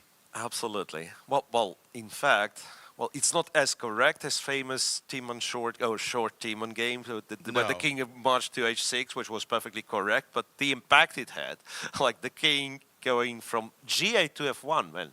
Yes. The king started from g8 and went all the way to f1. Well, I just did a chessable course called Killer Kings. Oh, really? And that course has king marches for sure. And I just saw one that belongs in the course. Well, maybe it doesn't belong because it's inaccurate. What should have happened, black should have lost. But the audacity, I mean, the gumption to actually march your king into your opponent's position and completely befuddled his opponent. And he ended up actually winning the game instead of losing. I'm still in shock from that one. This one, we've got to keep paying attention to it. But it turns out a very big game we were talking about, we were trying to pay attention to, but just couldn't leave this one alone, is Yesipenko-Firouzja. And Firouzja is winning this game. Firouzja will win and be a half a point out of first, I believe, with a victory. So a lot on the line in the last game.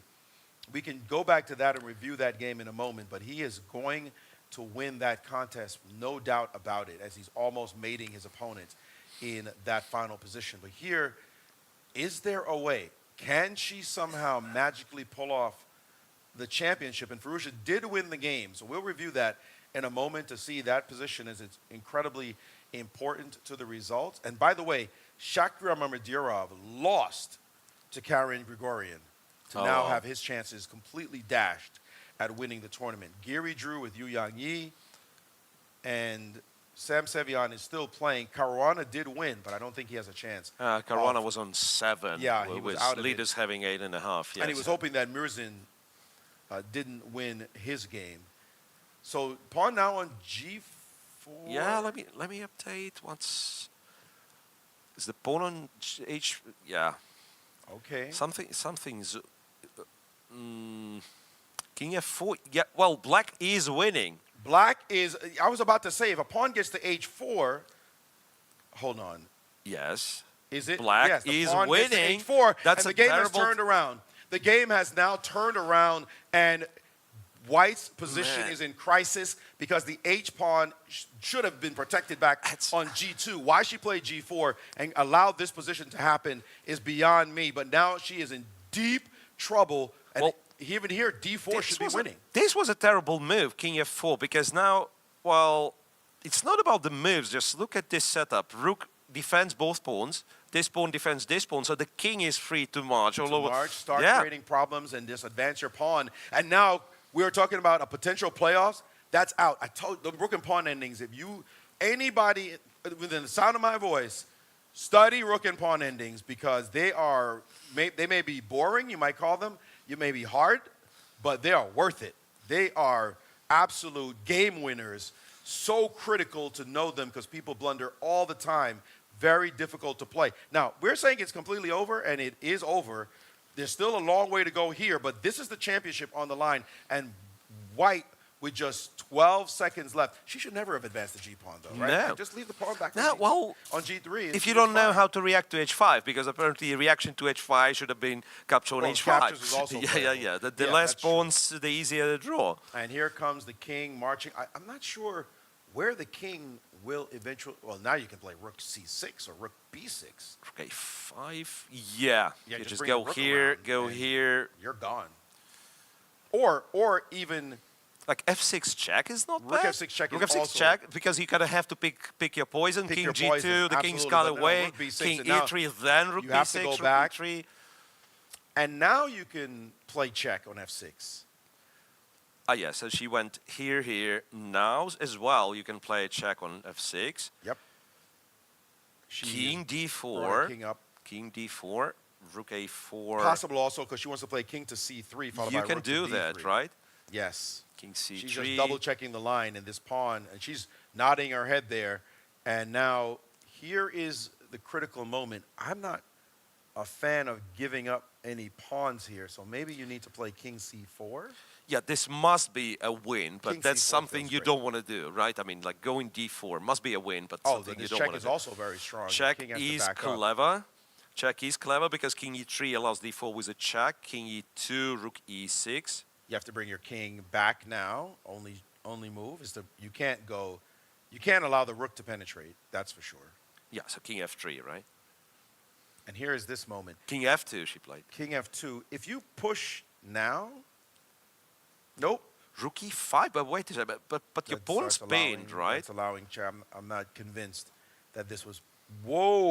Why that move though? Rook c5? I don't understand that. Wait a one. second, but now it's King peanuts. B4 King and start b4, and then you start I did not like that moving. one at all. No, that's the end of No, it. now she pushes. Now Rook she c8, pushes. And now she's there's a already got her d-pawn, bridge built. D-pawns She's got her bridge built. and protected. You can't even like attack d5 Yeah, rook. exactly. That's automatic. This from is a- what you want. This is the bridge Yep. building procedure. Her king will, if you start checking, the king will go to c4, block with the rook, push the pawn. Good night.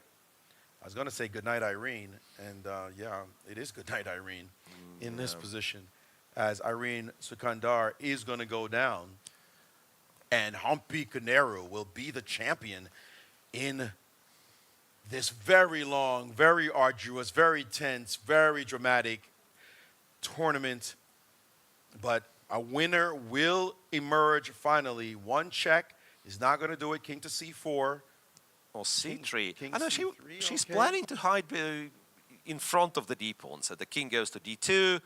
She'll get it. It's like the classical, All right. She's gonna classical do way. the whole thing. It seems Yeah, like yeah. extra work, though, no?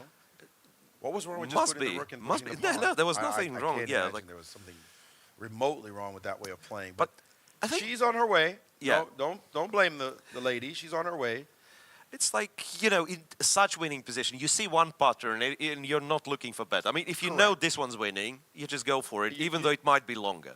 If there's 5 ways and you found one of them, then it's all Good for you. Yeah. We're not going to You criticize. don't need all 5. This is just. That's over. And actually, this position is the winning position without the pawns on the king side. Yeah. If we just take those pawns off, Right. this is the win, right? We Those just do know. not matter. They don't matter at because all. This is it's the winning end not game, too far. and nothing Yeah, changes as that's- a result. The distance is not enough, right? That's correct. This is just. It wouldn't have mattered if you could play the move rook f5 check, right? So the rook, that is the only thing. And right now the distance doesn't matter because you're able to just do this no, maneuver, king it to wasn't c2, like- and then king to b3, and then that's going to be it. Because now the pawn will get another square forward, and then the king will go Yes. down, and then Oops. we'll go through the same thing, and you're just lost. Yeah, hitting this and this is a threat. In fact, the rook sitting on e5 will probably end up on e6 or e7. It'll drop back at some moment because the best you can do. Well, actually, the bridge is already built. Excuse me. Everything's built. The bridge yeah. is already built. No, this is over. This is over. And that's it. She has resigned. Humpy Koneru has won the FIDE World Rapid Championship for the women. Indeed, congratulations to her. An incredible final result, 7-way tie going into this round, and she emerges as the sole winner of the tournament. Congratulations to her. And what did we say about Team India? Somehow, One more another title, add another one to their incredible year, as she is indeed the champion. We see some, I have to assume it's fake confetti going there with the applause, but still, it's worth it as she indeed emerged as the victor. Absolutely an incredible performance by her. Kudos to her for winning the championship. Wow. Man, but Rook what and pawn endings. It was drawn. It was so close, but not enough. What a dramatic finish. And, you know, how painful this must be for Irene because she's done everything right. And then just, well, this tiny moment of, you know, yeah, the game's over. It wasn't over. A couple of more moves and we would have this massive 7-way tie. Anyway, congrats to Humpy, and we have one more round for the open section to follow. Yes, that is the case, but we do have a winner for sure, and we may get standing shortly in the open where a champion needs to be decided, but it is the amazing Murzin. Somehow, he has managed absolutely crazy, man. to win with a King March for the ages. Let's see that again, Yeah, as a matter if we of can- fact. if we can bring I this want to one. see that. We need an instant replay on this one for sure, as he did something remarkable. Pull up that board, please, as we try to watch this. Well, bring the King all the way back, please. All the way back. Bring it Okay, back. Bring it okay. back. Run it The back. replay. Yeah, The we just need the King back somewhere On GA. because you mentioned the King was on. You GA. want the King Let's on get GA. this position. And Okay. Just take us forward slowly with some commentary, light Right, right, commentary, please, right, as this goes along. So King to F7, of course, he had seen till the very end. No, of course he didn't. He was planning to double the rooks on the G file, right? And yeah, Queen F3, Rook G8, all that makes sense. Queen G4, in fact, is a clever move to get rid of the queens. Rook C1, King F6, and this is where we started criticizing him. Because, well, objectively, this doesn't work, but never mind. C5, bishop goes to A5, Rook B1, Rook to G2, which looked like a mysterious move to us, Rook B3, and King to E4. And First that was okay. already confusing. That was okay. That was All right, okay. okay. There was a little trap that if Rook goes here and takes, then we figured that King E3, King F3 idea is very strong. Prague didn't fall for it. He went Rook to B1, and then King F3 deserves double question mark from the computer and double exclamation mark from us because it does win the game.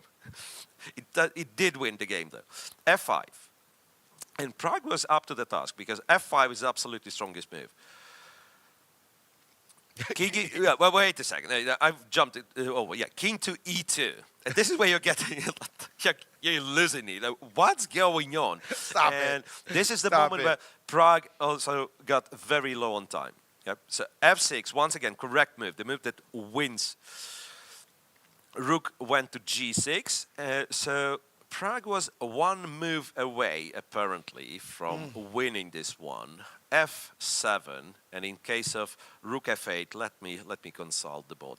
So in case of Rook F8, Rook 1B2 now. What?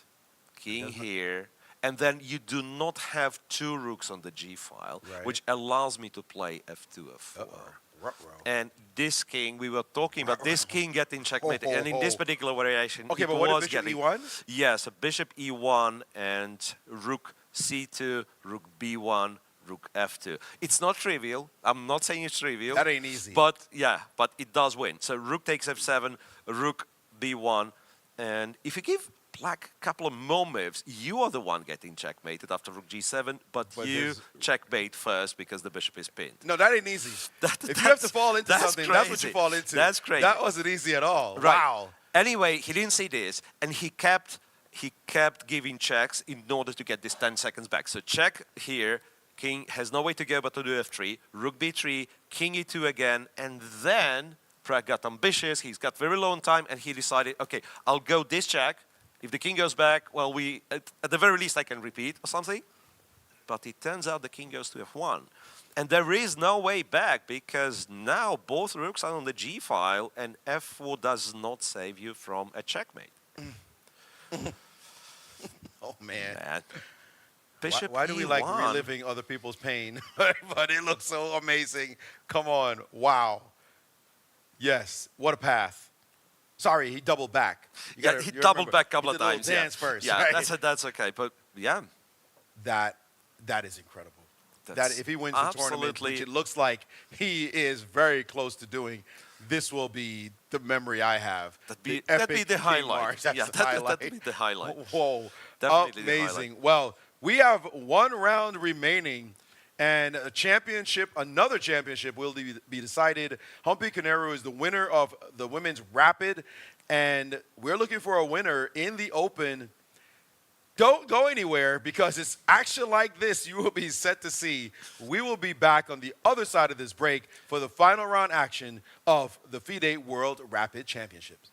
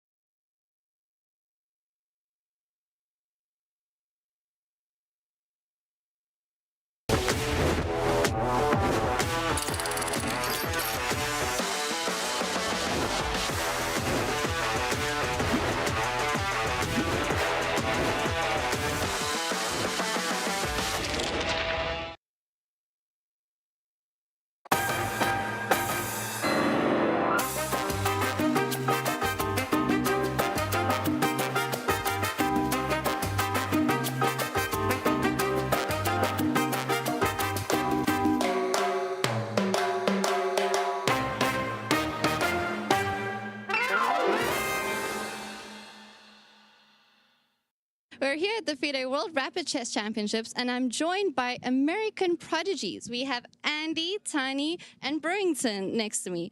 Boys, this is your first time playing a tournament this big, right? How is your event going? Mine's going, I guess, pretty well, I would say. I have 5.5 out of 11 right now.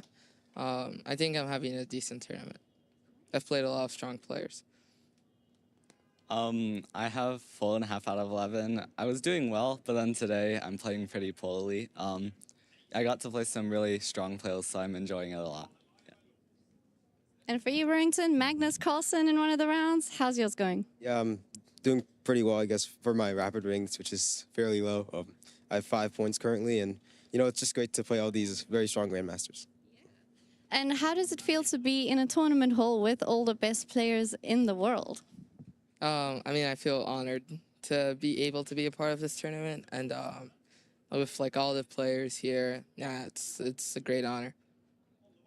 Yeah, pretty much the same thing. To steal what he said, it's an honor to play all the top players and be in a tournament with them. So yeah, it's really nice. Yeah, it's just really inspiring to see all these top players play in person. It's different from watching them online. It's just a really great experience. Do you guys play chess together? Do you work on your chess together at any point? You seem to be very good friends, always hanging out. I see the three of you everywhere. I mean, we mostly like play each other, I would say, a lot. Yeah, I would say like we play each other a lot. Yeah.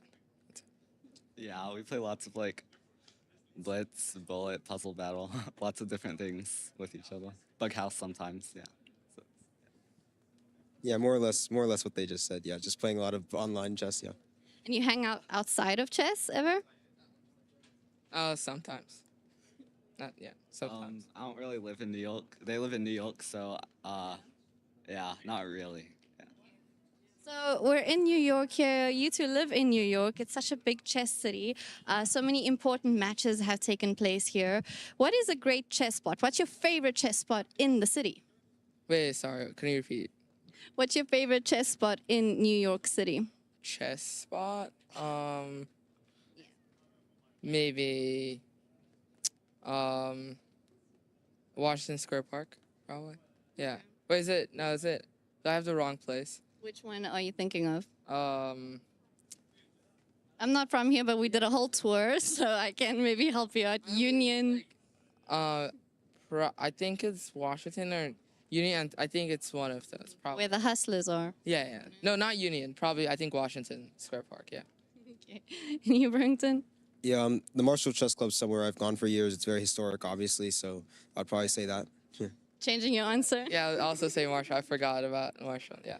Andy, have they taken you anywhere here? No, I don't think so. No, just outside. That's it. Yeah. Mm-hmm. And my final question to you, what is your favorite thing about playing in these championships? I mean, you get to play a lot of strong players. I would say that's probably my favorite thing because it's broadens my experience.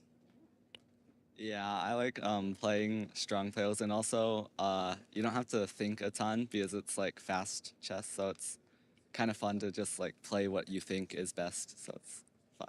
I love that answer. You don't have to think a ton in chess. Yeah, it's great to play these strong players, and also I just enjoy playing the faster time controls a lot because sometimes classical can get a bit tiring, so yeah, it's just great. It's great. Well, thank you so much, boys, and good luck for the rest of Rapid and Blitz tomorrow. Chess is more than just a game. It's a tool for empowerment, connection, and transformation. In 2025, FIDE is proud to launch the Year of Social Chess. We believe in the power of chess to bring about positive change from therapy and education to rehabilitation and inclusion. Social chess is our way to build a better world. The Year of Social Chess will introduce groundbreaking initiatives across the globe. Monthly themes will address critical social challenges: chess for protection in refugee camps, chess for cognitive health among the elderly, and even chess for addiction recovery. Through this initiative, we are mobilizing communities, conducting research, and creating opportunities for all to experience the joy and impact of chess. Join us for online chess events, global conferences, and even a documentary film festival that will showcase the power of social chess. Let's make 2025 a year to remember. The year of social chess is here. Let's change the world, one move at a time.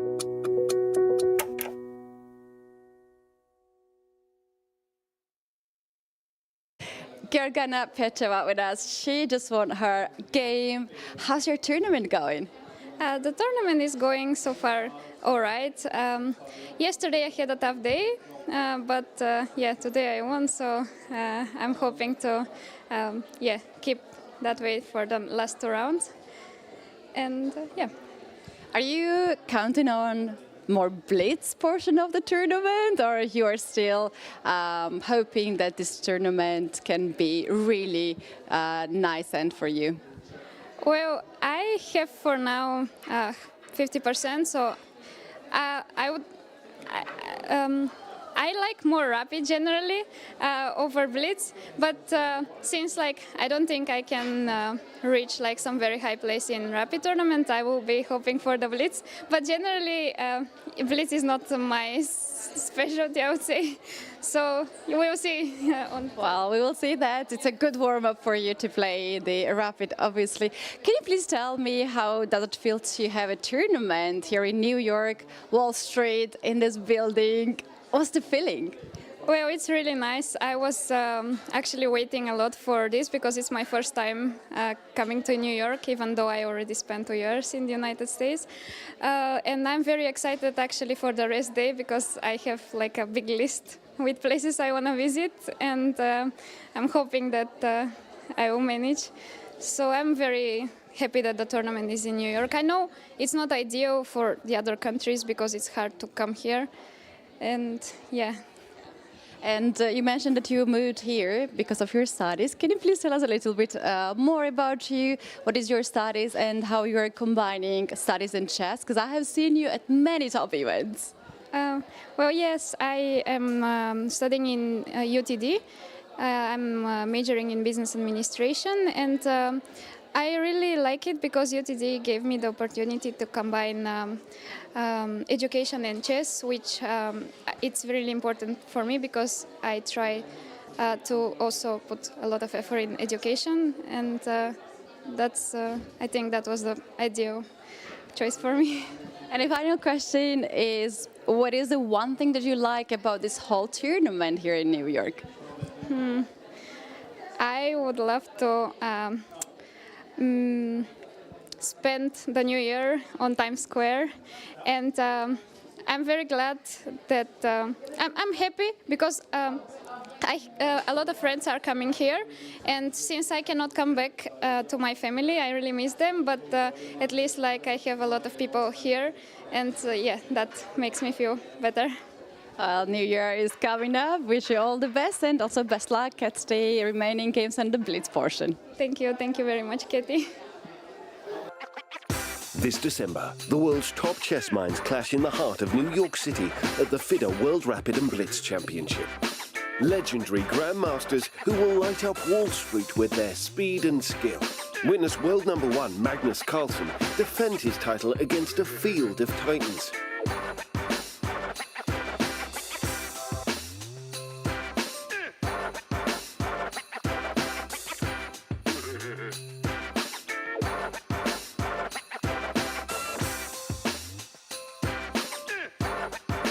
Rapid and Blitz, chess in its most thrilling form.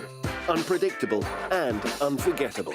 Fast moves, tactics and blunders, and moments that will keep you on the edge of your seat. Be part of this electrifying experience. Witness the pinnacle of chess excitement.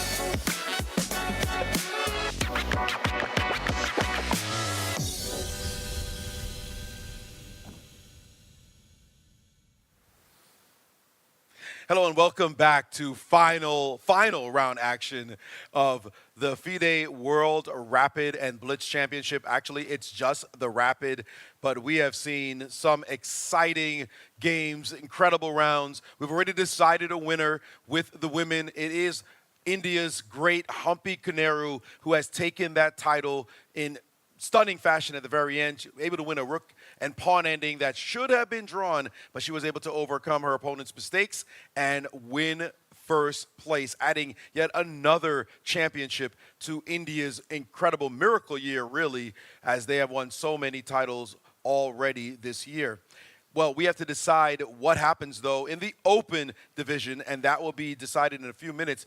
We hear that there's still a game going on that I don't even imagine how it's possible. Some end game way down in the lower boards, so they can't even pair the section as yet as they wait to decide what happened, or they wait to see what happens. Man, there. I found them. You found the game? I found them. Yeah. Oh my goodness. We're not going to go over that game because it's just going to take too long. But we will talk a little bit about the leaders, and particularly one leader. Let's start with him. The amazing Murzin, Volodar Murzin, that is, young GM, 18 years young, flew all the way from Russia to come here to play in these championships, probably just had aspirations to do okay. You know, probably his family and friends said, you know, do well. If you lose, just take it on the chin. Lose what? The kid has not lost a single game this entire event, and he has just knocked off some superstars, Miro. Yeah, well, I just realized he started with 4 out of 4, by the way. Strangely, we were not paying attention to this. Oh, no, we knew he started yeah. So the second day he had like a lot of draws, and that's why was a little bit in the shade. And then... But he also, very early on, beat a superstar, right? That was that round 3 victory he had, I believe, versus Fabi. Round 2, in fact. Round 2 victory. Round 2, in fact, yeah.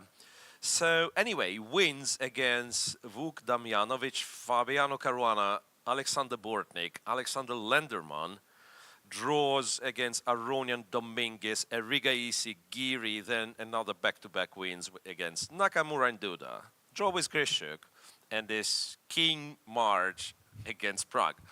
That's ridiculous, man. I mean, you should just coronate him now. Like, you're the king, you win. Unfortunately, there's still another round left to play, but that kind of performance, that's one for the ages. Absolutely stunning. He just has to close out the deal right now. Now, the thing is, with even, this is the crazy part, even doing all that, even having those spectacular results, some kind of TPR, some tournament performance rating that's through the roof, even after having done all that, he's still only half a point in first, ahead of one Alexander Grishuk, who's sitting at 9 out of 12, the sole person in second place. Now, Grishuk, they've already played. They drew each other, so Grishuk can't affect him. Grishuk can only do what he needs to do in his individual game. So we'll see what the pairings hold once this round gets underway, but he cannot just rest on his laurels and say, you know, let me just relax, because he doesn't win the game, Grishuk overtakes him. He has to at least draw the game and then potentially see if Grishuk catches him. But that's not a bad situation to have, especially if he somehow gets the white pieces. But he will have a challenge, and we think it's going to be against Jan Nepomniachtchi. That said, there's another big group, Nepomniachtchi-Firouzja, Dominguez, Erigaisi, and Grigorian and Sam Sevian at 8.5.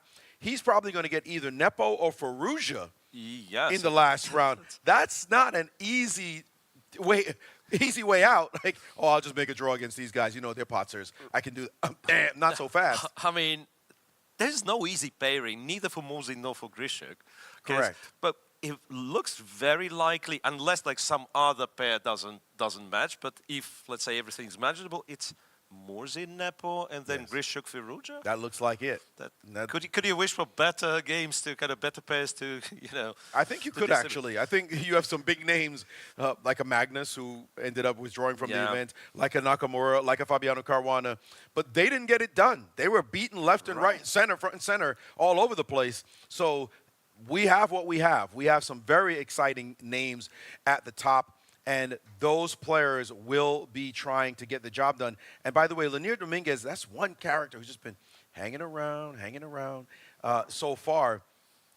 It is the case that 9.5 could actually tie For the first place if both Murzin, If Murzin loses and Grishuk does doesn't not win. win, 9.5 could find us in at least a two-way tie for first. So it's not incredibly unlikely. It would be sad, in my opinion, and unfortunate if Murzin actually loses this next round. But that's chess. It's not how you did to get to near the finish line. It's how you cross the finish line. That's just the reality of our game. And so he still has one massive round left. Can he pull it off? By the way, I'm looking at his rating. He was 2588, a rapid rating. It says he only gained 49 rating points for all that work. I mean, yeah, which is strange. That's ridiculous. But that's, the latency of rapid rating, baby, because Grishuk has 2675 in rapid, which is like probably nonsense. Prague 2688. I think it's probably pretty accurate, as a matter of fact. Could be. As you look at it. Sam Sevian is another youngster who's done quite well in this event to get on 8.5, but he's going to have to hope again for some kind of miracle of sorts. That Murzin, they're all hoping Murzin loses. Whoever plays Murzin right now, everybody in the field is going up and going, my man, do it. We're all behind you. We need a victory from you for us to have a chance. And so you can bet somebody like Nepo or Erigaisi-Firouzja, they're not looking for second and third place quick draws, we're out of here kind of thing. By the way, also a draw by them guarantees nothing. They might get tossed back into like fourth, fifth, sixth, seventh place. Yes, like you draw, but like the person next to you wins, and exactly, and you're losing everything. You're losing position, and others catch you with wins, and suddenly you're splitting a lot of prize money. Right, you're tied for the sevens. Okay, no, big come on. deal. No, unacceptable. So we can expect a massive battle in that last game as Murzin tries to execute and get the job done in this game. He just. Basically, a draw doesn't guarantee everything. And how do you handle that, by the way? I know in my career, I always wanted to win the second to last round. I never wanted to need the last round. Yeah, well, that's ideal case scenario. But if you have to play it, well, Murzin, I still think he has to be fine with a draw. Because if he makes a draw, Grishuk is the only person who can catch him. Exactly. And Grishuk will have to win, which isn't easy. No, it's not going to be easy against whoever he plays. So here we have these standings just to show you in front of us as we have Volodar Murzin at 9.5, the 18-year-old, and then the veteran Alexander Grishuk at 9 points, Arjun Erigaisi at 8.5 points, joined by Karen Grigorian of Armenia, who's clearly having a wonderful tournament, as is Sam Sevian. Jan Nepomniachtchi, we expected to be at this place in the event. Lanier Dominguez, the veteran who's been staying just near the top the whole time, and Erigaisi-Firouzja, who we haven't had a chance to go over too many of his games because he's never really been on the very tip-top boards, and it's only so much you can cover. Players at 8, they've been eliminated. No chance whatsoever of winning the tournament. That includes some big names, as we have there, Praggnanandhaa, Dubov, Yu Yang Yi, Fabiano Caruana, Abdusaturov, Sindarov, and Duda, and Anish Giri. All those names, frankly, could have been sitting right now at 9 or 8.5 points. Yeah, well, and once again, we are so focused on the first play. These guys with 8, it doesn't mean that they will make quick draws, right? Okay, they cannot win the tournament, but there is prize money on the line, and you win, you're at 9. You might even catch the third place. Absolutely. I mean, guys like Fabiano Caruana, he's got enough money. He's not sitting here saying, let me just make a draw and pick up a couple of bucks. He's trying to make some real dollars in this tournament. So I can expect Fabi, who plays for a win pretty much every game he plays, to go for the victory here. So but who's the most disappointed? I see somebody like Hikaru Nakamura at 7.5. He's never won this event. He, by the way, will be one of the favorites to win the Blitz. But right. Make sure you understand that. So, but players like that, maybe, who else do you think? Maybe it's Fabi who's a little disappointed. I mean, he's up there. It's not like he's way out of first place. There could be somebody out of top 30 who is disappointed a lot. Let me look. Okay, 7 points. 7. No. There's not a lot of big names. Less than 7. No, I don't think.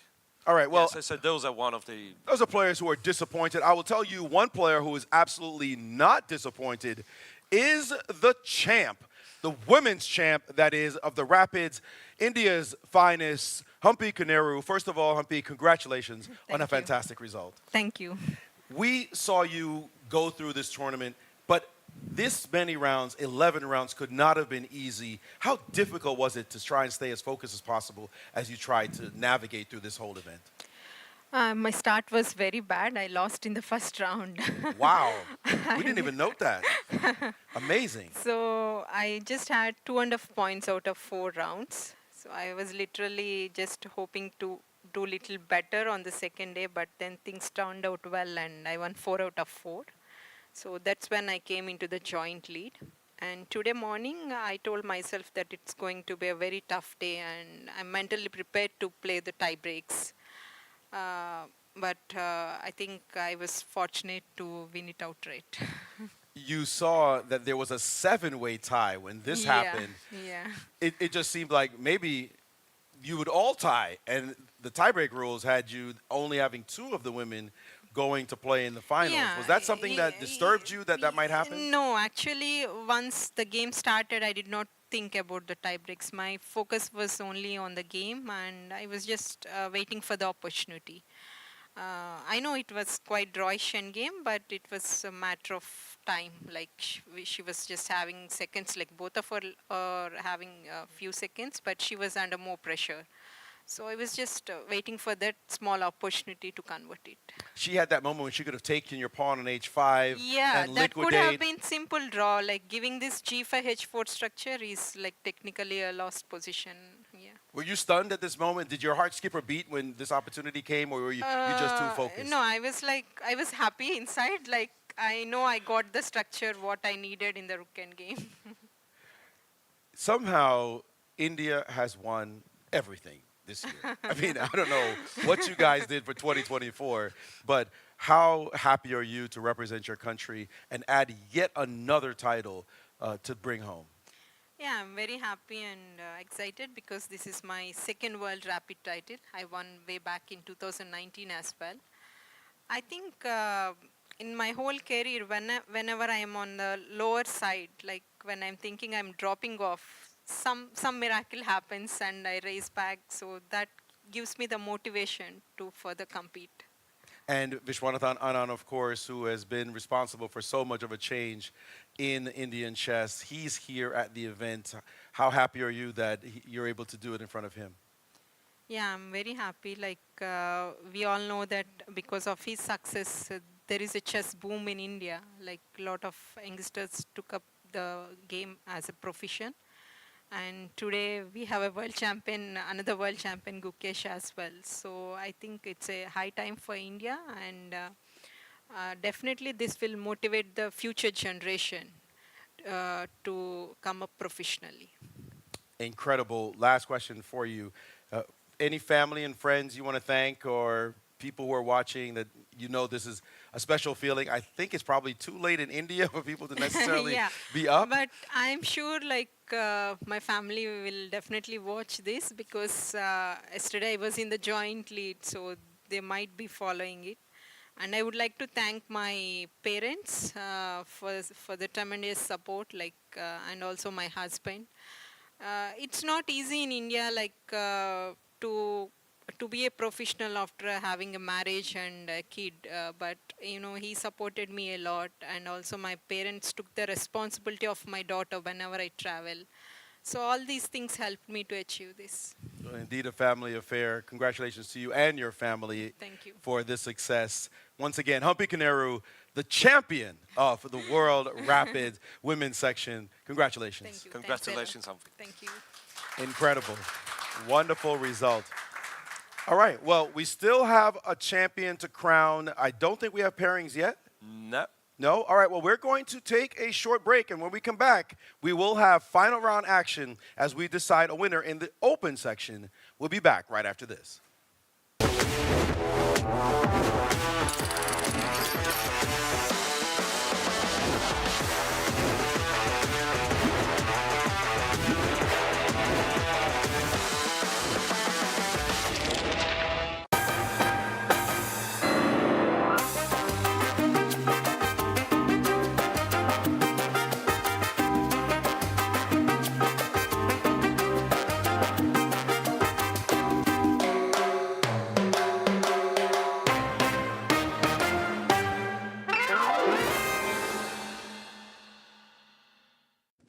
I'm here with Grandmaster Daniel Dubov at the FIDE World Rapid Chess Championship. Dubov, how is your tournament going? Yeah, I had a bit of a slow start, but yeah, now back to sort of normal +4, and this is where you normally expect to start playing the very best, which is exactly what happened. I finally got to play someone strong. I played Alireza. Yeah, this game finished in a draw anyway. It's nice to finally make it to the stage and play some important games for sure. Do you think you play better against stronger players? I don't know. I think I played better on a good day. It's the third day of Rapid. It's been 2 long days of chess. How do you keep your energy and momentum up? Yeah, it depends, but you certainly need to feed yourself from time to time. And yeah, I don't know. I mean, in my case, I normally try to be solid, and I mean, normally I wait for the opportunities, but let's say I don't overcreate them in a way, like I don't try to gamble. I mean, I don't try to like trick people via some very bad positions. And yeah, in my case, I normally, I don't know, I probably start slowly, but I mean, yeah, on the bright side, I always know what I'm doing, so yeah. What are you getting up to between the games? Not much, actually. It really depends. I mean, now I have some time. I'll probably go to the room or something, but yeah, it depends. This time, actually, I would say the lounge is less enjoyable for everybody, which doesn't mean bad necessarily, but it's like more of, I mean, everybody can watch you and stuff, and it's actually hard to even get seated. So yeah, I mean, in that sense, you really need to think on what your plan is in between the games. Yeah, I mean, I normally try to sit somewhere and just keep energy. Yeah. So there are 2 floors in the rest area over here. Last year, we didn't have any seats at all. Would you say that the vibe of the differences in this year compared to last year? What are you not enjoying about the rest area? Why do you think I was enjoying it last year? No, I don't know. But seriously, though, actually, I mean, in the long run, all those things matter. I mean, it is important. Like, if you play two games a day, like one day doesn't really matter. But in a long tournament, it is actually important to be seated in between the games, not to stand and talk. You know, like in the long run, it does matter. So generally, I mean, all the very best players know it. This is why, like, everybody was so like happy or unhappy about Magnus' private lounge, because I mean, it's not about him having a different status. It's just that we all know that it actually does help a lot, that you can, let's say, lie down. You don't need to go to the room to simply get to the couch or something like that. Like, even 10 minutes of rest actually matter a lot in this long run. So yeah, I mean, this is why. But I'm not complaining in a sense that, I mean, we are all presented with the same lounge at least. So I mean. But I mean, we always want to improve, and your suggestion is to have more seating areas for players to actually rest between the games. Yeah, I guess so. Also, I mean, I'm not I mean, I don't know if our lounge has to be like a Michelin restaurant, I mean, it's probably it's not supposed to be that comfortable. But yeah, I mean, I don't know. For me, it definitely matters if I can sit or not, let's say. And yeah, what I really hate is that actually they're always slow. This goes both to this year and in the previous edition in Samarkand. They're like really slow with publishing the pairings. Say, like, what do you want me to do? I mean, I don't want to have my phone with me because I don't want to, and it kind of makes sense because you don't let me in. But then could you at least like publish the pairings in this lounge, like not 3 minutes before the game, but 10 minutes? Yeah, I mean, every single person in the world knows already who I'm playing, but not me. But those are, I mean, again, those are little details, and we are all facing the same, problems. So yeah, it's fair. On a lighter note, this is your first time in New York playing here. What have you enjoyed most about the city? Not much, frankly, I have to say, but it's probably much more about my expectations being probably a bit too high. I don't know what I expected exactly, but I like, for some reason I expected it to be fantastic. I mean, I kind of expected them to be like capable of cleaning the streets and all that, but yeah. Yeah, exactly, but that's my first time, so that's what I'm saying. No, the city is nice. I have friends here, actually. My friend I mean, we had a walk together. I mean, I was shown some places. We went to Chinatown. No, I mean, it has its vibe for sure. It's cool. It's just that when you normally see New York, you know, like in the movies or something like that, you kind of, I would say, like personally, I think you kind of tend to have like higher expectations. I don't know. Yeah. Screen your whole life and seeing it here, it's amazing, right? Yeah, and here I see this guy lying down, like literally next to the hotel, this homeless guy, and you know, I mean, it's Wall Street. Yeah, that's what they say is the very, very capital of like everything. Have you checked out the chess spots though? I mean, there's such a big chess culture in the city. No, I didn't. But we are, the way I see it, we are pretty far from all the action, sort of. Say like Brooklyn is. Like what, 20 kilometers away or something like that. So you basically don't get to get to the real place quickly from here. Yeah.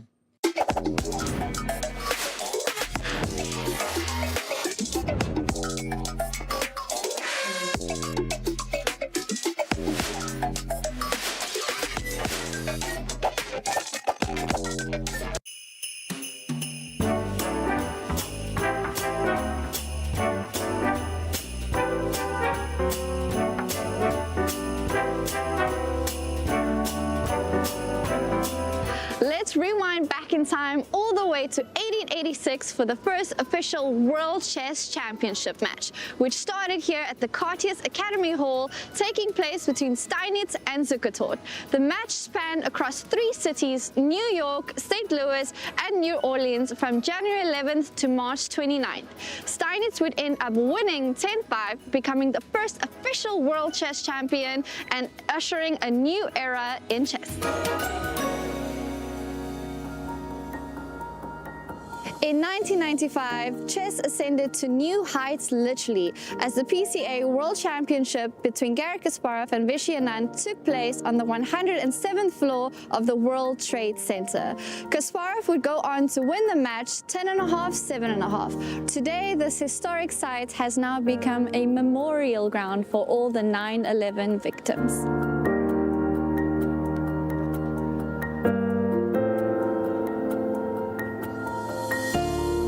We're still in Lower Manhattan, where in 2016, the World Watch, as the old Fulton Fish Market, once home to merchants and fresh catchers, became the battleground for the 2016 World Championship match between Magnus Carlsen and Sergei Karyakin. It was an exciting match where Karyakin hit the first victory in Game 8, but Carlsen hit back in Game 10, and they went off to playoffs. And in playoffs, the first 2 games were tied, but Magnus got the victories in the last 2 games, ending in a beautiful fashion, asserting his dominance and claiming the throne once again.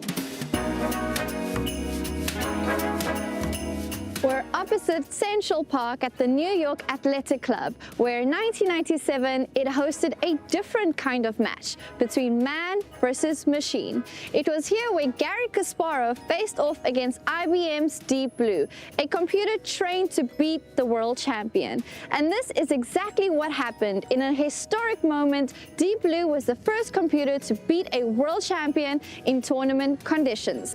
But this would not be the last match that Kasparov plays here against computers. In 2003, he returned to the New York Athletic Club, playing against Deep Jr. and X3D, drawing both matches in the year. Of course, in today's time, AI has taken over in chess, and these matches no longer exist. But we can reminisce and enjoy the memories.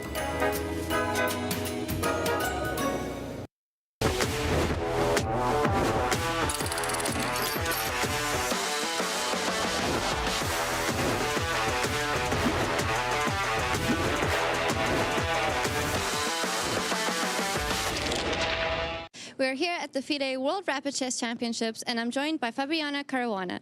Fabi, we're almost at the end, 1 more round to go. How has your event been? Not too great. I would say extremely average with some bad points as well. But my last game I think was good. I was quite happy with the game. I haven't checked it, but I was playing Denis Lazovic, and he's a very good player. He's shown it recently that he's very strong. So, and also because I had just drawn 2 games in a row, I was very happy to play a good game. I mean, that's important to keep the momentum going, right? Especially, it can get tiring playing such a long event with so many rounds. How do you adapt to this sort of tournament format? Well, the problem is that my momentum is coming too late. It's already the end of the tournament, and my momentum will not really carry me very far. So I'm not fighting for first places at all. It's been like that most of the tournament, with maybe some hope somewhere in the middle that I would get a few wins going, but never really materialized. I think that basically you just need to be in very good form here, and I'm not in the best form. It's not like I'm playing terribly, but very shaky overall. Do you think that this momentum we've been talking about will proceed to the Blitz portion, maybe help you out there? That's my hope, because I'm playing probably too quickly here. So maybe that will work out in Blitz. At least that's what I'm hoping. But sometimes reality has a way of showing you that it doesn't always carry over. But I'm looking forward to Blitz. I'm excited at least, and hopefully I'll play more than one day. Are you enjoying the tournaments, enjoying playing the chess? I mean, I usually enjoy playing chess. Of course, when my result isn't so great, I can't say I'm thrilled or anything. But there have been some bright moments, and overall, I am happy to play in such a prestigious event. And we're here in the festive season as well. We were here over Christmas. Did you do anything special during this time? Not really. Unfortunately, I would prefer different dates, so it would be possible to celebrate holidays a bit more. But already for many years, I've gotten used to the fact that during Christmas and celebrating the New Year, we're playing chess. So, there were many years where I skipped the event, mostly for that reason, because I wanted to spend time with family. But then I also had to balance the fact that I want to, at some point, win a world, either Rapid or World Blitz title. So I have to compromise one way or the other. And let's talk about chess in New York. It's a great chess city. Many of the greats have played here as well. One of my fun questions is, if you could have any historical player join you here and play against them in these tournaments, who would it be? I would be most curious to play against Bobby Fischer. I also grew up in New York, and also in the United States. As a kid in the chess scene, the name Bobby Fischer was always, that was the most legendary name, right? So there are many players from the past I would be very curious to play, but definitely Fischer would be my number one. And you play at the Marshall Chess Club ever? I mean, this is where Fischer was. Manhattan doesn't exist anymore, but how familiar are you with all the chess spots in town? The Manhattan Chess Club closed when I was a kid, but I did play there on occasion. On a few occasions. Of course, the Marshall Chess Club was always the kind of go-to spot. I would play maybe 3-4 times a week sometimes.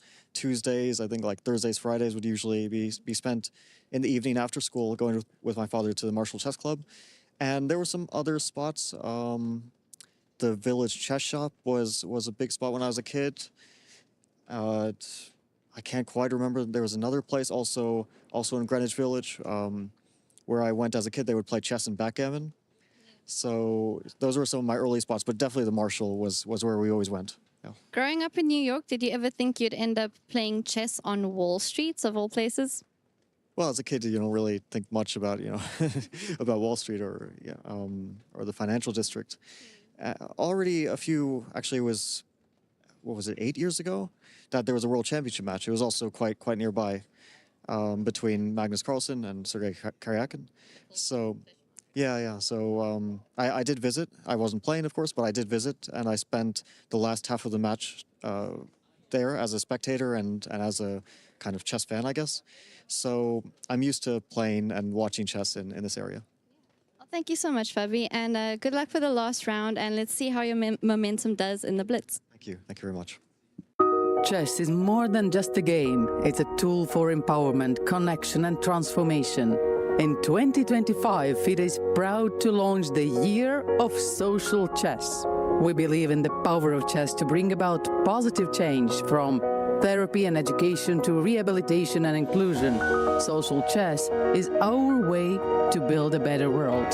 The Year of Social Chess will introduce groundbreaking initiatives across the globe. Monthly themes will address critical social challenges: chess for protection in refugee camps, chess for cognitive health among the elderly, and even chess for addiction recovery. Through this initiative, we are mobilizing communities, conducting research, and creating opportunities for all to experience the joy and impact of chess. Join us for online chess events, global conferences, and even a documentary film festival that will showcase the power of social chess. Let's make 2025 a year to remember. The Year of Social Chess is here. Let's change the world, one move at a time.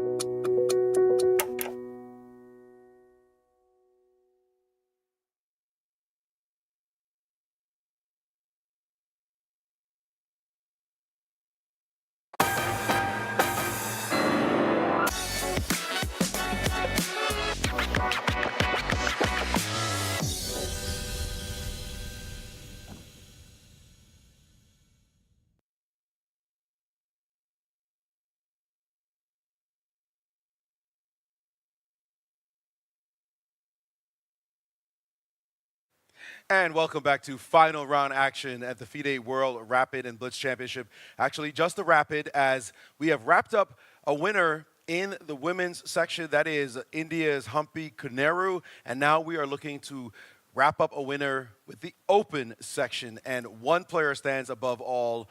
That is Grandmaster Volodymyr Murzin, who is trying to do, frankly, a miracle, if you will, in this event, as he is an 18-year-old unknown virtually. Well, some people knew him. Apparently you did, Miro. Yep. But they are trying, he at least is trying, to win this tournament in a spectacular way. Well, so that's Murzin at the very top, and then you have Grishuk following him half a point behind, and a huge tie for the third. Right now, we have the pairings, and is it something surprising? Because we thought Nepo was supposed to be playing Murzin, while we have Murzin against Karen Grigoryan. He's got to be happy to see a pairing like that. I mean, I'm not sure if it matters, if he's happy, if he's sad, or what, but that doesn't look like a killer pairing with Nepo. Somebody like Nepo he might have played, or somebody like Firouzja. Right. Somehow, by the luck of the draw, he's gotten someone who's maybe more or less his level. Yeah, and not only that, but I would bet that draw would be enough for him, because for Alexander Grishuk to beat Lanier with black, wow, it's not an easy task at all. Agreed. That will be a tall order. I 100% agree with you. Both of them, though, are time pressure addicts. Yeah, so it can go anyway. we don't know what's going to happen there. And we look at board 3 there, and we see that Sam Sevian is going to have his hands full against Jan Nepomniachtchi, who showed us some theory in one game where he just kind of won immediately. Right. But we'll see if he can manage. Sam Sevian is definitely a tough customer.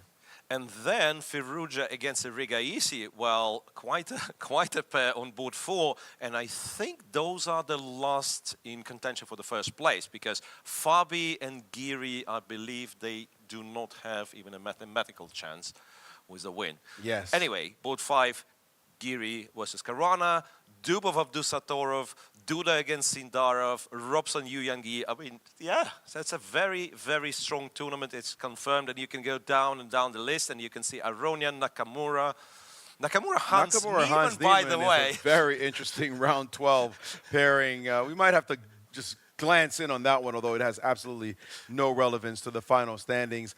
And we see the rest of the players there. It's all about Murzin, though. Can he pull off a win for the ages? You know, that'd be such a historic win.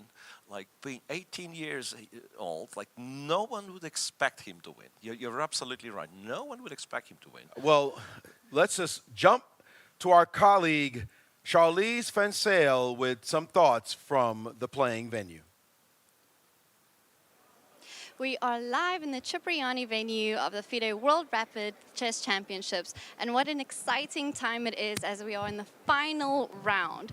Leading the pack, we have Volodymyr Murzin, who is leading by half a point. Trailing right behind him is Alexander Grishuk. Anything can happen. We're about to have a new world champion, and behind them, actually, we have 6 players, so literally anything can happen. The excitement is palpable. You can see many fans, I think the most fans we've had the entire event, are here to witness this extraordinary game. Whoever wins will join Humpy Koneru as a new World Rapid Chess Championships. Definitely a time to stay tuned. Don't miss any of the action. Let's see what happens.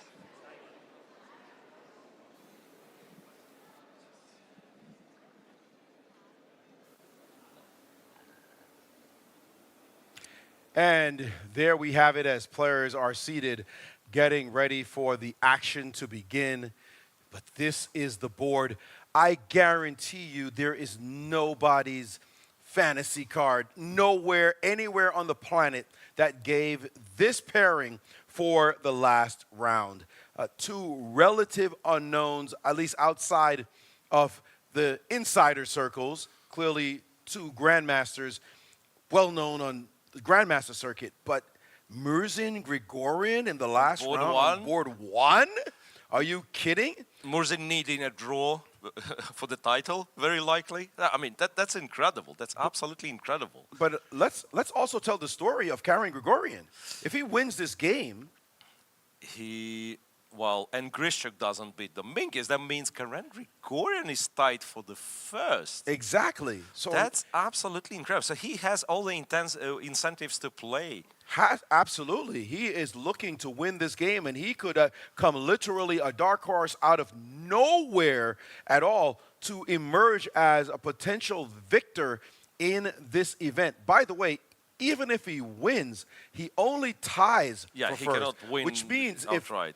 Which may possibly mean that, well, I would imagine the pairing with Grishuk against Dominguez, one of those players are going, and we see the handshake there, one of those players will emerge with at least a score that Murzin has right now, yes? So at the moment, we know it's too uneven, everything that's going on. 9.5 is the score. Either Dominguez or Grishuk will have that minimum score because Grishuk is sitting on 9, Dominguez is sitting on 8.5. So any result means mathematically we will have that kind of score that ties Murzin if he loses this game.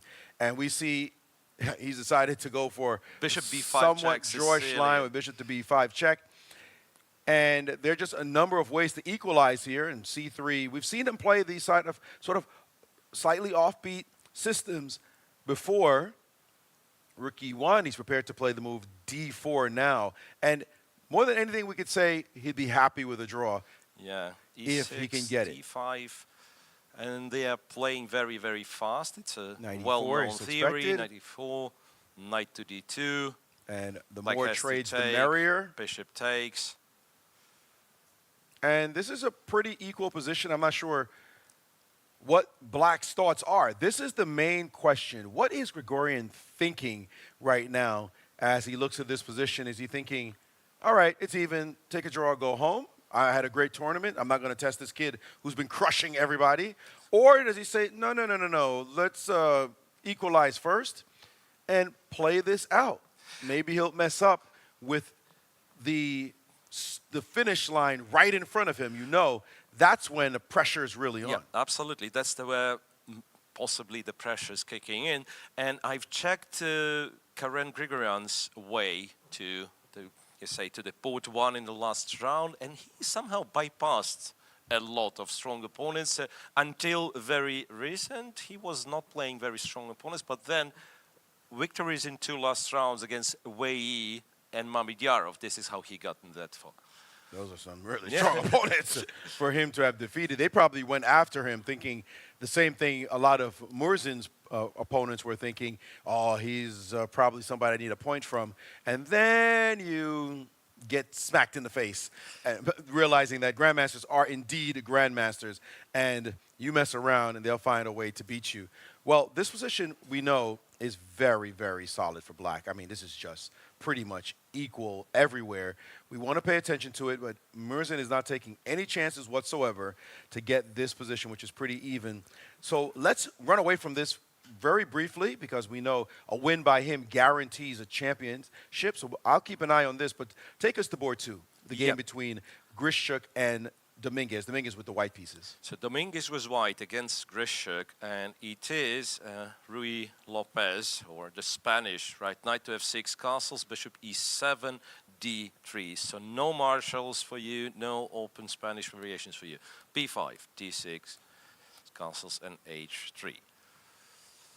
All right, not much there. Still in the opening. Still at early opening, and Grishuk is thinking once again. And you would think, well, sometimes if I'd be thinking, you would say Miro doesn't know the theory. But he's thinking because he knows too much of theory, and he has like 5 different variations he has to pick from. Understood. All right, board 3, we have a nice matchup as we see Dominguez there. Jan Nepomniachtchi against Sam Sevian. On board 3, well, Jan opted for 1c4, and yeah, the English opening was getting a pair of bishops too early, but at the same time, yeah, black will eventually go d5, and this is, again, early in the opening, equal but not drawish position, let's call it this. Like, it has the potential to become very sharp, strategically unbalanced. All right, board 4, we can go to Erigaisi-Firouzja against Arjun Erigaisi. And, okay, we were saying the other boards may not have been that exciting. What? But this one, board 4, is madness right from the go. 11 moves in, and we're already seeing sharpness. We've seen isolated pawns, backward pawns, definite imbalance in this position. And I got to say, I'm not really liking Black's game, but it's the kind of position that anything could happen. Right, but look how spot on Vishy was when he said, Erigaisi, he plays some dubious lines, but he knows them very well. So h6 in the French, followed up with g5.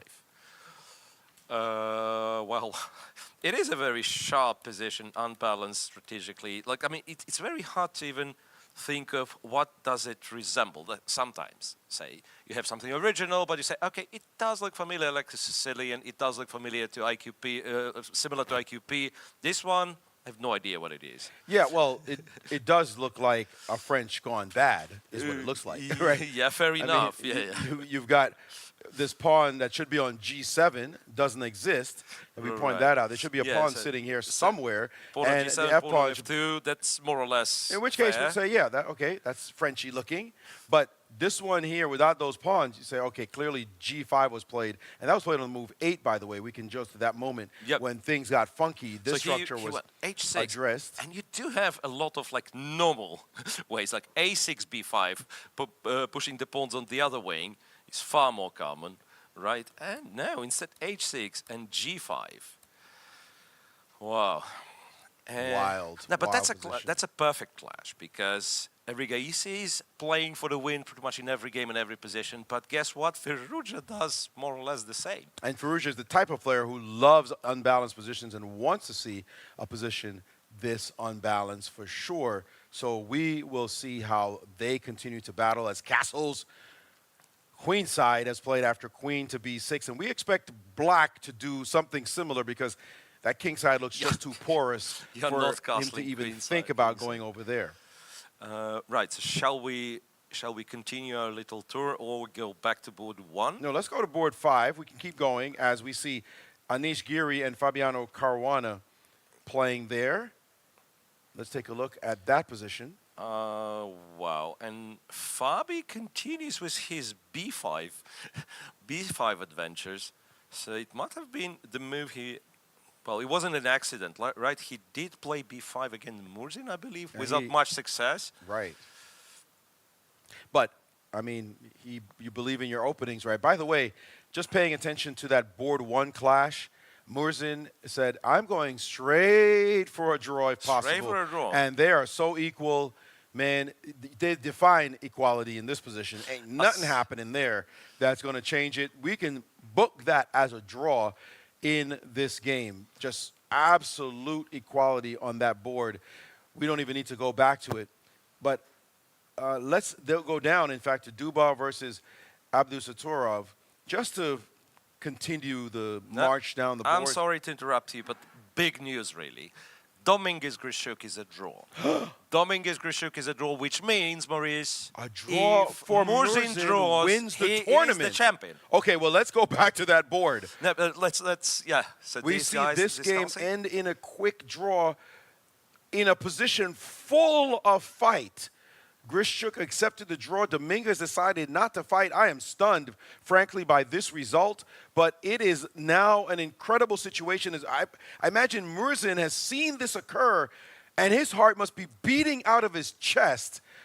A draw by the youngster now with the white pieces. As we look at this position, there is no way he loses this one, and he will end up being the champ. And maybe just for a moment, he can't believe it. He looks like he's just nervous. He doesn't want to make a bad decision here. he probably prefers that they keep playing so that he just Right. continues. But now he just needs a draw to win the title. I can't imagine how his family feels, his friends feel, looking at him, all the hard work you put in to come to New York City under the bright lights of the city. They say if you can make it here, you can make it anywhere. And this kid is showing that he belongs. One draw from this position is all it's going to take. Well, absolutely incredible scenario for him going to this last round's game. I can imagine he is a bit, or maybe a lot nervous, even though there is nothing to be nervous about the position, but he understands it's that close. It is that close. And even being in the lead, like going as one of the leaders into this last day, I do not think he would believe himself that a draw in an absolutely equal position means the world champion title. Can you imagine how big this title is? I mean, you know the field? You put the names together, it's one of the biggest upsets in this tournament's history. Absolutely. What was his starting number, by the way? Could he somehow Good question. check? We should find that out. He was so far down, we weren't even looking at it. We'll get our director to check on that. But that'd be, as you said, like that'd be one of the That's most incredible stories. Absolutely. You know what, though? I'm a little afraid for him. He just played the move G4, which was absolutely... And you saw him look back there. He was distracted for a moment. I don't like when you do that stuff. Just pay attention to your own game. And now he's played a highly committal move, G4. Instead of just trading on F6, he's played this move G4. It's not that it's a bad move. It's just... Looks like he's playing for a win, maybe? It's just not the coolest move in the world. And there, a cool, calm move by Grigorian to play the move B5 in response. And again, you could just take on F6 here. Yeah, we would recommend to just take, right? Okay, yes, black gets this 2 pawns and potential to go E5, but the more you trade, the less likely you get into trouble, right? Absolutely. 100%. Just looks like he could just take on F6 and he'll be perfectly fine here.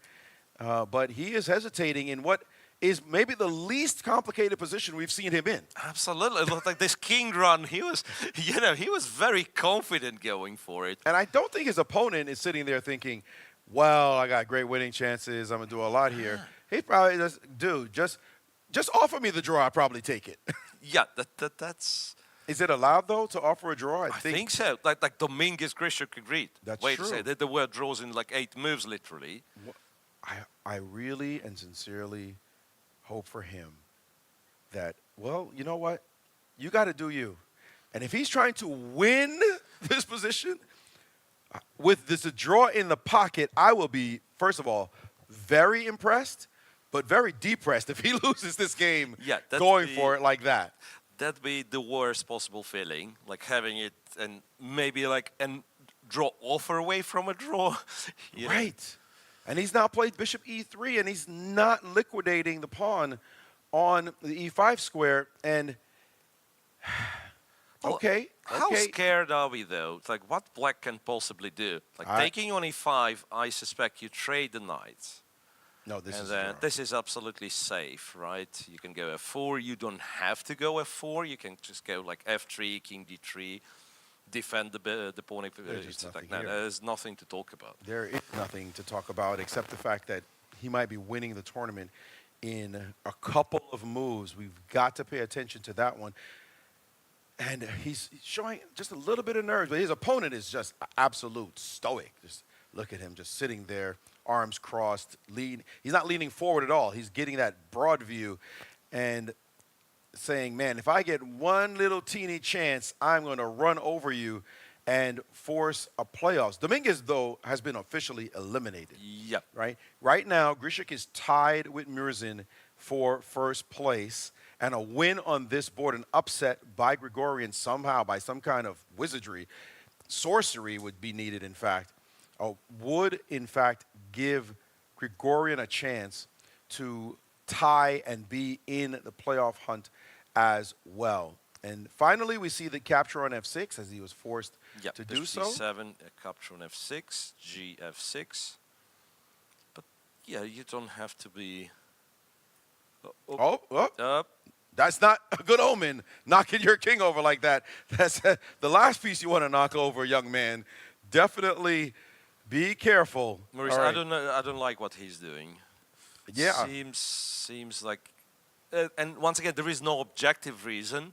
So still, that's perfectly fine. But it seems like he's trying to go defensive where he had no reasons to go defensive. I'm going to tell you right now, his heart is beating like crazy in his chest. And this move, push to e5, that is saying, look, I want to create a pass pawn by playing this move. What do you play here with white? I don't like, one of the worst things when you're trying to draw is playing for a draw. That's one of the worst things you can do. It sets your mind in the wrong psychological mindset. You should be playing the position. Play to put pressure on your opponent. Make your opponent beg you for the draw. Don't be thinking, oh, I got to make this draw. Oh, my God. It's easier said than done, but veterans know when you need to draw a game, the best recipe is to make your opponent suffer. And then actually they will go aggressive. Yeah, let them know, I'm here. Don't mess around. You better beg me for this draw right now because I'm here to win, especially with the white pieces. And he right now is not doing that at all. He's in passive mode. He's now falling behind on the clock. And hopefully we don't see a train wreck happen here. There's so many decisions. Taking is probably okay, but already I'm black. thinking take and go f3, and you are not that scared of this pawn because it's safely blockaded on d3. Agreed. I agree with that as well. I approve that message. Come on, just start making moves. And his opponent now went from leaning back to asserting himself. Yeah. And this posture normally means I am interested in playing this game, right? Yeah. Absolutely. The body language speaks volumes, and you start to spot that the way your opponent feels, the little bit of disruption in his flow. I am not liking this, and he's played the move knight to d3. Sacrificing a pawn. The engine approves, by the way. And so if you take, that'd be bishop d2, and once again, like black might be a pawn up, but the pawns are blocked safely on d3, double pawns, and perhaps not much. And knight b4, by the way, might even be a threat in that position. Maybe to just just get rid of the wanna knights. trade the knights, yeah. And he has said, okay, I'll take a pawn. I'll be up. You want to give it to me? No problem. I am a little concerned about the move knight to e5, though. Is that... I guess knight goes to e5. I mean, you have jumps, right? You have knight b4, you have knight c5. No, but knight b4 is pretty convinced. Yeah, knight b4, in fact, wins, picks up one of the pawns. Yes, should be safe. Hitting the bishop on c7 with tempo. So that should be okay. He has played bishop back to d2, and he's gone full defensive right now, full turtle mode. He is in his shell, and he said, okay, you're going to have to come get me, but I don't like being done upon when I need to make a draw, even if this position is definitely drawing for him, because his opponent, okay, first step, d6, don't let that knight go anywhere. You are not making progress. You do have to sit and wait for me to figure something out.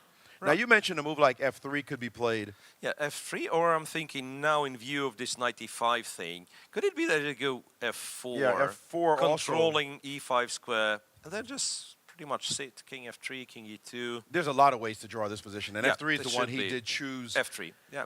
Saying, what are you going to do? This is small margins chess.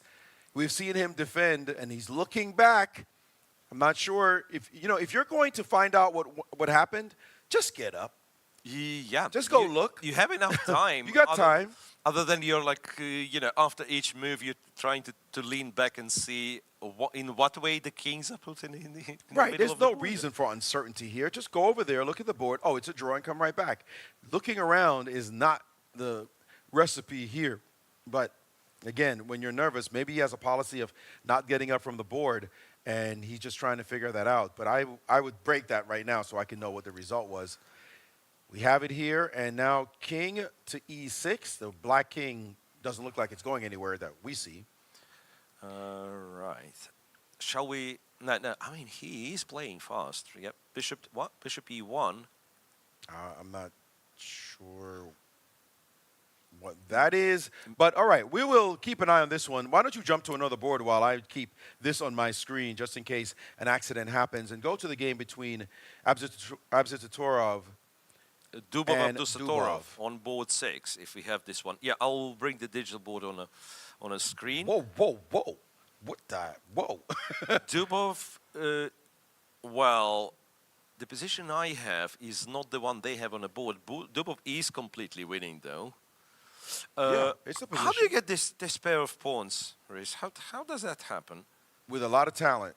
I'm telling you right now. Look, From this? From this, pawns were d2, c4, not so threatening yet. d4, c takes, b5. And b5 is kind of asking for trouble. Knight e3, it's a move with a tempo because the knight is hanging. Exactly. And d5 is And D5 is threatening. a threat. And Oh, then man, that's a bishop beautiful e7, knight retreat. and then c5, Oh, and it's that d5. was gorgeous. Knight e3 and was d6. fantastic. Oh. Talk to me. Oh, man. c6. Oh, No, that's baby. absolutely crushing. Bye-bye. Wow. And a really check. cool. And Dubov was thinking. Well, first of all, he cannot play c7. Oh, Why he can't he can, play yeah? c7? He can, but maybe it's like he feels like it's not giving up not too much. enough, even though this should be perfectly convertible for Yeah, for a player. with those two sexy pawns, excuse me. No. This was more than your silly Just bishop thinking on bishop. a5. Yeah, I'm going to figure out another move to make you suffer, but no way in the world we're just going to let your bishop do the job there. I want to do this. Whoa, he did it. He did it. He did go c7. He did. He just gave away his pride and just played the knight back, and he said, with a little hesitation, by the way, I am pretty surprised that he made those choices in that position. There was no reason, I don't think there was a reason to rush that, even though clearly he's up a piece and doing quite well in the position. But I am a little surprised to see that move on the board. But sometimes, once again, optically very pleasing to have c6, d6 pawn, but maybe he kind of convinced himself that I will win this. Yeah, so the knight on d5, the queen, as I was trying to highlight, gets on b2, and then knight f6 will be a very serious threat. Knight f6 or f4 and f6 is a weakness. After all, it's middle game, In middle game, having an extra piece is very beneficial because you have more pieces.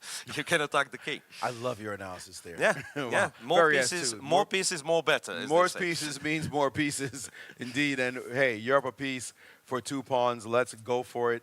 I'm watching the Murzin Grigorian game. He is playing very slowly as the youngster, but there is no danger at the moment anyway in his position. Should be just a clinical draw, many ways, in fact, to do so. Not anything that black can do there. So we will keep an eye on that one and come back if there's anything dramatic. So shall we go board 3, board 4? Let's do it. Nepo against Sevian on board 3. That's an end game with some small margins, chess, you call it, right? Like a pair of bishops, but nothing dramatic. Pair of bishops for Jan Nepo.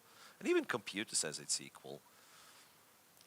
So I do not know if Jan really had anything out of the opening. If it was there, it's no longer there, especially after this knight d4. Sam Sevian is definitely a tough customer to beat. He won the Chess 960 last year against a gaggle of gangsters in the St. Louis event, the Chess 9LX it's called, with all the top U.S. players, and I believe Garry Kasparov as well. So he's tough. You're not just taking Sam down. He can play some chess. So there, Nepo is looking around for some sort of advantage. We don't see it. But we had a very exciting game at least a very exciting setup, unusual setup with Firouzja and Erigaisi. Let's see that position. Yeah, board 4. On board 4, yes. So both castled long. That's actually more of a, strangely, it does appear to be closer to some Sicilian positions. Yes. If you're talking Richter houses, so the pawn went here, then white, okay, I'll try to highlight. White went e5, those pawns traded, and black went d5. So this is how you get this kind of structures. Good. That was amazing, an amazing reconstruction, and a lot of people are still sitting at home going, what the heck was he talking about? But you're dead on right. I see what you were doing there, and you're right. This is some kind of Richter Rouser this could come out of. with, of course, queenside castling by black, which is slightly unusual, but happens. It course, happens, yeah. in It the does happen Rouser. in Richter Rouser more often than in the French. That would be my argument, yeah. like Right. in No, the French, it's I love the way you reconstructed that. For those of F7. you who didn't catch that, take a look what Miro was talking about, because it's very important that you're able to spot structures and structural changes and what happened and the kind of things you would do in this specific structure. It doesn't look as though black should be super happy, though. The bishop on e8, much like a French and not like a Richter Rouser, although, yes, the bishop goes to d7, but e8 square, the bishop looks a little anemic, but you know, they say bad bishops defend good pawns. Yeah, It looks like a bad bishop defending a bad pawn in this position. Well, look, but he knows this quote because he goes bishop c5, and you would think black's dark square bishop's supposed to be, okay, not better, but like at least not worse than white's. He wants to trade these bishops because now let's assume he just takes queen c7, knight d7. All of a sudden, this pawn is not super safe. Queen c7, rook g8, rook g5. Okay, I'm making quite a few moves in a row for black, but you can imagine this e5 pawn needing some attention. All right, let's jump back quickly to the Murzin-Grigorian game, because you'll see an important change has transpired as a trade happened on g4, and so the board is a little bit more open. Yep, and f5. Down to 6 minutes and 30 seconds is Murzin. He's got plenty of time to navigate this endgame. His opponent is 4 minutes up on the clock, and we have seen it before. Dead drawn. We saw it in the last game of the women's tournament. Right. Dead drawn, no issues, looks easy. Oops. Time pressure makes fools of us all, and suddenly you make a mistake, and there you go. So Volodar has to really be mindful of the clock. You see he's a little bit nervous. He's trying to play perfect defense, maybe a little too perfect, and that could possibly cost him the game. He's down a pawn in this position, willingly so. He didn't have to go down a pawn. He just believes so much in his position, but now he's staring at the board, and man, once again, have you seen like a bit of indecisiveness? He was about to make a move and then backed again. I can't imagine. You know, they have those heart monitors these days. The heart monitor, the palpitations that's going on in this young man's chest as he realizes that a draw wins him the title. And he's just played the move h5. H5. And nothing wrong with that one? No, it's hard to imagine anything wrong anywhere in his position. It's just surprising he's taking so long to make all these moves. There it is. It's just the tension of the moment that's doing it for him, and we see nothing there. And I'm looking at other games, and nothing much happening elsewhere either. You know, right around now is when people who have been playing to a certain elite level match each other. I've been playing well, you've been playing well. It's hard to beat the player who's been playing well. You might see draws on every single one of these top boards. You shouldn't be surprised if that happens, because all these players have had great tournaments, relatively speaking, some more so than others, but they're all playing well. And when you're in that kind of flow, you're difficult to beat. So you just want you can expect that the players will have some kind of equalish positions all around, and that's what we're seeing here. They're also getting tired, right? Fatigue is also a factor. Good point. Very good point. And I'm looking at these boards. I'm not seeing much, except that game where Dubov tricked Abdusatorov, and he's definitely up a straight bishop in this position. Should win the game, but there's still a long way to go. As we know, Abdusatorov has great defensive skills. But in the meantime, this is the board. This is the critical game as this young man is about to burst. He's already done it, but really burst on world fame and show that he belongs. And now we see a little hesitation there. Grigorian looking for the move, and he's to h4 to g5, I guess. What he wants to do? Yes. The bishop ending is drawn, but the knight ending, tricks happen. Yeah. Tricks happen, so you don't want to trade off your bishops. Those bishops, I should say. And Murzin has to be a little bit careful. Can he go knight b4, by the way? I would.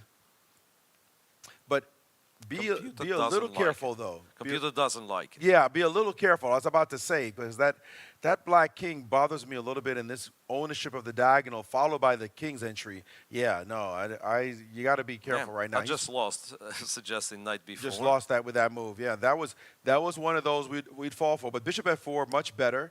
Grabbing this diagonal. The knight is perfect on d3. Yeah, you don't want to move in this knight. No reason. And we're expecting bishop g5 played, and now just drop it back, I guess. I can't believe bishop takes is a good move. Let's see that move. It may be, but no.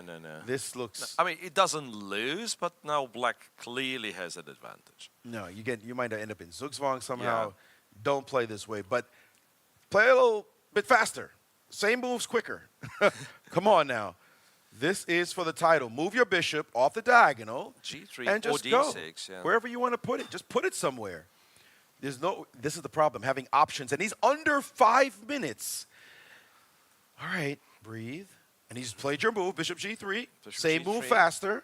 Yeah. Could have been played before. Bishop G3 played.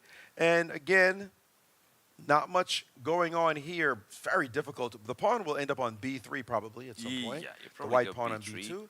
And then you just move your king back and forth. You shuffle king f3, king e2, and how on earth do you make progress? Like, black moves the bishop away, you can always give a check to make sure king is not going to g5. Right. If bishop goes back, you go back with the bishop. That's it. He's okay. Maybe we're more nervous than he is, but I am definitely nervous for him.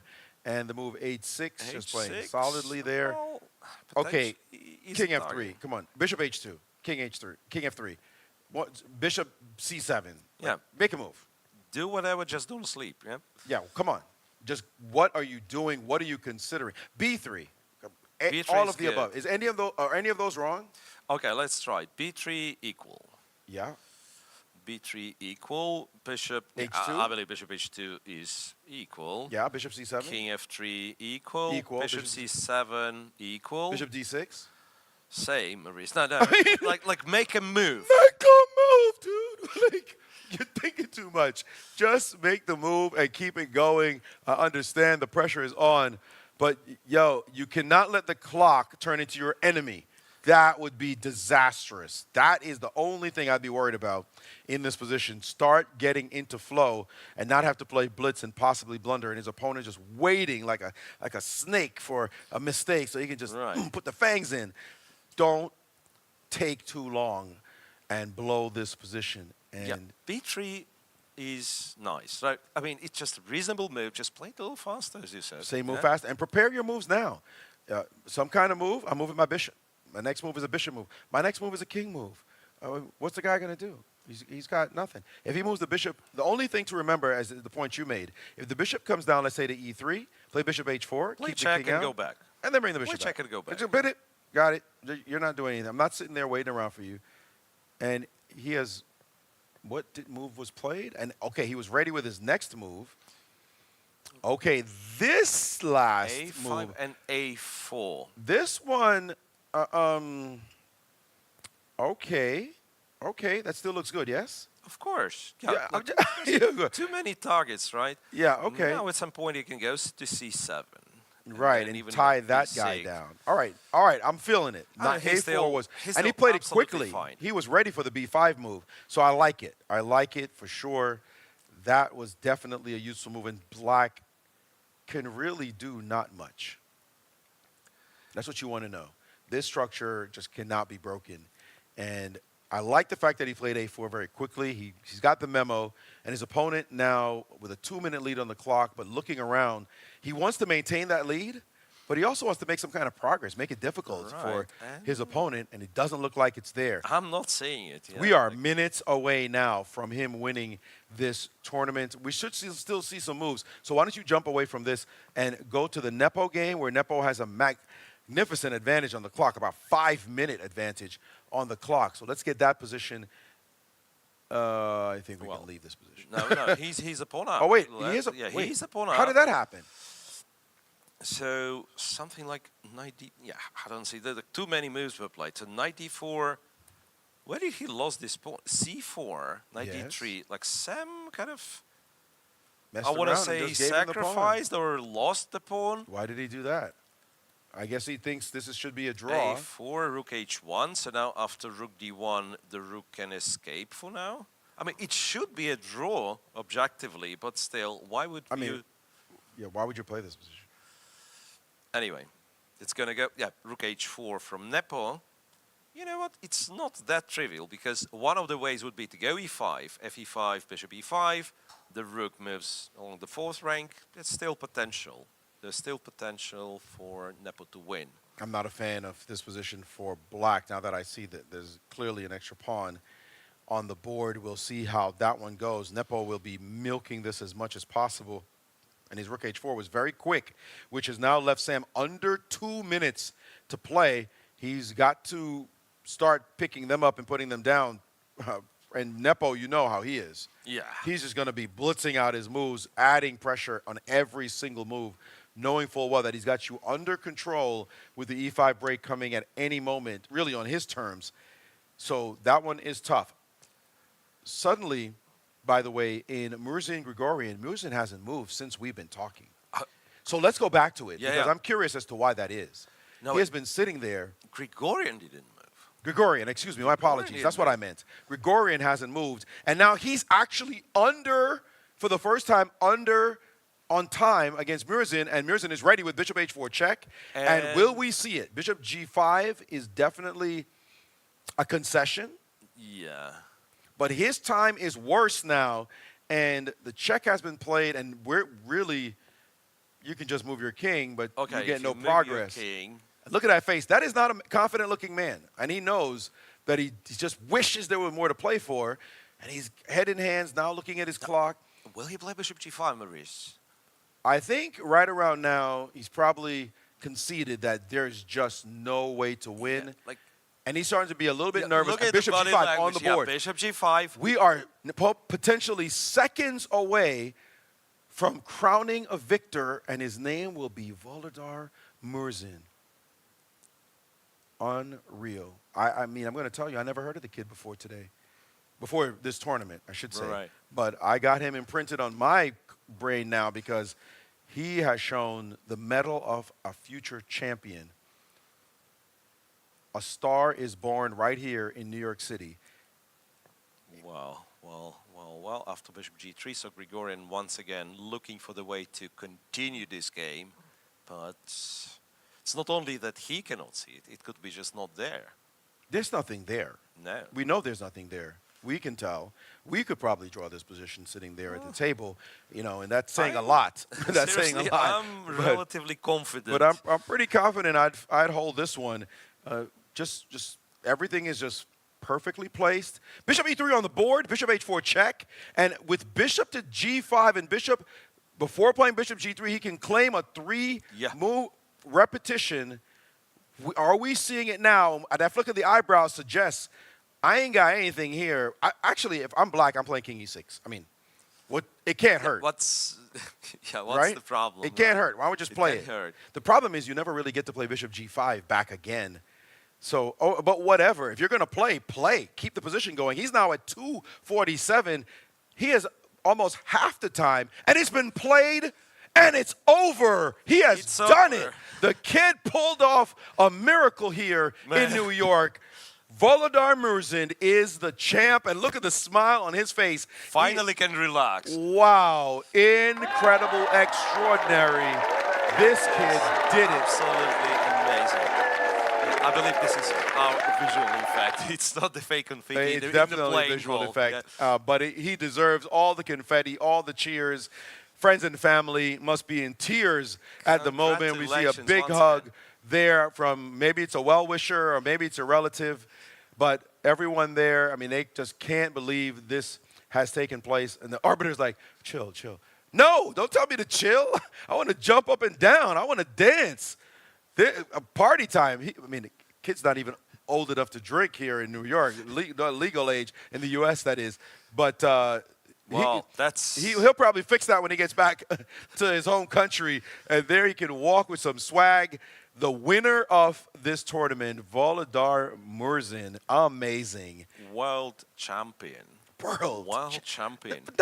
Not just like junior world champion, Absolutely. not That's what under I'm 18 trying to world get- champion. I'm trying to get used to this. Like What it's a world not championship. under 20, not under 18, but just a world champion. The world champion of Rapid with these players and the players that he beat. That's absolutely crazy. Man, I'll have to read it out once again. His result, round after round. So a win in round one, well, when he was a favorite against International Master. Then a win in round two against Fabiano Caruana. Oh, that casually. guy? Alexander Bortnik round 3, Lenderman round 4. That's a start of his journey. And in round 5 on the day 1, he drew against the Wonderonian. That was day 1, 4.5 out of 5. Day 2, Dominguez, Erigaisi, Giri, 3 draws in a row, win against Hikaru. And today, win against Duda, draw against Grishuk. This crazy game against Prague, which he was that far away from losing this one. Yeah, And the final- magical King March that we'll never forget. And there he is being interviewed. And he's like, dude, I can't believe it myself. I can't tell you. Incredible. How he kept his composure, the tenacity, the resilience. But seriously, he cannot believe himself, I believe, that this has happened. Now, congratulations. That's absolutely amazing. result. Amazing indeed. We can't overstate that. Just his result is nothing short of spectacular, one of the most spectacular ever. By the way, Nepomniachtchi eviscerated Sam Sevian in that endgame. I mean, wow, we thought it was bad, but we didn't think it was just going to be over like that. And he completely he crushed him. Look at this final position. Bishop is of what opposite color? What are you talking about? Show us how he got here, because he played rook f4 and it just made it look easy after rook f4. And I Rook think- to f4, king e7, it was already perhaps a bad move. g4, e5. Well, the thing with Nepo, he makes it look ridiculously easy winning positions like that. Check, and he says, you know what, I do not need the e5 pawn. Amazing. I'm going after the other ones. Rook to d7, take this guy. I also go here. If you trade, I go back and collect all of your stuff. So check here, bishop d5, rook e3, insisting on rook trade. Because g7 is going to fall, h6 is going to fall, and it's a game. Check, Incredible. king He made that g3, look and that is it. simple. You should never have given up that pawn. No. Bishop opposite color. No, my friend. Not with your pawns fixed on the color of my bishop, and not with rook still on the board. That was not a draw whatsoever. Poor Sam went down in flames very quickly in that endgame. Well, let's go take a look at some other boards. Fabi and Anish did draw their game. And Firouzja Erigaisi is the one which we interested the most, because we know the name of the winner, and then Grishuk is caught up by Nepo in tie for the second. And if one of those folks wins, either Firouzja or Erigaisi, they will be in tie for the second as well. Which doesn't mean any playoff. We only cared about the first place. yes, Right? we're happy there's no playoffs, frankly. But look at this position, though. Dubov Abdusatorov.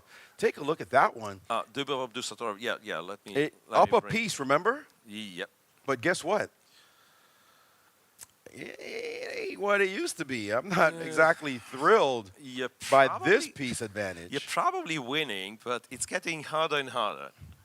It is getting harder and harder. Especially if you could somehow magically trade off the pawns on the king side for everything else. If these two are away, like if there is no f pawn, I believe it should be a draw. Not necessarily. There are still ideas. Yeah. But it is hard. It is hard. This is not easy. If you could pick off the f7 pawn, sure, but he's not going to let you do that. And so the defense has been arduous, intense indeed. And so this one does look as though it is going to be a challenge. And the other game we were talking about was that game with Firouzja and Erigaisi. And let's go back to that one. This looks much richer. I'm not feeling Black's position at all, but he is up a pawn. Yeah, he's up a pawn, and if you ask, the engine who's not impressed with our Nimtsovich knight, and it's equal. Maurice, it's equal. It's your typical equal position with all black pieces being on the last rank. Yeah, right. No, I would not be comfortable at all in this position with the black pieces, even up a pawn here. This is going to be a lot of work indeed, as Firouzja will continue to hunt Most likely, though, wait a second. How much time does he have on his clock, does Firouzja? Is it 9 seconds? Am I seeing that correctly? But that's... 4, 3, that's I'm seeing a countdown that means he has to blitz his moves. And, okay, he went down to 2 seconds. He went down to 2 seconds. That does matter. There's no question. That does indeed matter.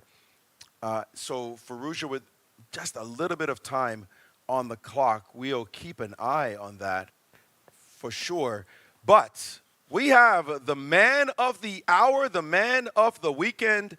Absolutely incredible results. Congratulations, Grandmaster Volodar Murzin, for winning the World Rapid. I'm impressed, my friend. First of all hail, all hail. Congratulations.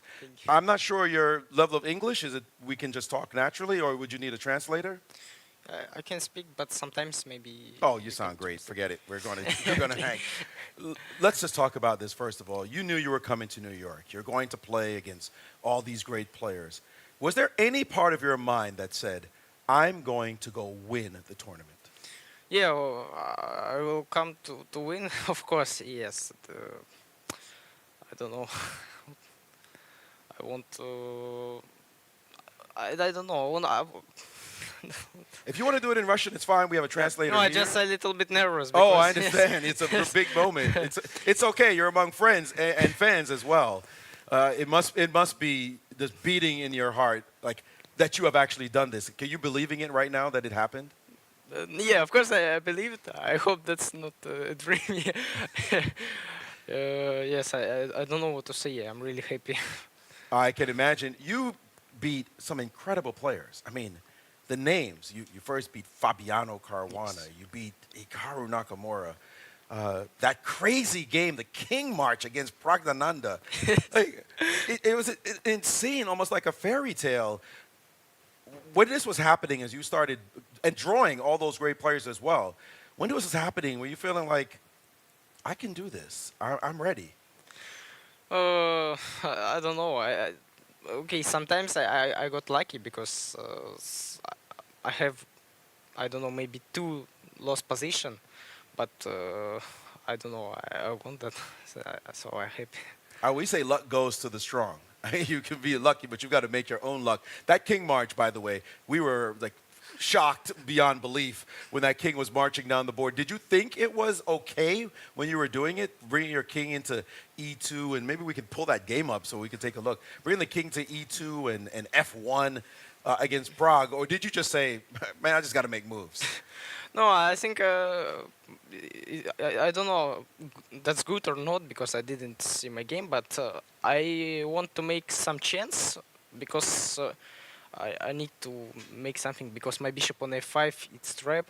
Yeah, and I'll try to make some chance with king E4, king F3. I have some idea, maybe rook G4 with idea rook H2.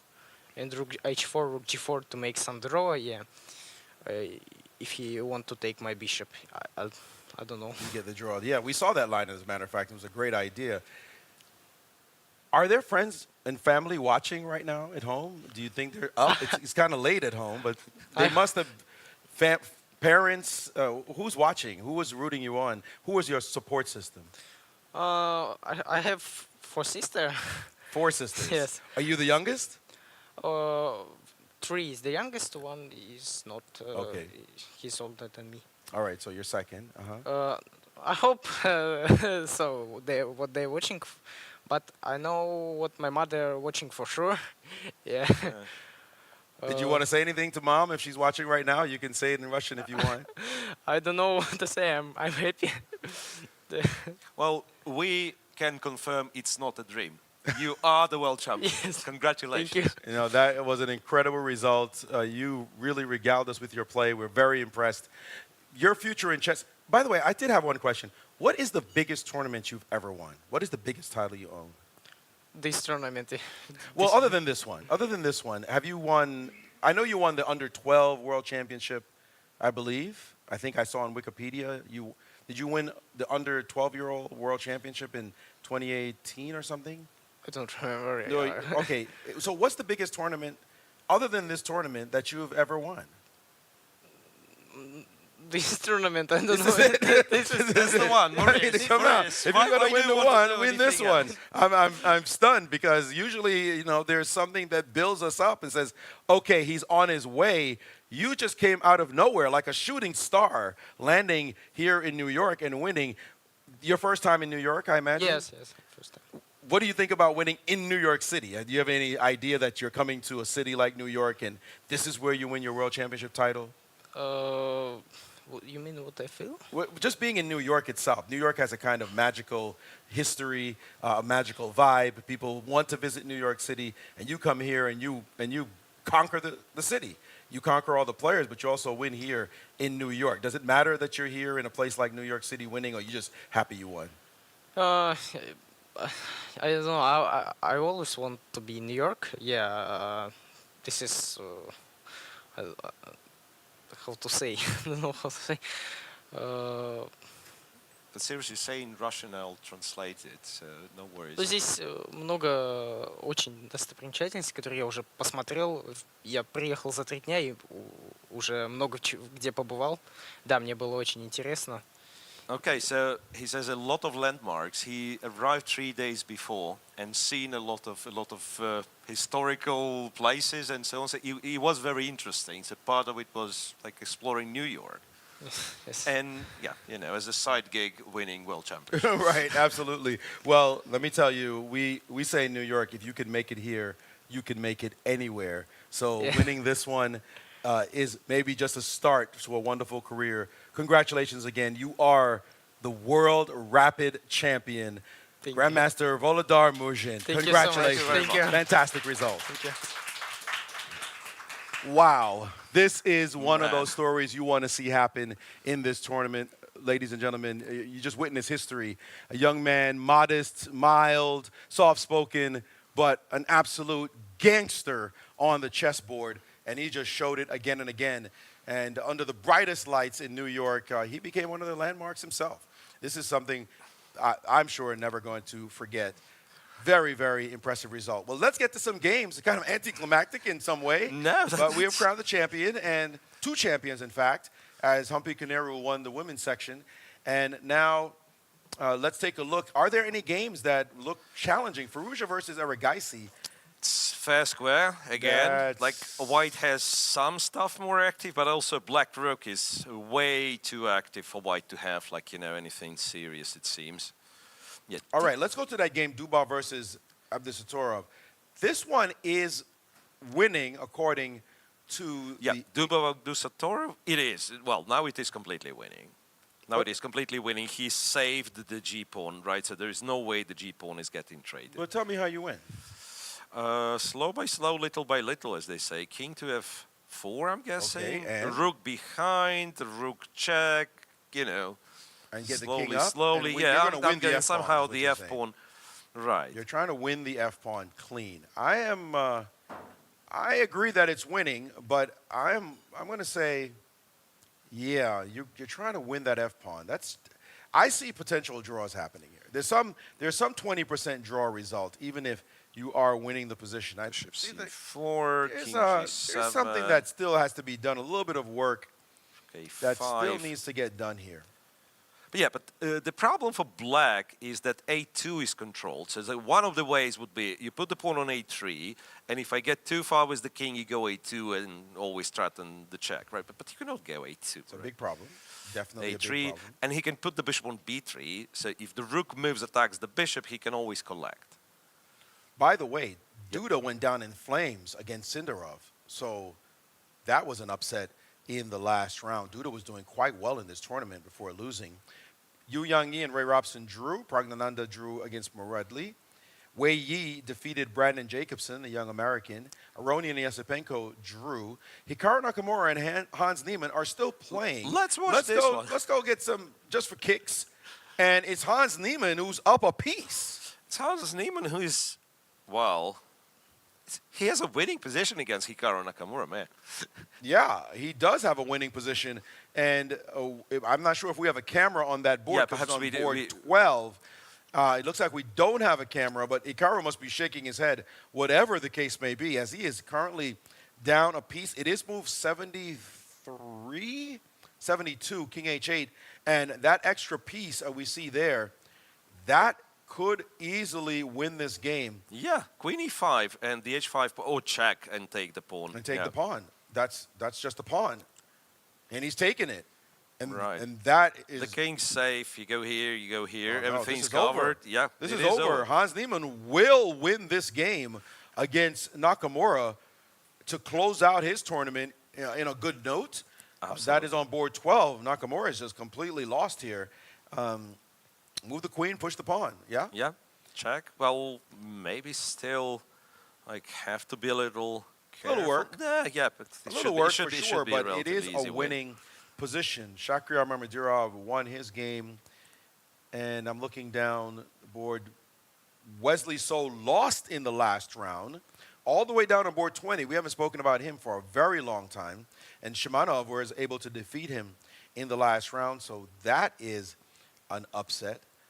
And there are some boards all the way down. I'm just looking, but not really relevant.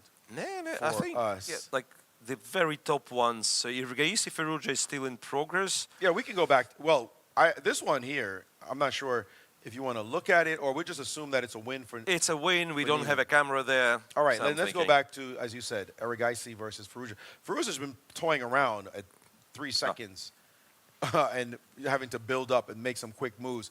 But let's see, they are still at least within the something- drawing margin, but an exciting looking position. Yeah, at least something has changed, right? Bishop e2, knight to c8, and now white is winning. Knight c8 apparently was a very bad mistake. Or knight b8. Knight that b8, is. you mean. Right, And- right. But he did not exploit Rook it. d6 was, rook the d6, rook winning move. d5 was the winning move, but they're low on time, both of them. Yes, with all this time Check. pressure, it's not easy. Okay, one. I am liking white, though. Everything about Yeah. the position says Yeah, white bishop f3. has real chances to win this game, even if the engine keeps Somehow going back and keeps forth defending, saying that yeah. it's equal or it's better or whatever. This is the kind of position where you lose this as black. White has the trumps, the bishop, the active rook, the passed pawn. A lot going for white's position that forces Argent to have to defend, and it's just not going to be an Check easy from defense. a2. So what did you go? King e3, I'm guessing? Rook c2 and capturing d5. Is that what you have to do? And king d4. And you do win the pawn even. It's just that it's so limited material left on the board. A pawn is a pawn, excuse me. I mean, Oh, yeah. wait. You cannot take it immediately, I'm guessing, because there is knight c6 and this pawn will fall. Right, so king d4, rook c1. If bishop c4, knight c6, check. King c5? Yeah, bishop c4, knight c4, check. Here. Ah, you cannot take the pawn. There is a kind of drawish line, but is it draw? Knight b8 equals. That's how computer plays this position. No. Pawn has No. been captured. Pawn And he has did been not play that captured. move, but He this did not. check- Yep. So bishop c4, check. And you cannot go here, Maurice, because knight d7 is a checkmate in one. That's pretty darn funny, actually. Yeah. So you have That to is go. pretty funny. Gotta drop the king back, and then he can continue his checks. He can continue his checks. Wait a second. No, but the king will get to b2 eventually, no? Wait, he's going back up. What's that about? That's useless. He's just going to check him again. d4, and then it's a check. If you go this direction, then I'm guessing knight c6, make sure that the pawns are getting traded. Yeah, he's probably going to hold. By the way, Dubov did win. I mean, it's confusing. It either says Dubov won and then returns back to showing the games in progress. Yeah, I don't have a I'm win thinking, as yet. No, you don't have the result yet. Oh, no, I actually do have a result. Yeah. I do have a result. It says that he won, but how is it that it looks like the game is still in progress? Time is ticking down. And knight takes Knight on takes e5. e5. That's a move. Should with the completely bishop equalize, hanging. right? And how do you do anything here? I guess take a6, say I'm a pawn up. Yep. We all know it's a draw, but still, perhaps. No, but if he can give a check, a matter of fact, he can play Knight d7 check. King He should have been able to play knight d3 check, no? Oh, no, but the pawn, and now a little bit of attitude, he realizes there's no chance after rook to d6, and he's just pushing his pawn. He can't get past the square, and that is indeed a draw. Could we see the game we're talking? Is it a game? Dubov? No, the game is. Yeah, now Dubov's game's over. I think everything like top 10 at the very least is over. And in fact, I do not see any games in progress on like top 30 boards. All right, well then, we've done our job. We've done our job. Man. All those boards we were making sure we just tracked, but we have winners, and that's the most important thing. In the Open, the youngster pulled it off in a miracle style, incredible performance, one for the ages, in Volodar Murzin winning this tournament. Didn't see that one coming, but he fully deserved it, and I'm very curious to see what this young man's career it looks like in the next few years. Hopefully it's not one and done, but the way he played in this tournament, it suggests that he's got incredible talent. Right, absolutely. I'm trying to figure out if it's possible to tell the second, the third place. Yes, there is. Let me hear it. Let us hear it.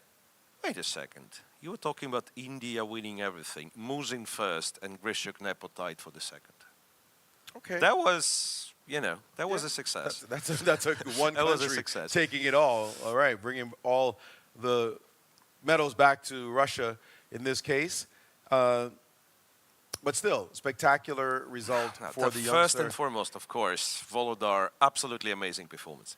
And in the women's section, it was, of course, this great result by Humpy Koneru. Another miracle, by the way, at the very end, as she won the tournament.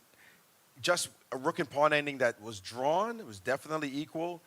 Should have been going to tie breaks, but it never happened. As we see here, the final standings for the women, 8.5 points. Humpy Koneru stands tall with 8.5 with the women's world champion, Ju Min-jun, and a number of other players, Katerina Lagno, Tan Zhang-yi, Harika Jonavali, and Alexandra Kostenyuk, as well as Firouzja. Look at that, Kamdamova, yeah, also that's a great coming success. up. Yeah, that's a great success. That's an unusual one. I was reading all the other names, and we were like, yeah, sure.